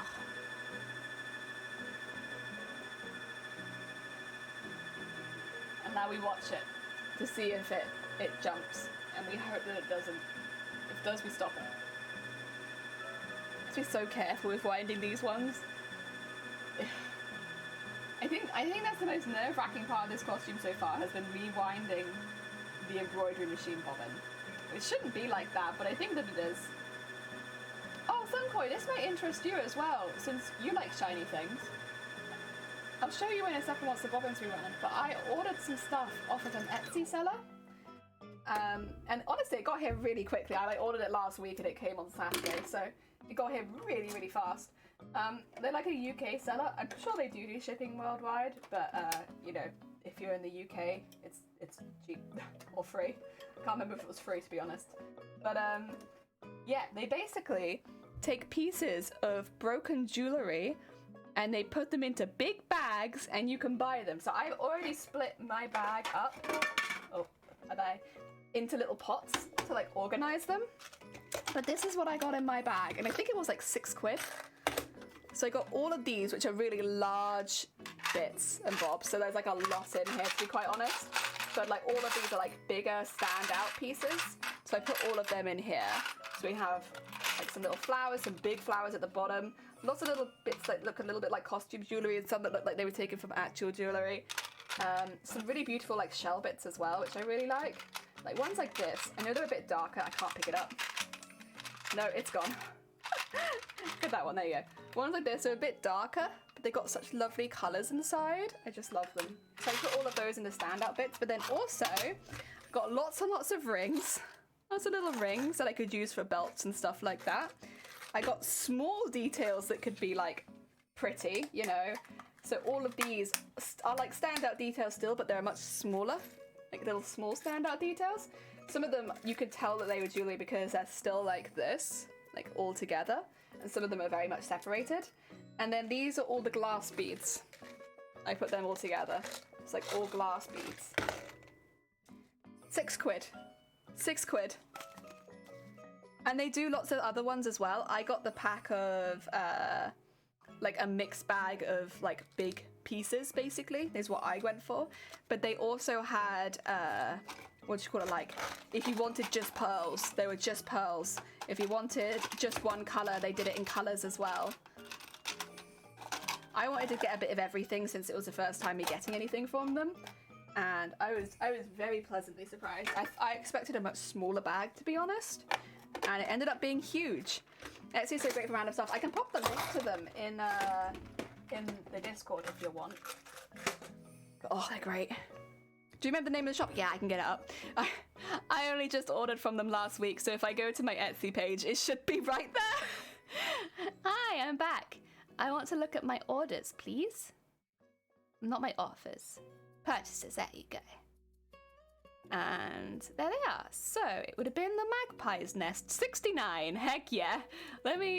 I'll put the link to the one that I bought in, but then if you go off that one, you should be able to find all of the others. I'll put it in crafts, I suppose, since it's kind of crafts, isn't it? Kind of crafts. Paste. How do I send? Oh, is that right? I think so. Yeah. Yeah, there it is. 400 grams, mixed jewelry, making components, charms, and such. There it is.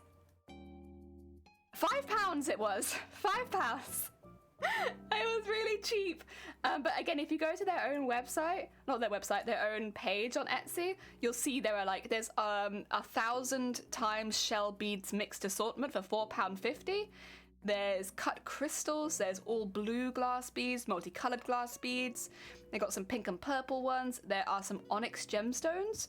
Yeah, they've got so much on here that you might find like one type of bead that you use a bit more. For me, I just wanted the mix bag because that's probably the most useful for me. But they got so many. There's so many on here, and they're so pretty. It won't let me leave a review yet because I have to have, like, it has to be 10 days after the purchase, and they sent it out so quickly that I can't review it. But yeah, would recommend. Very heckin' cool. Oh dear. Also, Shark, welcome on in. I hope you're having a good day. How goes it in Sharkland? We're just talking about an Etsy seller that I bought some stuff from that, like, the stuff was amazing. Really, really nice. Would recommend. I put the link to them in the Discord if anyone else is interested in getting a bag of mixed beads. It's like the best kind of pick and mix bag. Oh dear. There we go. Let's get that bag threaded in there. And down, down. Okay, let's go. Back into the swing of it, please. There we go. Ah, dear, amazing. Thanks for sharing. No, it's great, right? Oh my god. It came up in my Etsy recommended and I was like, ooh. Okay. Drag yourself back in 9 hours and I finally finished writing. Oh, bless you, Cons. Cons. That is a long heckin' job. Oh, dear. But you're doing good. You're doing good. You're getting there. Okay, I need to pick up this. I think I want to put it just in this piece for this time. Which means I might need how many? 5? I think so. What I can do is, I can do this, cut it in half, and then use the other half for the other one. So if I just leave that one with up there. There you go. I'm saving. Oh dear, eating cold spaghetti for late dinner. Oh, bless you. I'm doing good, thank you. I'm doing very good. We've been very productive today. We have made these pieces from scratch. I've got 4 of them, and we finished embroidering the first one, which looks like this. And then we just have to do the other side, and then do the other ones. But I don't know if we'll get to that point today. We'll see. That's quite a lot to expect from us. But I can hope. I can hope. So I'm just looking at fitting this in here. I think that I need this one to be done at a slight angle. Yeah, there you go. Other than that, I think that should fit just fine. In there. Yeah. Let's get some more thread. So pretty, thank you! I love it. I have loved making it. It's been really nice. It's been a really lovely process. And now we're just setting up the rest of the armor. So I've got 2 pieces left that need to be embroidered for the bodice. Of course, I do still need to do like the pieces we're printing now for the skirt, which will take a little while because they're quite large. But yeah, we'll get there. We'll get there. Plus I can use some bigger beads on those ones because they're meant to be like stand up. So I think there's no problem with me using bigger beads. Oh yeah.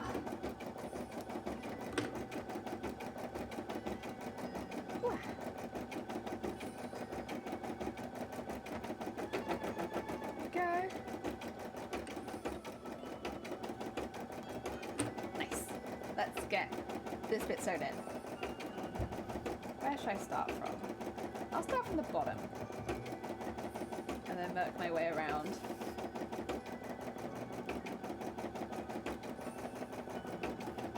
There you go.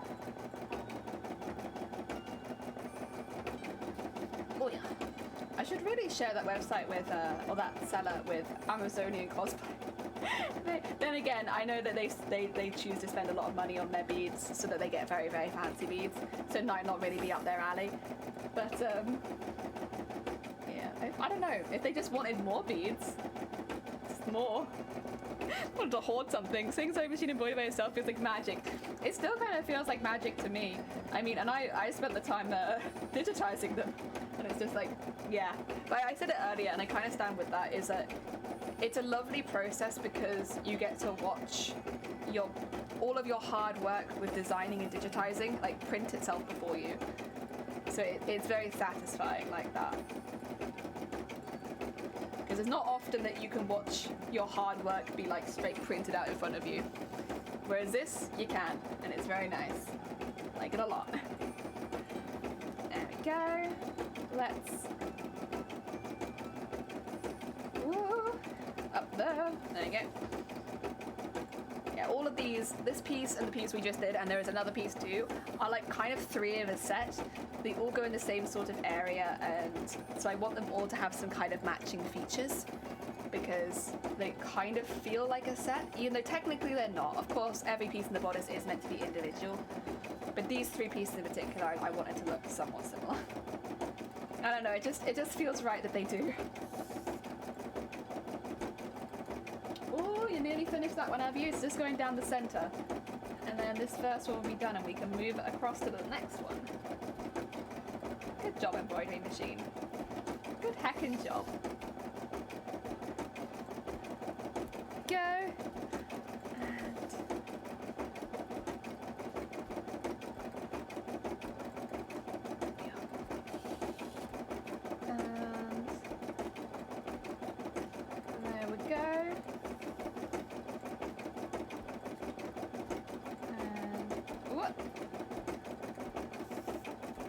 Should be all of those little studs sewn in. I honestly, that stud stuff that I've been using was such a good find. It was in the works and it was on sale when I found it, so it was 50p. And I haven't even used the first one all up. It was just 50. So cheap, so cheap. The works, excuse me, the works is really good for that kind of thing though, like slightly more cheap craft supplies. And I went in expecting to get nothing that I needed. I saw that and I was like, there we go. There we go. It's cheap. I can use that. It's the right color. That's the other thing. Getting things with the color I was looking for was surprisingly difficult. Like, I definitely wanted some warmer golds for the beads, but for a lot of the details, I really wanted like this more coppery gold, which was not a color I found very much of, to be honest, when I was doing my searches and things. It seems a little bit more uncommon, but this is like, that is the color of the dress. That's definitely the gold color that is on the design. So I wanted it. And also I love that color. Love some bargain craftsmen, absolutely. Oh, when you go in and exactly what you need is on sale, it's a good feeling. Also, did you finish the first one over there? I think I hear you finishing the first one. Let me move that up. And then, oh yeah. Right. Put this to one side quickly. Do I actually need to... I don't think I need to do anything. Oh no, I need to change the thread colour. That's true. It means I can show you it. Okay, first one. Oh dear. Right, let's change that thread colour. We need gold again. Not the bronzy gold. The gold. There we go. And change the top bit. Oh! Let's not throw that all over the place. Colour matching is such a venture sometimes. Oh yeah. I mean, there's some stuff which I'm happy to dye, but then often if I'm looking for details that I want to like beads, like you know, all that kind of stuff that I want to match. Oh my god. Such a pain. Such a pain. I like Minerva crafts because they match thread for you automatically, which is nice. I'm a fan of that. Thanks, Minerva. Genuinely appreciate it. Because I could be there in real life and still get the wrong thread colour, probably. There we go. Right. We need to move this up a bit. So what we'll do is, since this is where it's meant to start, we'll take that out and just move this all the way up. Whoa! To, I guess about here. And then I just need to make sure. Shifty, thank you for the horn. Oh my god. The horn I was not ready for. Shocking. Oh dear. How's it going, Shifty? Is the day going well? I hope so. We have been so productive here, Shifty. Like, probably the most productive I've been on stream for a very long time. We made 4 parts of the costume, and we're embroidering the second one. I don't know where it's come from. That's not like us. Ooh, oh, no, no. It's so close to where I want it to be, but it's not quite there. If I put it here, maybe? Nah, it's gonna push to show where again, isn't it? Okay, is it like that? And then...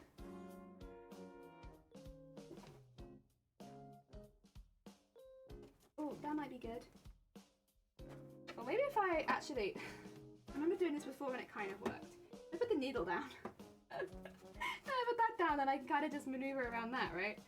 Yeah, so like I want this over there a bit more. And like that, right? Maybe like that? Yeah. The needle being down should mean it doesn't move around too much, right? Yeah. Okay. Let's just pull all that taut. And still kind of a bit of an angle. That's okay, that's okay. I'd rather notice that now and fix it than not notice it now and have to deal with the fact that it's not right. Okay. Take that out. Take that tautness. That looks good. That looks good. Okay, I'm happier with that. Do your little thing at the beginning. Oh, you're so over the top of the one next to it. That's not quite right, honestly. Okay, well, let's do those again. Okay. It's close. But it's not quite right because it's currently sewing over the top of the one behind it. I need it more like this. There you go.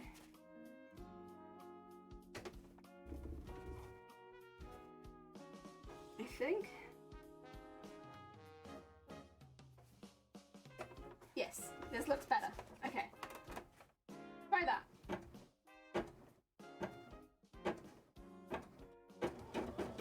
That's better. They touch, but they're not overlapping. Yeah, improvement. Okay, should be good to let it do its next thing. Going good. Big call today, though. I hope you enjoyed being productive because I'm here to derail the stream. No. Shitty, I've been so productive. You don't understand. This is like the most productive I've been in so long. No. Calling in like, oh, bless you, George. Take care. Get some good Z's. Thank you so much for popping by. It's alright. Apparently you won't miss much because Shifty is in here to derail the stream. Oh yeah. Right, that looks good. Do it. There you go. Very nice, very nice. Although that bit sticks out a bit. I don't want to get too close to the needle, but I also would like to trim this. There you go. Trim that off. Take care, George. Heck yeah, take care, George. Get some good Z's. Oh, if you haven't checked out George, by the way, George is a streamer too. They stream a lot more sports style and co-op games, and they're very heckin' sweet beat. So yeah, if you haven't checked out George, go check out George. There they are. There they heckin' are. Send them some love. Oh dear.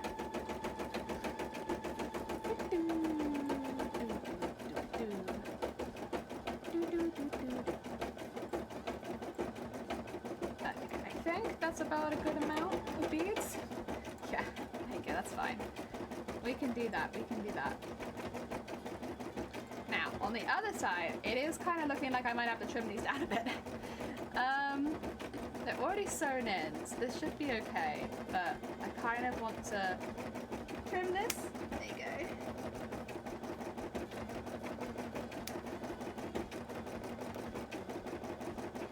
Carefully. Yes. I just need a little bit off the side.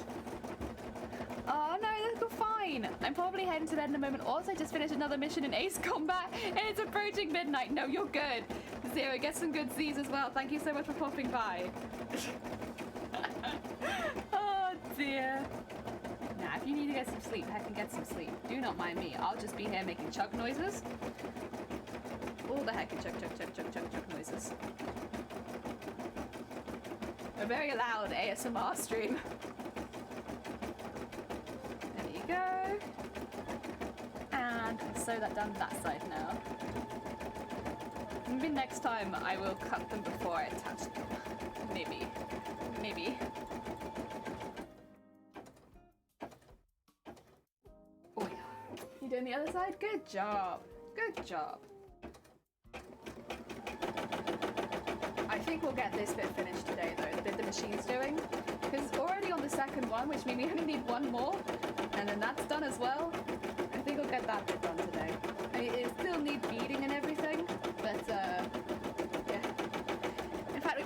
have time. If you think that it's only going to be like another half an hour for this one. Oh no, and a bit. So probably be like 45 minutes maybe. Ish. Until this bit's on, probably close to an hour. Okay, we'll say close to an hour. Oh, yeah, I have time to start the next one.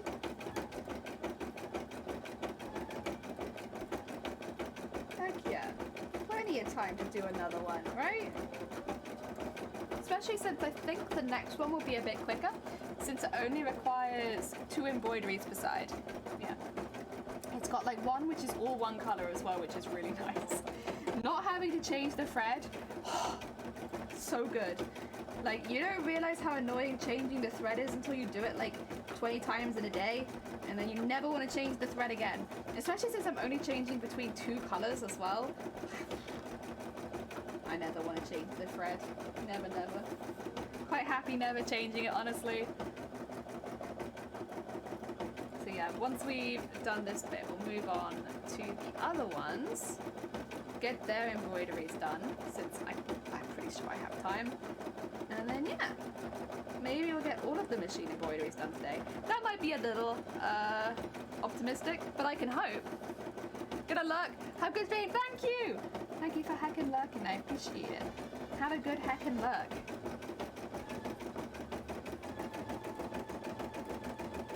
Okay, let's get that over to here. Make sure that folds down though. Oh, do you need a thread change? Speaking of thread changes, do you need a thread change? Give me 2 seconds. I just want to make sure that's all in there nicely. And I also want to pick my scissors up with my thread. Oh, Dangerous, thank you for the follow. Welcome on in. I hope you're having a good day. We are doing a lot of things at once, honestly. We've done sewing. We're now doing embroidery machine work on the sewing that we just did. And we're beading and sequining by hand. We're doing a lot of things. There's a lot of stuff going on.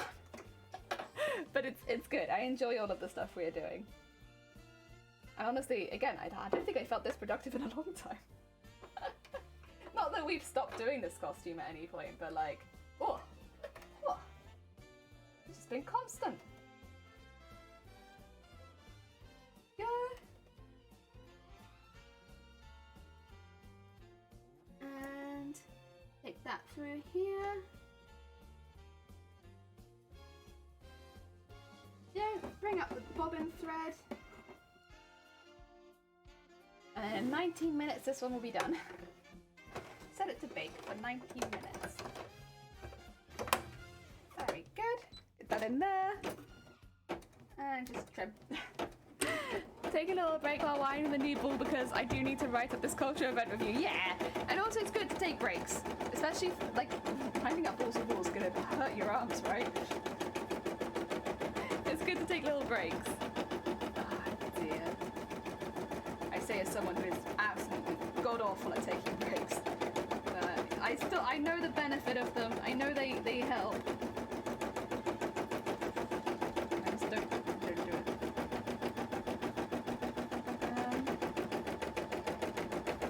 That might need a bit of extra support, but I'll look into it. I'll look into it later. Let's go around this whole thing. And then we have to fill in that space.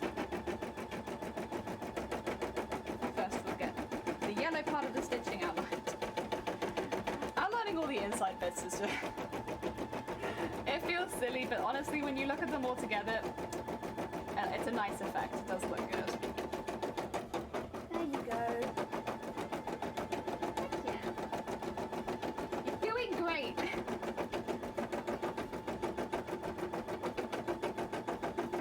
Okay. And put that in there. And then I think I need 4 beads to go across this little gap here, probably. I'll set up with 4. I think that sounds about right. And then we'll go all the way back down. I'll probably need some new thread at some point as well. Oh, it's so much rethreading. So much rethreading. Rethreading everything. Actually, is 4 too many? 4's too many. Let's do 3. Just 3 teeny tiny beads for this teeny tiny section. That's better.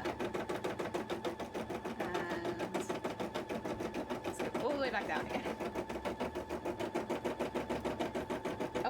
nice just to have all the armor done to be fair. Like, being able to see it all together. Personally, I think that's going to be very satisfying. But then I'm also the one who's worked on it, so I hope it is satisfying to chat as well when we eventually do get to that point. I have pinned a fair amount of the armor onto like the mannequin before, but some of it wasn't embroidered up at the time, and so it wasn't like fully finished armor. It had the colours, but not like any of the extra details. I have yet to pin it where I have all the extra details on it, which I could do now, honestly, since we're finishing all of the bodice armor on there. I could have a look at it. I don't know if I want to yet. I get the feeling that as soon as I've looked at it, I'm gonna want to sew it all on. That's the question as well, is how much do I pin on before I start sewing? Do I pin all of it on? That might be kind of difficult because a lot of it layers over the top of itself. So trying to decide the order to sew it all in. I know that these bits will be going in relatively early because they have to, so as they go up into the bodice space. But I don't know about the rest of it. Oh, what's this? Has it gone around it? There you go. That's better. Right, that's that little yellow bit outlined now. Really tiny, but it's in there. And then we'll go across and start outlining the end taily bit. My machine gently chugs. Oh dear. Actually, I should probably drink some more of my tea. Because I really haven't had a lot of it, and yeah, it's already lukewarm. I could have seen that one coming, to be honest. Can you see it starting to arise from the rest of it? Got the lace in place. The lace in place for one leg. Heck yeah! Nice, nice, nice. Good to hear. Always good to have a tea break. Yeah. I think when you're streaming as well, you can start to feel it in your like, not in your chest, but in your like throat. Having a little tea break just makes it feel like, you know, it's all of it's come back. It's all good again.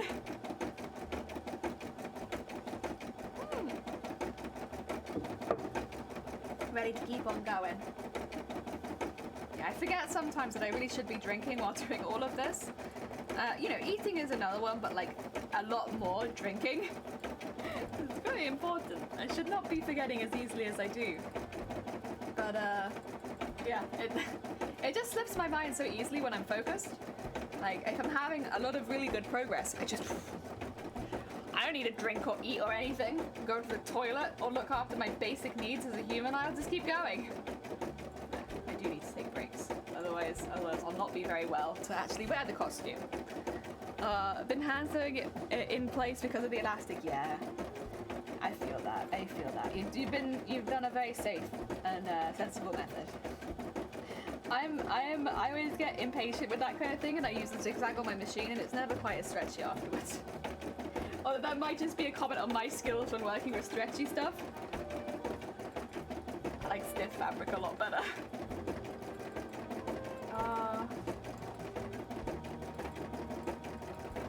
Dear. Oh, yeah! I love it when the cosplayers talk. Oh dear. No, to be fair, I've had quite a few people who are cosplaying in chat today. It's been lovely. Really, really nice. Like, don't get me wrong, I like all crafts. I like knitting, crochet, paper crafts. I like all that kind of stuff. I like 3D printing and all that kind of stuff. But there's always going to be a special place in my heart for cosplay talk. Always. Because that's my main hobby as well. Oh yeah. Go. I'm really tempted to buy another jewelry bag off that seller. Because it's so good. I don't need it. I didn't need the first bag, to be honest. I just saw it and I was like, yeah, that's joining the collection. But I don't need it. I just want it because honestly, it was so good. I might actually use some of the hoops for this costume as part of like the attachment stuff because they're so pretty. Like I got all these lovely rings. The only thing is they are more silvers than they are golds. Like there's 1 or 2 golds in there that are quite nice. But like most of these are silver. I did get this one. I have a leopard ring thing now. Like look at that. Can you see it? It's leopard print. I don't know that I ever will use that one, but I like it. It's cool. I have some that I really like this one, because they've got like almost like a snake print on them. And since I'll be using a lot of snake stuff on the staff, I feel like those will look really good with that. And then the rest of them, I'm not really sure. I'm not really sure where I use them. But those two, yeah, I think I could probably use on the staff. Same with some of the bigger jewels, to be fair, I might just end up putting them on the staff, make it look sparkly. We beat it this much of the costume, why not a bit more? Yeah, cosplay chat, heck yeah, it's going good. How are you working on at the moment? I'm not working on anything today, so I figured why not do cosplay stuff. The Jester short from Mephisto. Heck yeah, heck yeah. I always forget that he wears shorts. I always forget. Yeah, he does, doesn't he? There we go.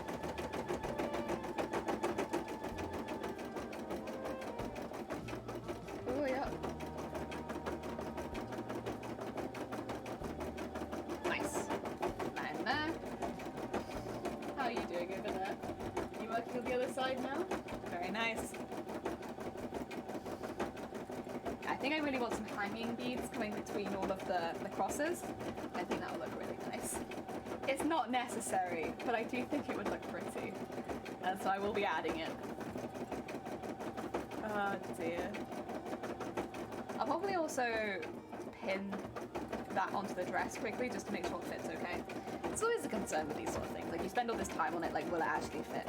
I think it should fit fine, especially if we're going to be making the back into a bustle, because then it doesn't actually matter if it's a little too large. But I still, just for my peace of mind, would like to check it, I think. Not difficult, though. The dress is right behind me. So it's not like I'm having to go that far out of my way. For a bit of peace of mind, I'd say that's worth it. I don't know if I maybe do that off stream though, because that way I can like properly take it off and start pinning. The leggings will be under the shorts. Heck yeah, heck yeah. There we go.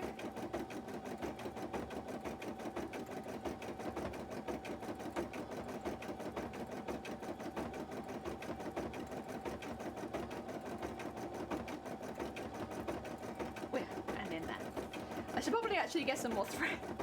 Looking at it, I'm like, oh, I'm running out of thread. I should probably get a little bit more. That's okay, I'll do that in a second. That's fun, both Desert Shores and fun leopard jewellery. Yeah, all of it's fun. Honestly, the leopard print hoop would probably work better on Purple's cosplay than it would on mine. Because Mephisto has all that brightly coloured stuff going on and like fun details. I don't think it'd work as well on my costume. Where everything is overly detailed already, we don't need more. I'm not been great for body image, but I'm glad they're almost done. Oh, bless you. I'm sorry to hear that. I mean, they looked great from what you showed me. But I get it. There are definitely times where like my cosplays have made me feel self-conscious too. I actually altered the bust of this one because the bust made me feel so self-conscious. And like, you know, making those sort of alterations and changes so that you feel more comfortable in the cosplay, that's a cosplay skill too. Yeah. I think I did a great job altering the bust. Not that you can see it because you didn't see it before, but you didn't see it before because I was uncomfortable with it. But it's so extra, it's fun. Heck yeah. They have a very big personality. They're obviously in like their outfit, but also, sorry, in the outfit, but also in their like the way they speak and stuff like that. Very fun. I'm so sorry, I didn't mean to elbow you so hard there. I just thought that the tailcoat would be interesting as I have a big bust. Yeah, so that's kind of a similar issue that I had with this costume. Not that you can really tell. I'm so sorry. Not that you can really tell because I like wear a lot of baggier clothing. But yeah, I had a lot of issues with because I've gained a bit of weight over the last few months as well, which is good. I'm glad about that. It was about bloody time. But because of that, I had to make some alterations on the bust. And oh, get back. Damn! How goes it? How was your stream? Were you doing more Elden Ring or were you doing something else? If you guys haven't checked out Dem is one of our moderators. They're a very hacking sweet bean. They do a lot of streams on their own channel. Go send them some love over there. Make sure you're comfortable with like you're spending so long making for sure. Yeah, exactly. Being able to make alterations that make you feel more comfortable in the costume. 10 out of 10. Big cosplay skill. Because Yeah, I mean, the thing is, accuracy is a big thing for a lot of cosplayers, but if you're wearing something that makes you feel upset or uncomfortable the entire day, you'll see it in the pictures. Better to screw accuracy and make something that you can wear. Oh dear. Hey there, Elden Ring! It was Elden Ring! How was it going? Did you manage to do much more bosses today? You were on quite late today as well. Oh yeah. There we go. Yeah, welcome on in everyone from Demstream. I'll be honest, you probably have, but if you haven't seen this cosplay before, !cosplay will take you to the character wiki where you can see pictures of the character, but also learn a little bit more about them. Who I am making. A few more, yeah! Nice. Dem, I've been telling all the mods now because I am so happy. Dem, we probably had like the most productive stream in like the last month. It has been so productive over here today. We made 4 pieces of the skirt.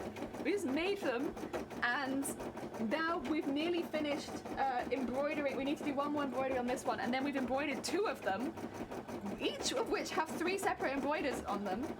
And then, yeah, it's so heckin' productive. We did so much. And I think probably today we'll actually get all of the embroideries finished. It probably will end up being like 7-hour stream, but like, worth it to get them done. You gotta lurk for a bit? Oh, you're good. Have good crafting. I hope it goes well yourself. Look after yourself. Have a good day. Again, if you guys are looking for more cosplayers and you're interested in cosplay streams, Sunboy is currently getting ready to start streaming a new cosplay, I believe, on their own channel. So if you're looking for more cosplayers, maybe check out Sunkoi. Heck yeah. Let me do you a shout out as well. I just want to get the beads on and then I shall do it. But yeah. Sunkoi has been very, very, very, very productive on Twitch before. And also does tutorials. There you go. Oh! Thank you so much for shouting out Sunkoi Dam, I appreciate it. Dear, have a nice luck. Yeah. Yeah, we've been talking about like altering cosplays to make them more comfortable and like more wearable for you personally.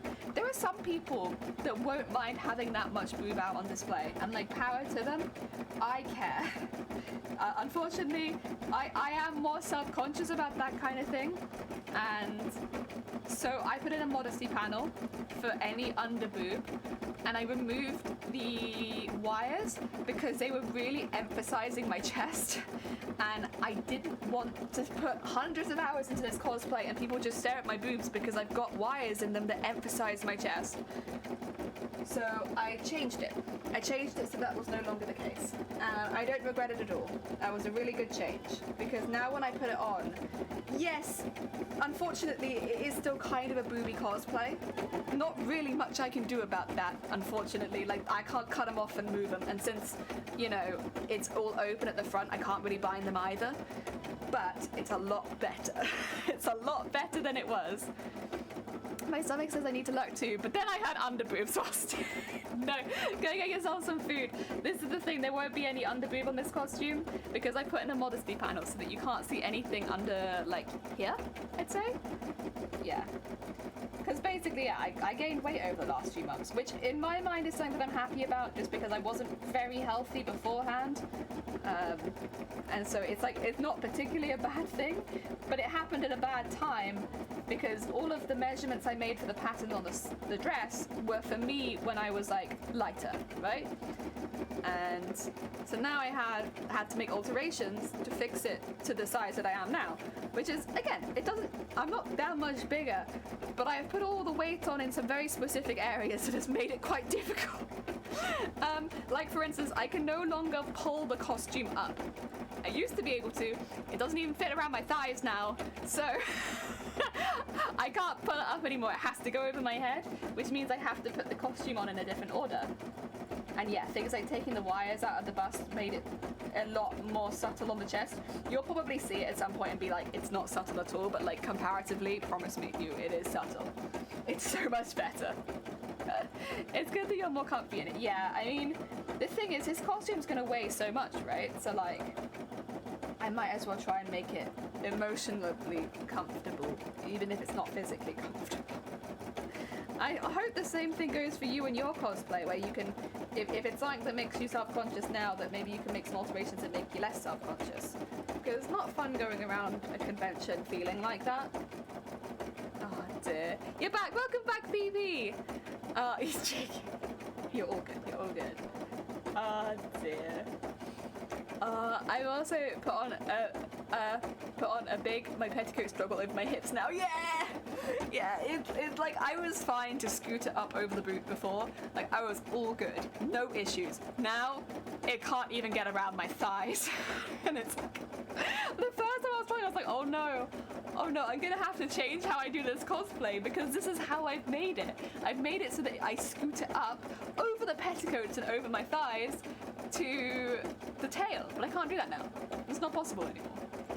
How much extra material I needed to make the poof now that it's sewn, it's not as bad. Heck yeah! Heck yeah. Well, to be fair, to make poofy things, you need a lot of fabric anyway. I always go for 3 times the measurement. So like whatever my measurement is, 3 times that.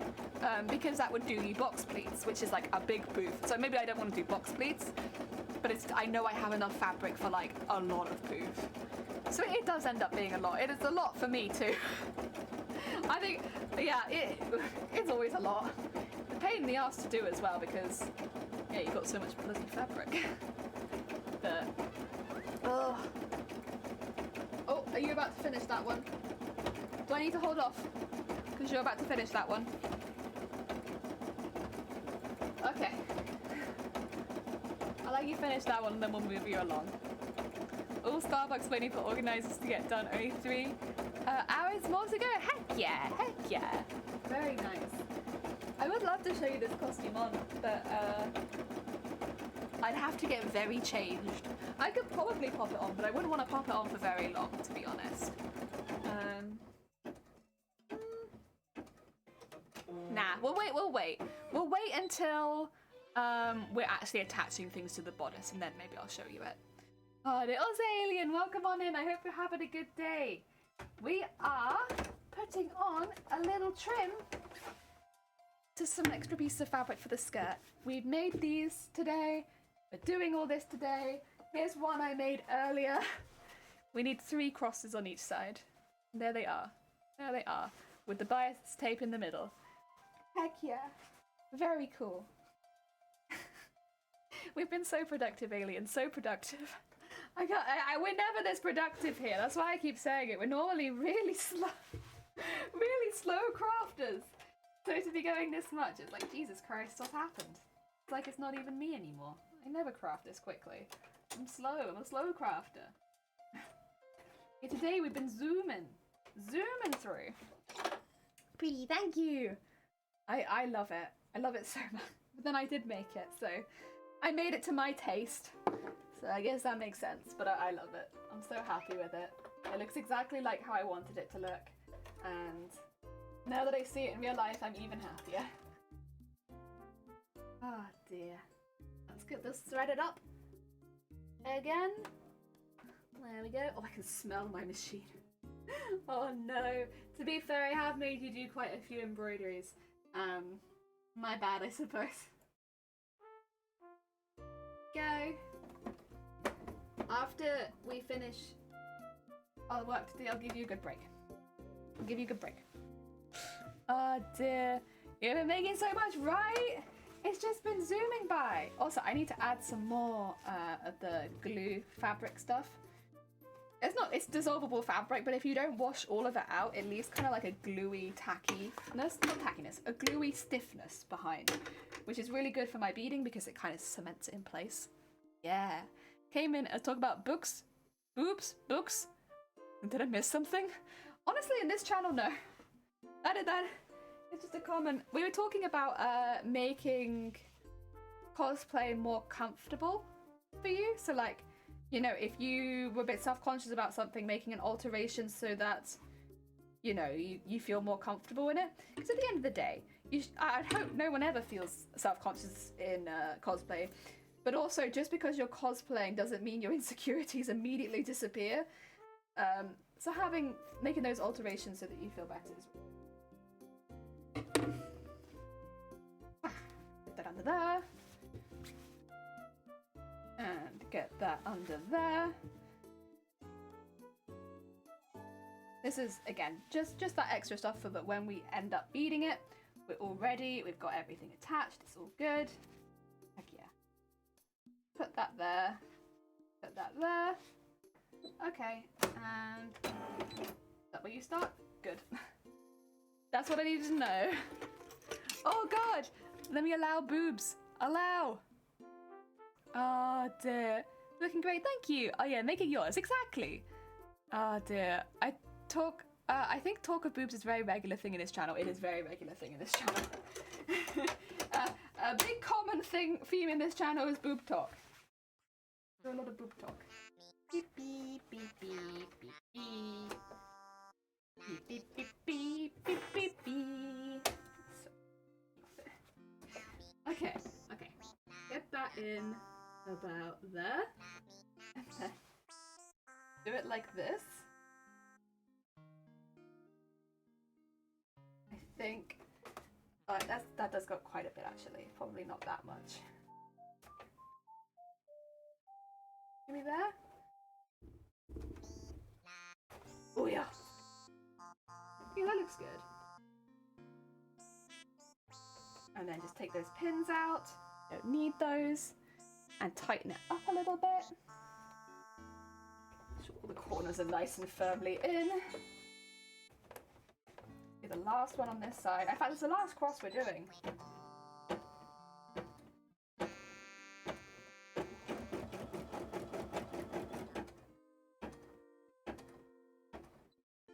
That should be good. Trim that out. Let it do its whole thing going around. Ah, dear booba. Oh no, booba. Fair, most of Pelican's creation are wait for it. So. Oh, I swear to God. I arrived to Boob Dog David. Welcome on in. I hope you're having a good day. It's a little bit wonky. I don't know if I can live with that. I could be cheeky and I could shift it. It's just a little bit wonky and I'm like, I don't know, I'm not really a fan of that wonkiness. It's only a little bit wonky is the thing, so... Right, go back to over there, put the needle in. This is a bit cheeky to be honest, but we're gonna do it. That is, shift this way, a teeny tiny bit. There you go. Shouldn't make too much of a difference, hopefully. Since the needle would have stayed in the same place, right? Yeah. That's a bit naughty, but I did it anyway, it's okay. David, how goes it? I don't even know what you think. Coverage for comfort. Exactly. And like some people are very comfortable having a lot more display than others. And I think you should be able to make the same cosplay in both ways because it's like if you want it covered up, you're good. If you don't want it covered up, you're good. But for me, I felt uncomfortable with the amount of boobs on show. To be honest, it's still more than I'm comfortable with, but at this point I'm not making any more alterations on the dress, I'm done. But then that's probably because any boob I'm uncomfortable with. Boobs and necessary, how else do we know it's cold enough to another second sweat? I swear to God. Oh dear. I can tell you I'm not going to be cold in this one. Not at all. That's not going to be an issue. It is so hot in that costume. You're good. I'm glad to hear it. And that costume is swelteringly hot. I'm really looking forward to wearing it in the summer. As designed. Oh dear. Always good. Oh, thank you for the egg. Very nice. Very kind. Good old egg. Oh, that's musical. Welcome on in, musical. I hope you're having a good day. Oh dear. Oh, come on. Go through the other one. Go through it. You know you want to. Or you could just keep going around either side. That's fine too. Okay, that'll do. Close enough, close enough. I just got some frame fields wear. But hey! I'm gonna get Ring Fit Adventure and I'm gonna get a little bit fitter before I meant to wear it, I think, is the plan. Yeah. I've already told Shiny that I'm gonna do this because I'm probably gonna have to do it in the living room. I'm not gonna stream it in the living room, I'm just gonna have to do that in the living room. But yeah, I need to get fit. This costume's really heavy. And it's like, I want to change shape, I just want to have more strength to carry this costume for a whole day. Good early morning musical. I hope you're having a good day. I found a good tutorial for fabric boobs. I'm thinking of making a cosplay. Yeah! Making boobs for your cosplay is a really good way to not have your real ones on display. Just have the cosplay boobs. Fuck yeah, heck yeah. Oh dear.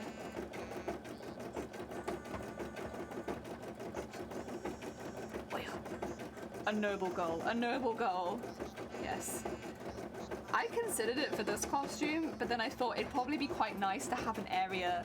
Well, first of all, there'd be a few issues if I did some stuff, but like, it'd be nice to have like an area where wind could come in to my costume, maybe. Did cosplay of Obi-Wan Kenobi and was very warm with all the layers. Yeah, that's gonna be a warm costume. Layered cosplays are my favorite type to make. God, are they hot? They're very hot. Not bad, currently getting breakfast packed for cast and crew. Oh, lovely. Heckin' lovely. I love a good strong breakfast. I've been having hot cross buns recently because it's that time of year, right? So they're on sale in all of the shops. So I've been having hot cross buns for breakfast and it's been lovely. Really, really nice. I love a good hot cross bun. And for breakfast as well, oh, that's nice. That's very nice. Can't you use a harness so the costume's a little lighter to you? No. The heaviest part of the costume is my dress. So there's not really a lot I could do. If it was extra pieces off me, like the tail or the wings that were really, really heavy, then yeah, for sure, I can put them on a harness and stuff like that. But it's my dress. My dress is gonna be so heavy. So heavy. Luckily, because it is the weight is dispersed quite well, but it's hefty. It's still hefty. I'm gonna do, when the costume is finished, I'll do a weighing in and out of cosplay and find out how much it weighs. One nice thing about layering is being able to permanently take off a piece to help cool down. Yeah, it's true. Oh god, it does get really hot in these costumes. And I'm hoping to go to I am going to MCM Comic-Con in May, which is not even in the height of summer, but I think I'm gonna be dying. I think I'll be dying at MCM May. Oh dear. Let alone if I got into Amsterdam. That's in July. Oh dear. I know that feeling with Ursula. Yeah, it's one of those ones where like the majority of the weight is not the extra bits, it's the core. It's like there's nothing I can do about it, it's so heavy. That's okay though. Again, the weight is spread because it's a dress. It is just very heavy.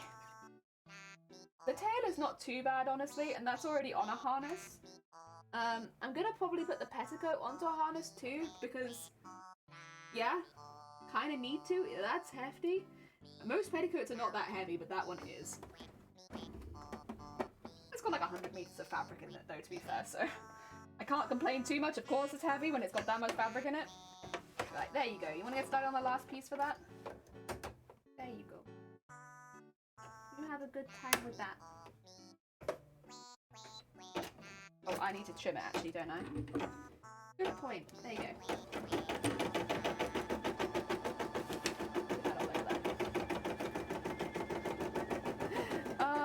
Cons get very warm. They do. Cons get swelteringly hot, honestly.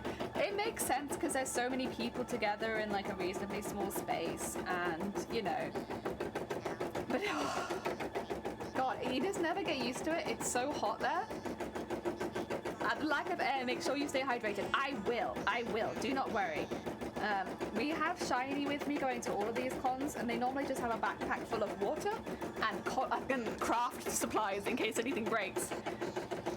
Her dress is light, but the tentacles pull it down. Oh yeah, I can imagine that making it quite hefty. Also, you'd have to be really careful of walking around in a costume like that. I'm quite lucky in this costume in that none of the skirts hit the floor, so I don't have to worry about sweeping the con floor. Because my god, that's a feeling. When you get back from the Comic-Con and your costume bottom is just dirty, because it's just been going over the bottom of the floor the entire time. Breakfast, we have strawberries, cream stuffed brownies, fruit salad, oh my god, tarts, watermelon and white chocolate cheesecake, maple bacon cheesecake, almond croissants, egg bacon croissants, sausage and egg croissants, various cereals, oh my, the Baconator stuffed French toast, oh my god. Oh my god. That is a banquet food. Oh no, I don't want to do cosplays, but I kind of want to. And you should, if you have an interest in it, you don't have to make the first cosplay. You could just buy it or put it together from things you can buy in stores. Like, if you pick something simple, it's very easy normally to pick up matching stuff and maybe just alter it a little bit, like paint something on here, wear a wig, stuff like that. It's a lot, it doesn't have to be like this cosplay where you spend 8 months on it. I guess that's what I'm trying to say. I'm not a bad influence, no! Also, Aileen, you have to go. Take care. Enjoy the rest of your day. I hope it goes well. Oh dear. Your first costume doesn't have to take 8 months. I wouldn't recommend it. Free sweeping on the con. That's how I felt. Like, I'd lift the edge of my skirt up. I remember in Madoka a lot more because my skirt was like white or like just off-white. And I'd pick it up and it'd be grey on the inside. Like, I'd picked up so much dust and dirt on the inside, it just turned the whole inside grey. I was like, oh, my beautiful princess dress. What is happening? I'm still a bit bad at finishing projects. Still knitting. Heck yeah, I'm glad to hear it. I'd say, again, just do like a really small cosplay if you're going to think you're going to struggle with, you know, fitting it into your schedule kind of thing. Like, there are lots of cosplays where you can buy t-shirts, you can buy jackets that are very reminiscent of the costume, and then you could just spend a day painting some bits on there. That way you're not having to buy lots and lots of materials off the bat, and you're not having to learn hundreds of new skills immediately either. And a lot of those cosplays are really, really effective. Like, I've said this before, but one of my most favorite costumes to do was Jim Carrey's The Mask, and I was The Mask, right? Because all I did was dye a polyester pair of trousers and a polyester, were they one of them polyester, one of them cotton? Might have been cotton trousers and polyester blazer in yellow. I just had to dye them both yellow from white, wear a shirt underneath. I had like a hat, like a fancy dress cardboard hat, and I put a feather in it, and I painted my face green on the day. That was it. It was so easy, and it was such a fun costume to do as well. Like, really, really fun. Buying stuff is probably not a bad call. Nah, it's not. And there's nothing wrong with it either. I need to know if I can pick up a Mary Poppins like suitcase to travel with. This, for us, it's nearly always charity stores, but that's over in the UK. Charity stores always have stuff like that in them. Otherwise, have you looked, do you see like sometimes in craft stores, they have like ready to paint suitcases or ready to paint boxes that look like suitcases, stuff like that. Or, I got one in a stationery store, which was like a chest, like style. It was like it was really wide, and not very thin, and it kind of opened like at the center, so it looked just like a suitcase. And I actually gave that to someone else, so I don't have it. But I put lots of craft supplies in it and gifted it to them. But that looked just like a suitcase, and it had a lot of structure to it actually, because it was made for suppliers, I suppose. And that was like £2. I could just cover that in fabric. Oh dear.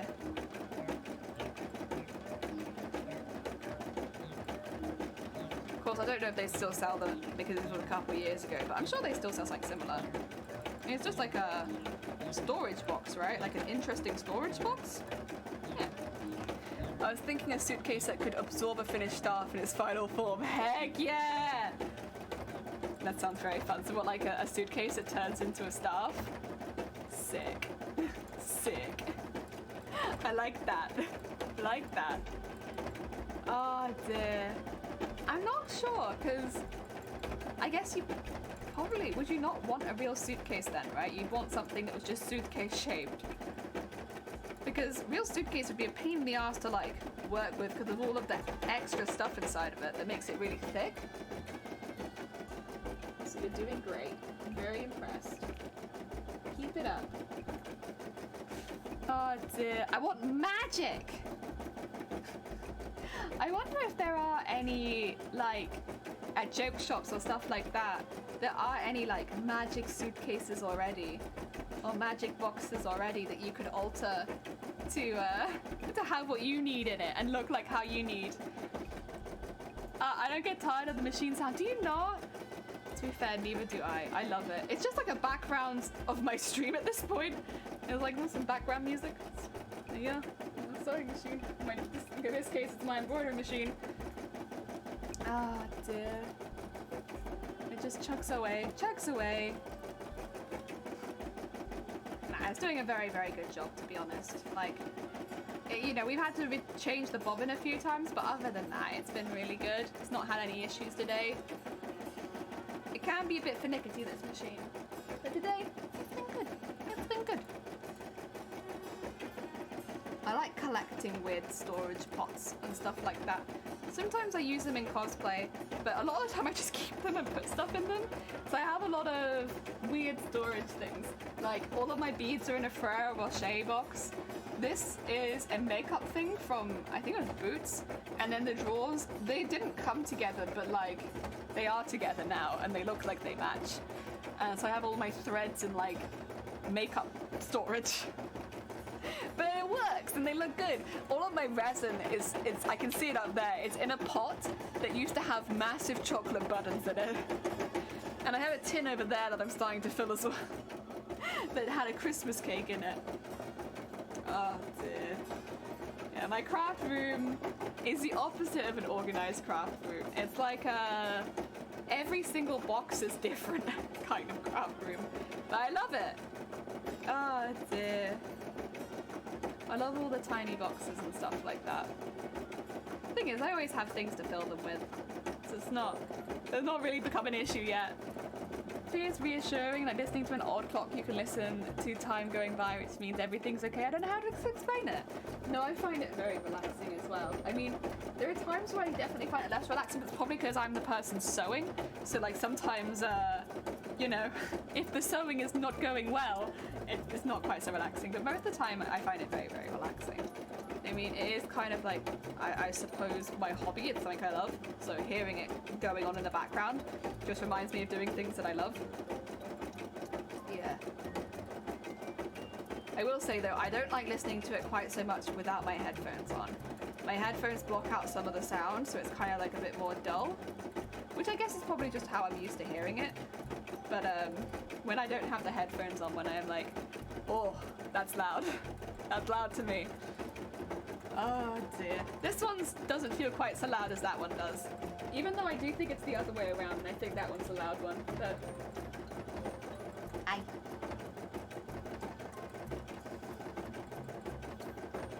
There we go.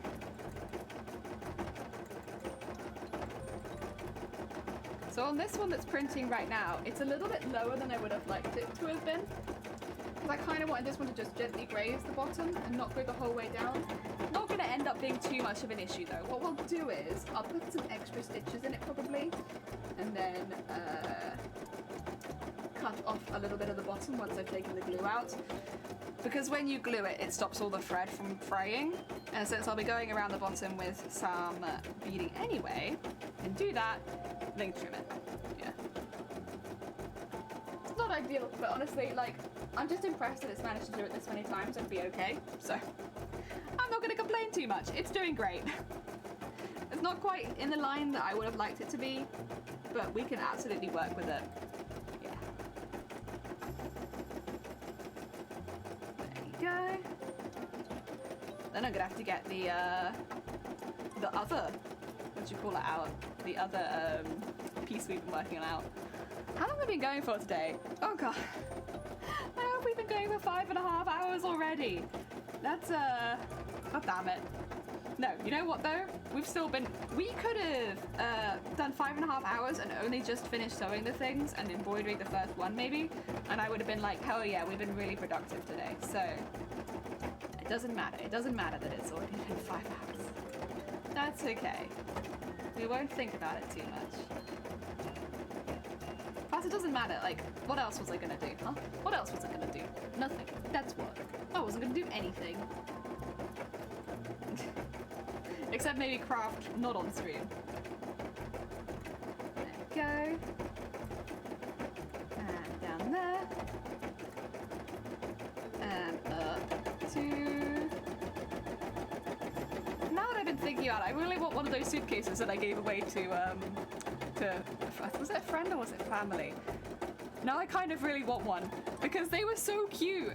It was like, it had like really nice edges on it and it had like a map as its like base. That would have been such a cool cosplay prop. I could have like altered it to make look more like a real suitcase. Oh, and then I would have had a bag with me at all times as well. Oh my god. I wish I picked up a second one. Oh dear. I mean, maybe I can find one online, I don't know. I probably could find something similar online. That one just happens to be really pretty. Oh yeah. All that on there. And we need to go around.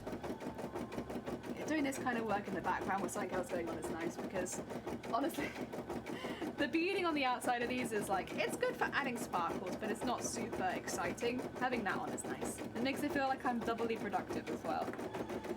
And I think I want 5, maybe 6. Maybe 6 for this one, yeah. To go all the way down to the other end. I can see a bead that has escaped, get back in there. There we go. And then we need to get back to here. Oh, I'm going too far across. We need to get back to here. Sorry, I'm like full on embroidering off stream at this point. Oh dear. I just get used to holding it a certain way and then I'm like, it's over here. You can't see any of the work we're doing. I'm also gonna have a bit more tea. A little bit more tea. Thank you.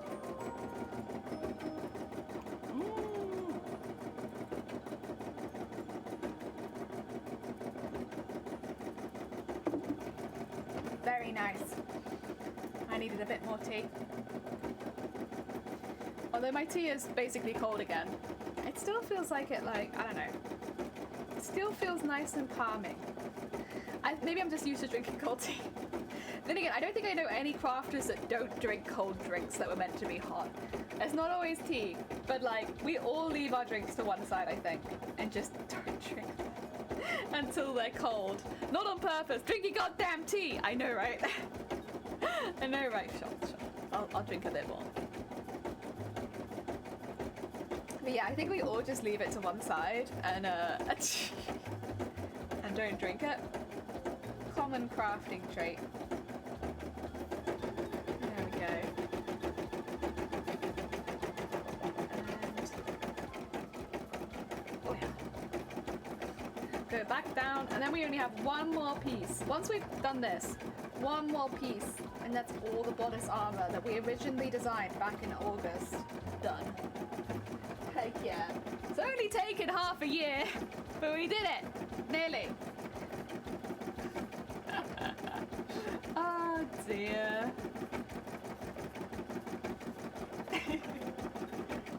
To be fair though, we did do several iterations of the designs so that we could get it ready for my embroidery machine and stuff like that. We haven't actually ended up using any of the original designs because they were all just way too complicated and they didn't look the way that I wanted. Like, don't get me wrong, you can do really complicated embroideries on an embroidery machine and it can look really good. But because I wanted these thick, bold lines that I could then bead and sequin and stuff like that, all of the original designs were way too embroidery heavy. It wasn't the style that I wanted to do. Like, they were pretty, but it wasn't quite right. So I ended up redoing them a couple times until I was happy with them. I wish I hadn't redone all of them a couple times because that was a lot of hours. But hey, you know what? We only live. We live and learn. Oh dear. Next time, I'll just do the first one and test it and see if it's really too detailed, rather than doing 21. Yeah. Technically 42 because I flipped them to the other side too. Go. like the style we've gone through with the really thick, bold lines. It's just what I wanted with my armor. Was those thick, bold lines that you often get when you see beveled edges on foam. I think I've mentioned this before, but that's kind of what I'm trying to imitate with these, is the detail, of course, on the inside, but then all of this outside is meant to kind of somewhat replicate the beveled edge on foam cosplay builds. Like, it's quite a common look that you see for more classic armor, and they'll all have this really like strong extra layer of beveled foam around the edge, and it makes them look like they really pop. That's kind of what I was trying to imitate with all of my armor pieces. Now, I've had to do them in quite a few more pieces because they're all fabric, and it takes a lot longer because I'm beading them all. And, you know, design, it's not just design make, it was like design, draw, digitize, embroider, and then bead. So like, it adds a few steps to do it like this. But I really like it. I'm a big fan. It would have kind of sucked to have done all this and then not liked it, to be fair. that would have been a shame. But no, as soon as I saw this particular line of designs, I was like, yeah, this is the one. This looks like what I think of when I think foam armor. Yeah, and the reason I did that was so it was more recognizable as armor, because this character very explicitly states that they are like completely armored head to toe. That's what their outfit is. It's all meant to be armor because they are literally an armored totem. So like, or totem or whatever. They're meant to be very armored. So I wanted to have it, like, from a distance at least, more easily recognized as traditional cosplay armor. And of course, when you look close, it's made in a completely different way. That was my goal. One of my goals, at least. I had a few goals with this costume, but that was one of them. Was to imitate foam armor with fabric and beads. And I don't think it looks completely the same. In fact, I think it looks quite different, in fact. But I think the general feel of it is still there. Even if a lot of the details are not. The general feel of it's still there. Yeah. And with the fabrics we've used, it's like got that nice armor sort of shine on it. That's the lame coming through. I still dislike lame as a fabric because it's a pain in the ass to work with. But it does look good. It looks very nice. Cannot deny, it's right up my alley as far as aesthetics go. Also, you about to finish? You about to finish that one? That means we can get the next pieces in if you're about to finish that one. Oh, I just dropped the needle with all the beads on it. My bad. I'll pretend that didn't happen. There you go. It's a bit annoying to have to do this, but I think I'm gonna have to tie it off, like just a few stitches from the end. I don't know. It might get there, but I don't know if I'm gonna be able to tie it off once I get there. Thank you. All right. We'll tackle that conundrum in a minute. Now, let's finish this work. It looks great. These ones are a bit further apart.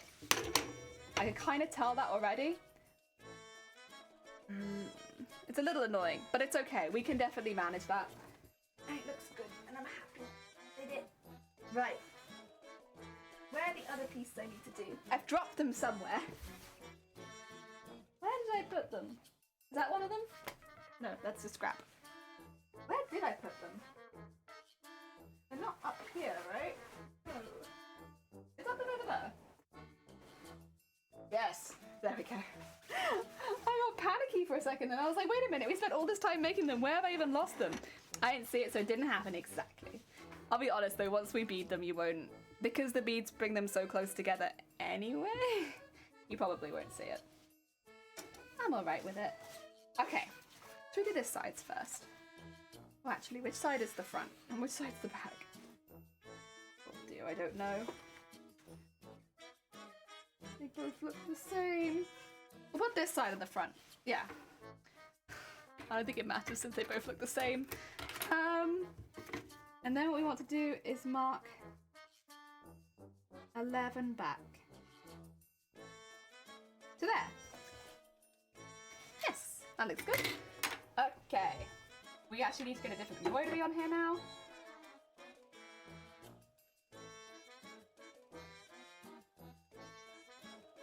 We need Oh, was that over there? Yeah, there it is. Wait, do I not have the other version of this one? That's okay. Cancel that selection. I just need to double check to make sure I've got it flipped the other way too. That's one. There's the other one. I was gonna say, like, I need that both ways. Let's do this one. And... fine, right? Oh, I need to rotate it though. I need to rotate it this way. And then I guess I could move it in. There you go.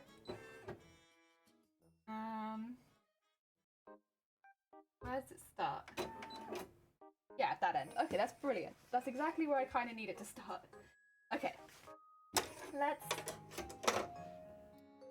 put that in there. Put that in there. And then... Where is it? where's the stuff? I probably moved it because I was moving everything around so much, honestly. There it is. It's underneath there. I was going to say, it's probably hidden somewhere from me moving it. Ah, dear. Oh, I got something in my eye. Ooh. I think it's alright. It'll probably come out on its own, whatever it is. Let's move and cut this up here. And then we need this bit pinned on there. Starting up here, I suppose. This is where this bit starts. And get that under there nicely. And with that, okay, let's see. I'm gonna put the needle down just so it's a little easier for me to like start thinking of rotating it and stuff. I think about there is probably correct. Because it does come back up because it's on a curve, but I think that's probably about right. Guess we'll see. Guess we'll see, because I think it's going to do a straight line to start with. Or maybe not. Maybe it's going to do the... yeah, it's going to do that first. Okay, that's fine. Allowed, allowed. Oh, and then it does on the other side. Oh, okay. I wasn't sure how I'd set this up, to be fair, but that's actually pretty good for me. I'll take that. Thank you. Very nice past me. That's actually perfect. Oh dear. It makes things a lot easier for me. You're going to do a nice straight line. Very nice. I love it. And now you can do the general outline of the thingy. Sorry, it's got a few steps before it does the actual embroidery, but it's thinking about it. It's having a good hard think about doing this. There you go. That looks great. Very nice. There you go. Start that, thank you. Alright, back to this. I've always been curious, how do you make the designs on the machine? Are they made on the computer imported onto the machine, or do you make it directly on the machine? So the way that you do it, I'm sorry, there's a piece of hair that keeps trying to go into my eyes. The way that you do it, you draw up what you want to embroider in a like some sort of drawing software, so that you have like a copy of it. Ideally draw it the size of the hoop, so mine's 10 by 10, so I always draw it in a 10 by 10 square. Then you take it across to digitizing software. In my case I use Mbird, and you basically draw in all the stitches in the order that you want it to stitch. So for instance with this one, I had it do 2 starting stitches at both sides to mark where it was going to be. I did a stitch line connecting them up. I did a stitch tracing the outside of the design, and then I did this one, which is my full stitch. Because by doing it like that, it basically really strongly puts the design into the fabric before it starts. But I did all of that on Mbird, and then I put it on a memory stick, and I put it in the side of my machine. And then it just does it. I mean, there are some things that would prevent it from doing that, which would be things like if I got the wrong hoop size, or if I didn't have the tension set correctly, but yeah, because I've been doing the same project with the same sort of stitches constantly, I haven't really had to change too many of my settings. You digitize and copy over. Exactly.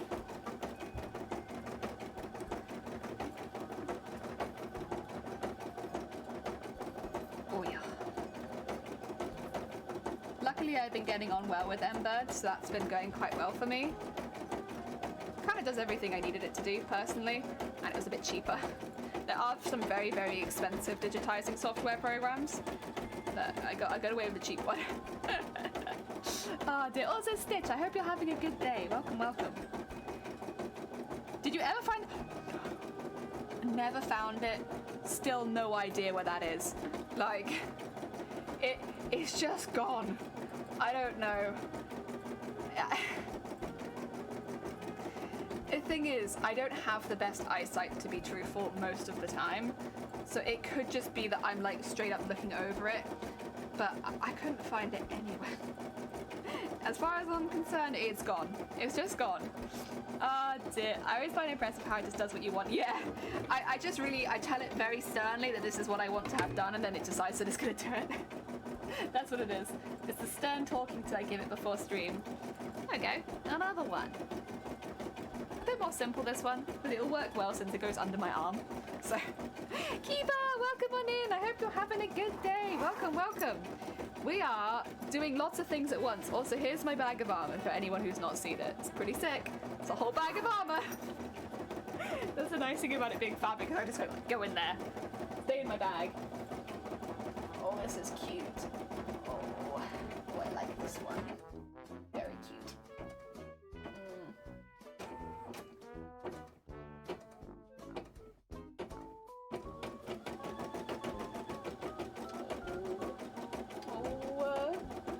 Baby stitches. Oh.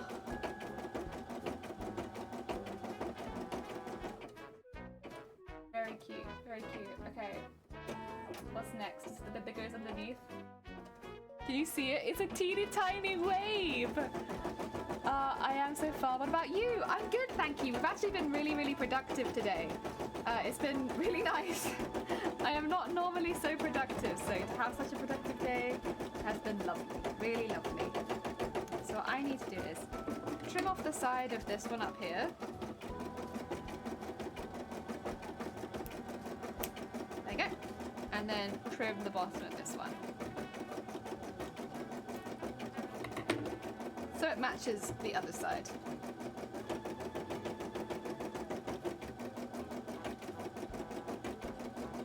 Go. That should fit us there, okay. Nice. Let's get some more thread. And then we can sew that in while my machine is sewing that in. So cute. So cute. We have done, I can show you what we've done today. We've done a couple. A wheel. That's all backwards. That's okay. Like these X's into... This one came a little low. I'll trim that later, don't worry. And then on this side, they're perfect. No, wait. This one came a little low. That one. This side is perfect. Yeah, this side it came a little low here. That's okay. But, yeah. We made all these X's, sew them into here, and now we're doing a slightly different bit. That's what today's been. Pretty good. It's been pretty good. And we've been very lucky that things have been going very well for us. Fortune has smiled upon us today, but not too much has gone wrong, touch wood. I'm very happy with the progress we've made today. I'm very, very happy with it. I didn't think we were going to get this far, to be quite honest. This is a lot further than I thought we'd get in, what, like 6 hours? Yeah. Thing is, I want to get some of this done, so I'm going to be going for a little longer than this. This is only a like 10-minute embroidery, thankfully. But the one next to it's going to be a bit longer because it's got more colours and things like that, so it just takes a bit longer. The one next to it's very cool though. Very, very cool. It's just going to be lining it up. It's going to be a bit of a problem, I think, for that one. But hey, we'll work it out. We'll work it out. Oh dear. And let's sew this in.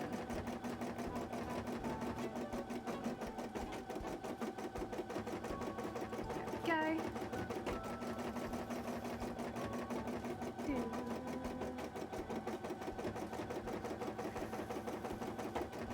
Oh. There you go. That in there, and then make sure we just put it slightly through the other piece of... There you go. Ah. Very nice. And then sew this up. Oh yeah. Yeah, the one we're putting next to that wave that it's doing right now, it's like a really big wave. But I want it to hang off the bottom a little bit. Not too much, but a little bit. So lining that up is going to be a bit of a pain. It's probably going to be the most difficult one because I don't think when I did the embroidery design on it, I really considered lining it up with anything because it was always originally just going to be like a standalone swirl. But now I want to put it on here, and that makes it a little bit more difficult. That's okay though. We're here for a challenge, you know? Go.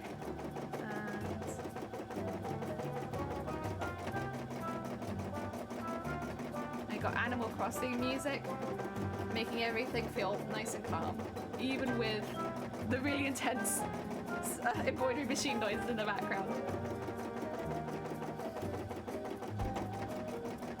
Okay, get that up there. Before changing thread, I might work a little bit on lining it up. Normally I change thread and then start lining it up, but I think in this case, the lining up's going to be difficult enough that I might just spend some time on doing that before actually changing the thread around. I could do that afterwards. Just, yeah, this one's going to be a little complicated, probably. And I want the right thread underneath in case it kind of comes out a little bit, by accident. We planned for not lining it up well, basically.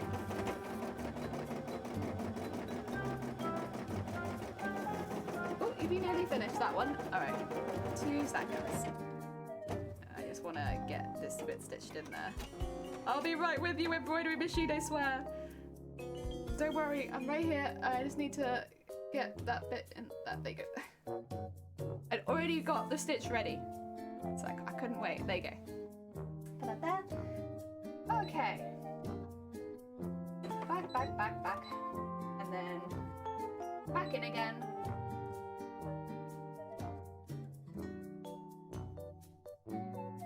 One wave or 2 waves? 2 waves. So I want this one. And then I want to rotate it. Do I want to rotate it? Yeah. Like that. Right?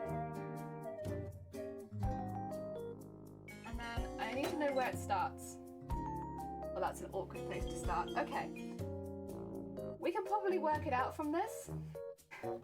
That is an awkward place to start, but that's okay. What I'll do is... that goes like... here, right? Oops, sorry, thread.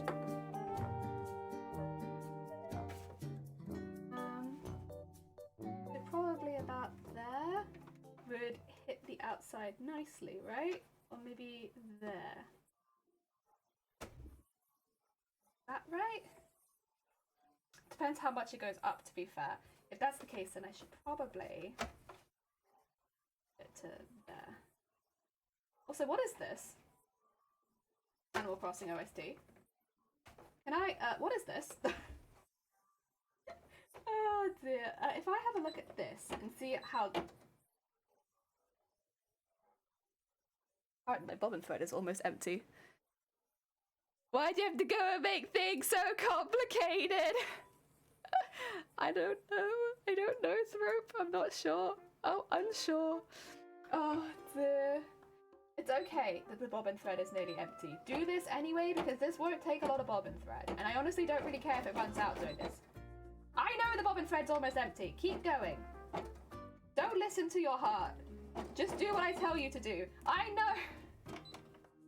I'm well aware that the bobbin thread is... I know! Keep going anyway.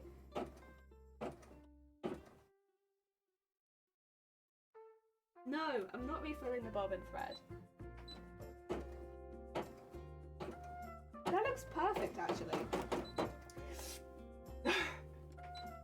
You listen to me here now. I know the bobbin thread's nearly empty. You can do this. I know.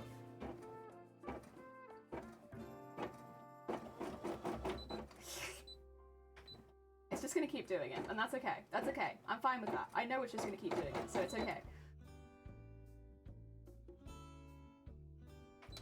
You tested my patience machine. Oh, look at that! Did you have enough bobbin thread for that bit? Did you have enough bobbin thread for that bit? Oh, he did! Crazy! Oh, I'll do it now. Jesus Christ.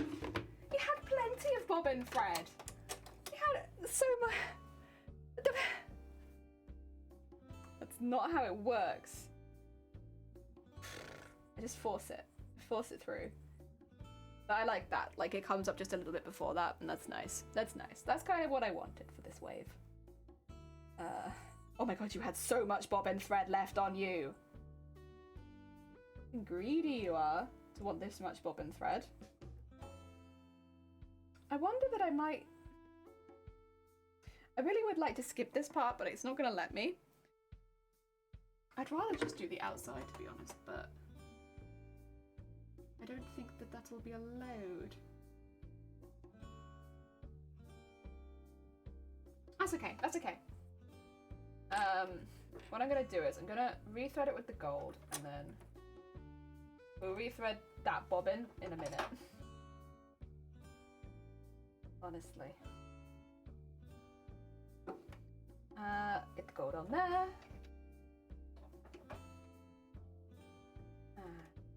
That there. Underneath. Over the top. And then back down.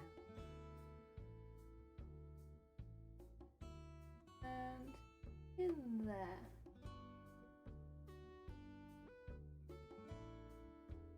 There we go. Very nice.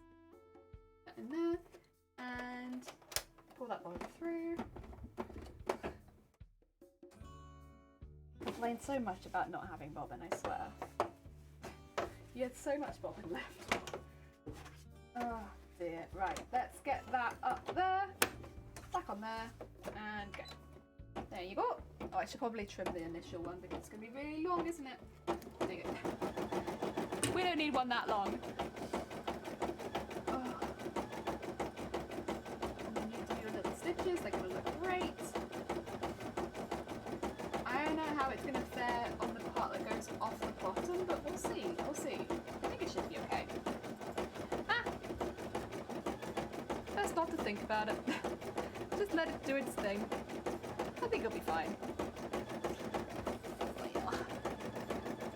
Have I already done it up the other side? I think so.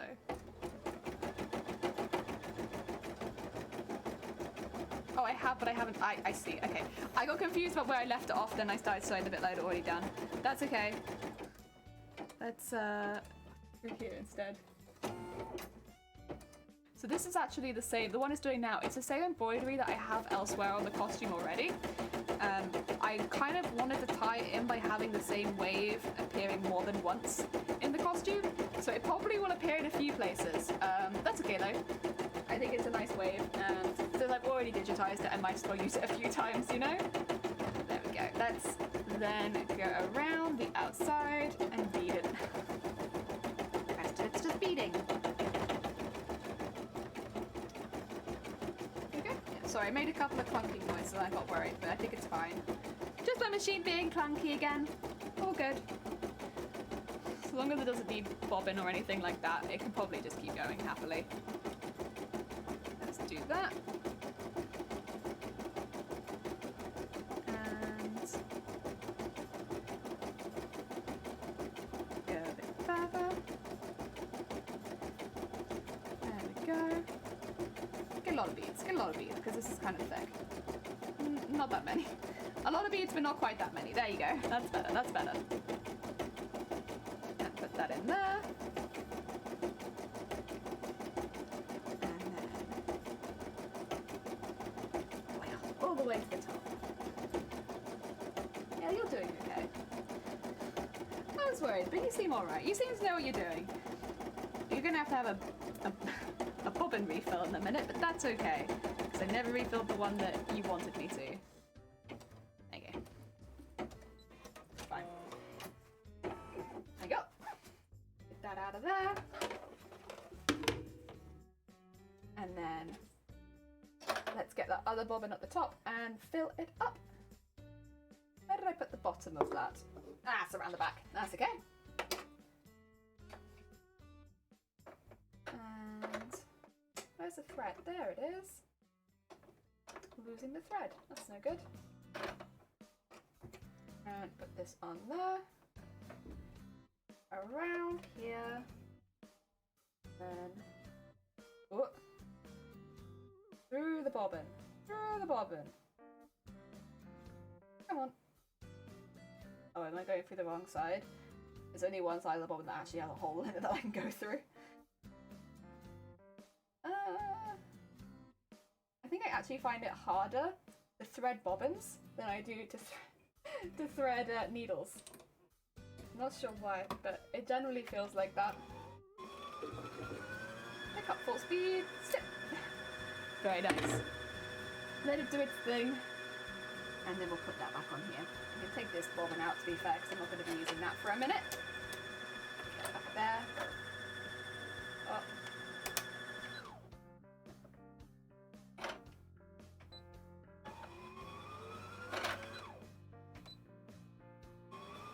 Okay, well, I can do it like this if I'm just happy to watch. It makes me so nervous, though.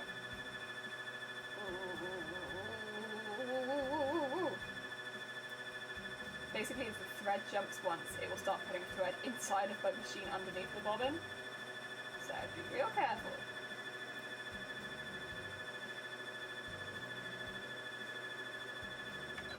Hey, we got it though. That's good.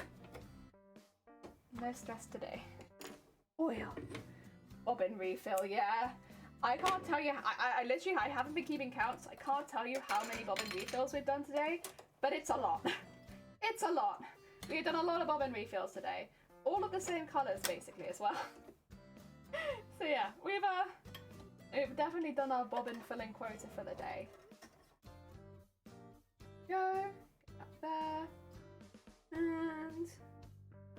Oh dear, not quite. Get that in there. Come on, come on, there you go. Through the needle hole. Thread that up through there. And grab the bobbin at the bottom. That's good. You can tell this one was drawn a while ago because on my screen it's got the gold going around the outside and then the bronze on the inside. I decided to do the opposite of that design after the first print, but I still have it there as a digitized file because, you know, I don't need to change it. Yeah, there you go, that's good. Now keep going. And then we can keep going over here. How long is that? 16 minutes. Yeah, it's a little bit longer, isn't it? Still not bad though. I mean, the other one was what?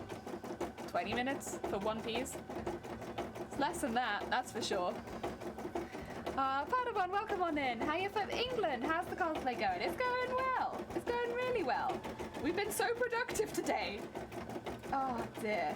10 out of 10. Would recommend Tuesday cosplay because my god, it was it was productive. We did so much.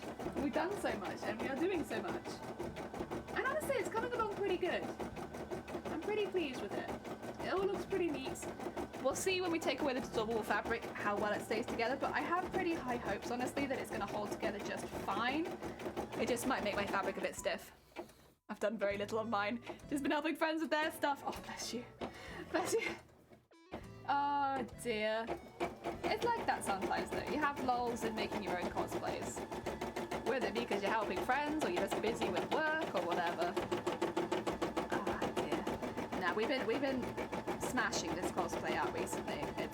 It's been really good. I mean, today has been especially productive, but we've actually had a lot of very productive streams recently, like other than this one. It's been pretty good, honestly. Pretty good.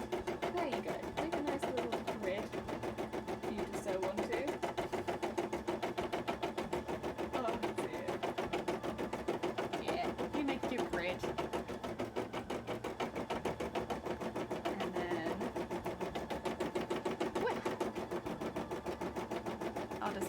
Sewing this piece of armor. That's a nice thing about the embroidery machine is that you can multitask so easily without feeling like either of the tasks you are doing are getting less attention. It's just doing half it for me right now. Heck yeah. I love these pieces that are one piece as well, rather than having to match up multiples. Although I guess technically we are having to line them up. It's not so bad. It's not so bad as when we were doing these really big embroideries made of multiple embroideries. Those are hard. Really hard. I mean, the woman embroidery is definitely the epitome of it, because my god, that was 30 embroideries in one, but like, all of them were difficult. Oh dear.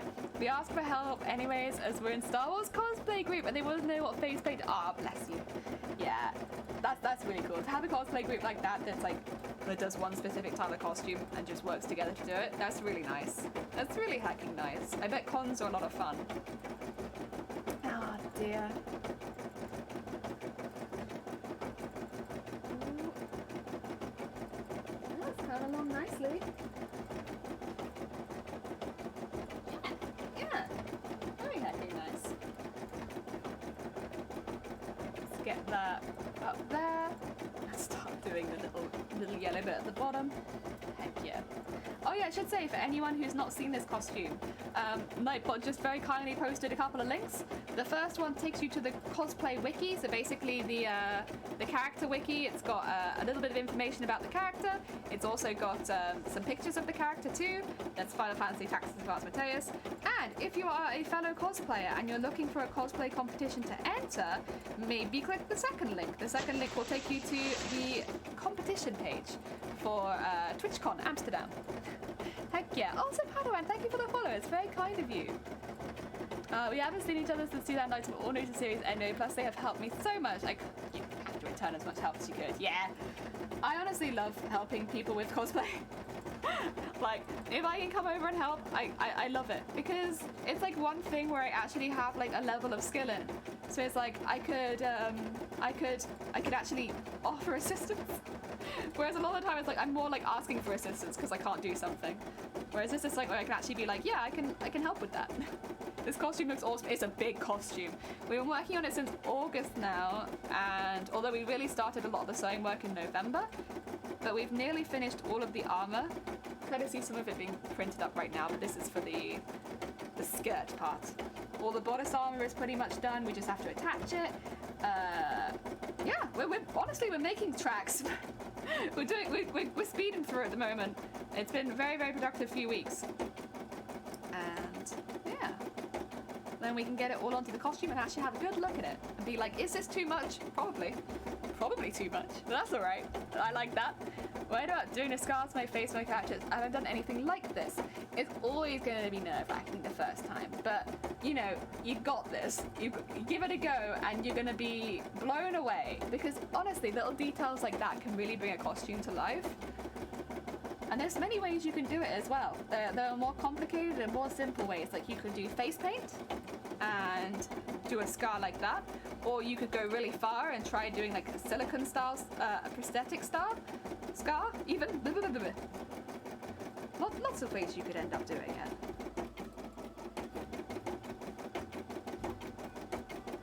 Oh. Yeah, those kind of things really bring cosplays to life. The same way, like I advise everyone to have a little look at maybe potentially putting makeup on for their costume. Like, even if you're a bloke and you're cosplaying a bloke that doesn't look like they're wearing makeup, it can make your photos look so good. Just to have like a little bit more definition, especially if you're not editing them or anything like that. If you're just doing straight photos, having a little bit of makeup on just defines your face. And for a character, you know, you want to stand out and stuff like that. It can look so good. It can look so good. Is it necessary? No, it's not necessary, but it looks fantastic. Worth it also +1 friends if they can help me with SFX makeup as they use visual. Oh yeah, there you go then. Heck yeah. You have to be careful not to scratch your face now once you got it on. No face itching. Keep your hands away from your face. That's always the hardest part of the costume for me. It's like not touching it. Leave it be. Let it sit.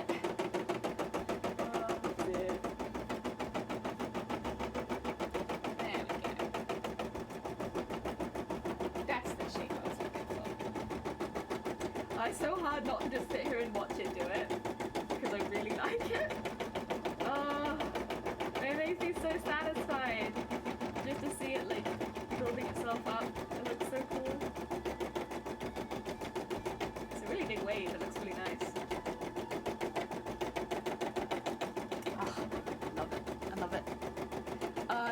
Oh shoot, I only have to do one event review. Hey, you're getting there, you're getting there. Heck yeah, I adopted you a follow on Insta. Aw, thank you, that's very kind of you. I'm not very good at posting to Instagram, to be honest. I'm a Twitch streamer through and through. I just want to be live on Twitch, really. But I do my best to sometimes update, like, where we're getting to and stuff like that. When I finish the dress, I'll definitely post it on there. So, Instagram's still the one that I struggle with. Finding the, well, basically not even find the time to post. It's just remembering to post. Like, I don't know how many people remember, there was like a good time where I was like 4 months behind in posting and I had pictures to post. I had things to post and I just didn't do it. Just didn't do it. I'm useless on social media anyways, yeah, me too. I like Twitch streaming, that's fun. Other than that, I'm pretty bad. I would say Twitter and Discord I'm getting better at because I post if I'm going to be live that day and I try to post a picture with that. So a lot of the time that's a lot more up to date on where we're at because I've got pictures of my crafts as they are, which often is not finished or it's like, you know, there's nothing, it's not quite there yet. But like that's made it a lot easier, honestly, is having a reason to post multiple days a week. It's like, well, I'm going to be going live, so I need to let people know that I'm going live and when. But also, if I'm doing that anyway, here's a picture. There you go.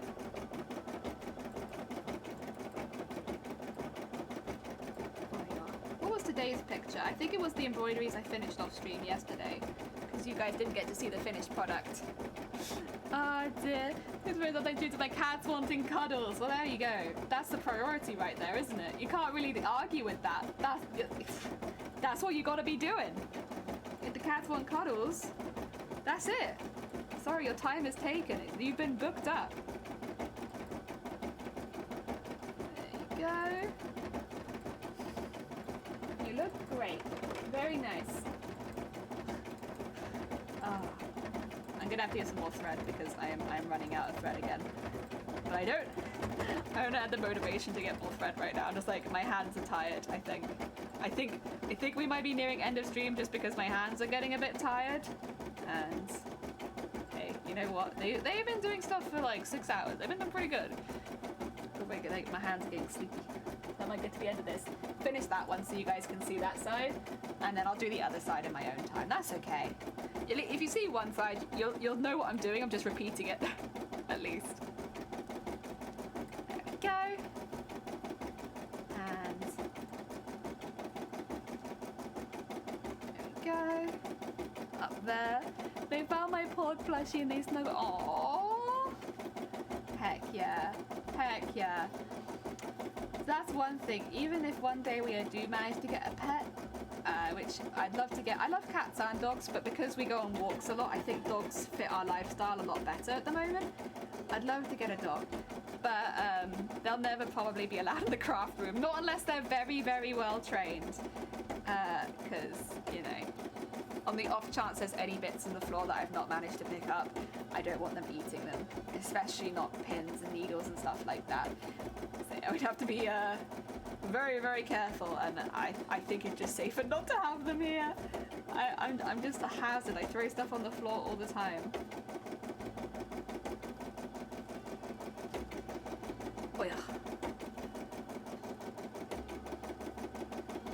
Then again, they probably wouldn't want to be in here anyway. It's very loud. It's just chug, chug, chug, chug, chug, chug, chug, chug, chug constantly. And while I like it, I'm sure for an animal it might feel like a bit of a different story. 2 chow chows and 86 cats! Oh my god! Heck yeah, you're living the cat life. Very hectic nice. Oh dear, that must be lovely. You must wait. No wonder you can't post. You have to cuddle 6 cats. That's a lot of cat cuddling. Cat mum vibes, yeah. Hey, there's nothing wrong with that. I'm sure the cats all love being together. Oh dear. Oh, yeah. Come on, come on. There you go. Okay, one more stitch and then I'll tie off, get some more thread. No, I'm not gonna get some more thread. I'm gonna stop for the day. That's what I'm gonna do. I know that. I remember. Just this is how my streams never end. I just forget that I'm gonna end the stream. I just keep going. That's all right. Let's tie that off and get that under here. I should mention again for anyone who's just popping in, I normally stream Wednesdays, but this Wednesday I'm seeing the Jelly family, so I will not be streaming tomorrow. Instead, I'll be streaming Thursday, Friday, probably. Again, I always post on Discord and Twitter if I'm streaming that day, a few hours ahead of time. So yeah, that's probably how that's gonna go. Cat overload, heck yeah! One of the cats has brain damage anyway, so she takes most of the time all alone on my costumes. Oh my god. Oh, just like tuk, tuk, tuk, tuk, tuk, tuk, with your cat going across. You have 2 dogs and 1 cat? Heck yeah! Heck yeah! Oh, lovely, lovely. Do they get along okay? Oh dear. I guess as long as the dog's not too excitable, they should probably get along just fine, right? Yeah, probably. I'm making assumptions here, but I assume it's like that. Let me just whip, whip, whip, whip, whip, whip, whip, whip, whip, whip, whip, whip, whip, whip, whip, whip, whip, whip. Ooh, okay. We have to wait to see if they're still. Oh, they're only. Okay, I was just having a little look to see who was live and to see if we could raid any more cosplayers. I have found a cosplayer. They speak French and English, so they're probably predominantly French speaker in the chat, but they do speak English as well. They are making the Armored Titan from Attack on Titan, and they're entering the same costume competition as me. So we're probably going to raid into them after stream. So do stick around if you like cosplay stuff. If you're interested in cosplay stuff, hang around. We've got another person who's entering TwitchCon Amsterdam cosplay contest, and they are making the Armored Titan from Attack on Titan, which if you have not seen is an exceptionally ambitious cosplay. And today they are carving out, oh my god, the hair carving is just mwah. They're making some sort of, I guess, it will probably be dipped in silicone and then they'll make a mold out of that. But they're making some kind of, I think, mold? Yeah, it's insane. It's so good. I was like really hoping we would be able to raid into them at some point, because we raided into another entry last week where they were making a Cinderella dress for, and they're entering the same costume category as me because we'll both be entering sewing. I don't think the Armored Titan build will be entering sewing. I'm gonna guess SFX, but I could be wrong because they're literally called Armored Titan. They might be entering armor. But oh, it's looking so good. The cat stays in the sewing room, aka my brother's room. Ah, the cats do the cat. Oh, the dogs do the cats do not. I see. They tell us are very filled as they are cats of the dog world. Yes.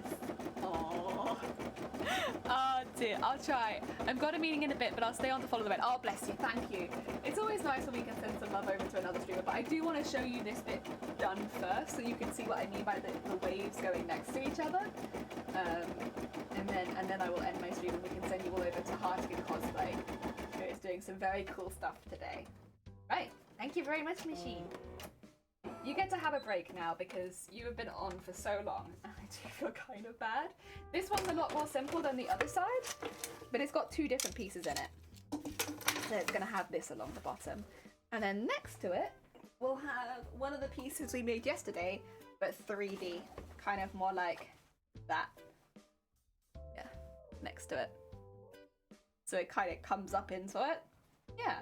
And then honestly up here, it's close enough to the bodice that most of the bodice armor will actually also be on there. So yeah, that's kind of how it's gonna look. Of course, we still need to bead it all up and all that kind of stuff, but that's the basic outline done. So I put these together again. Back there. There we go. There we go. Right, should we set up a bit of a raid? Should we do just a little bit of a raid today? Oh dear, thanks Padawan, I appreciate it. Are you guys ready to raid into the Armored Titan cosplay? Oh, do you not want to do it? Do you not want to do the raid call? Oh, look at us! In sync! Do grab a raid call if you're fancy. It's a really good way of sending some love to another streamer. No, thank you everyone for joining. Thank you for all the raids today as well, from Dem, our lovely mod, from Crystal Cat, and also from Solar Ren, and also Stars. We had Stars and Solar. We had the moon and the stars raid us today. Thank you so much for the raid. Thank you so much for chilling out with us. We'll be back not tomorrow, but on Thursday at the earliest. Jelly slow as always. Always very slow. Always very slow. And not we didn't mean jellyflesh. We did not. But let's raid into the Armor Titan. Like, again, if you're interested in seeing kind of all of the tournament arc style stuff for this costume competition, definitely hit them with a follow because they're also taking part in the same tournament as us. Right, let's go send some love to Hartigan. I'll see you all soon. Have a nice rest of your day, everyone. Oh yeah. Bye.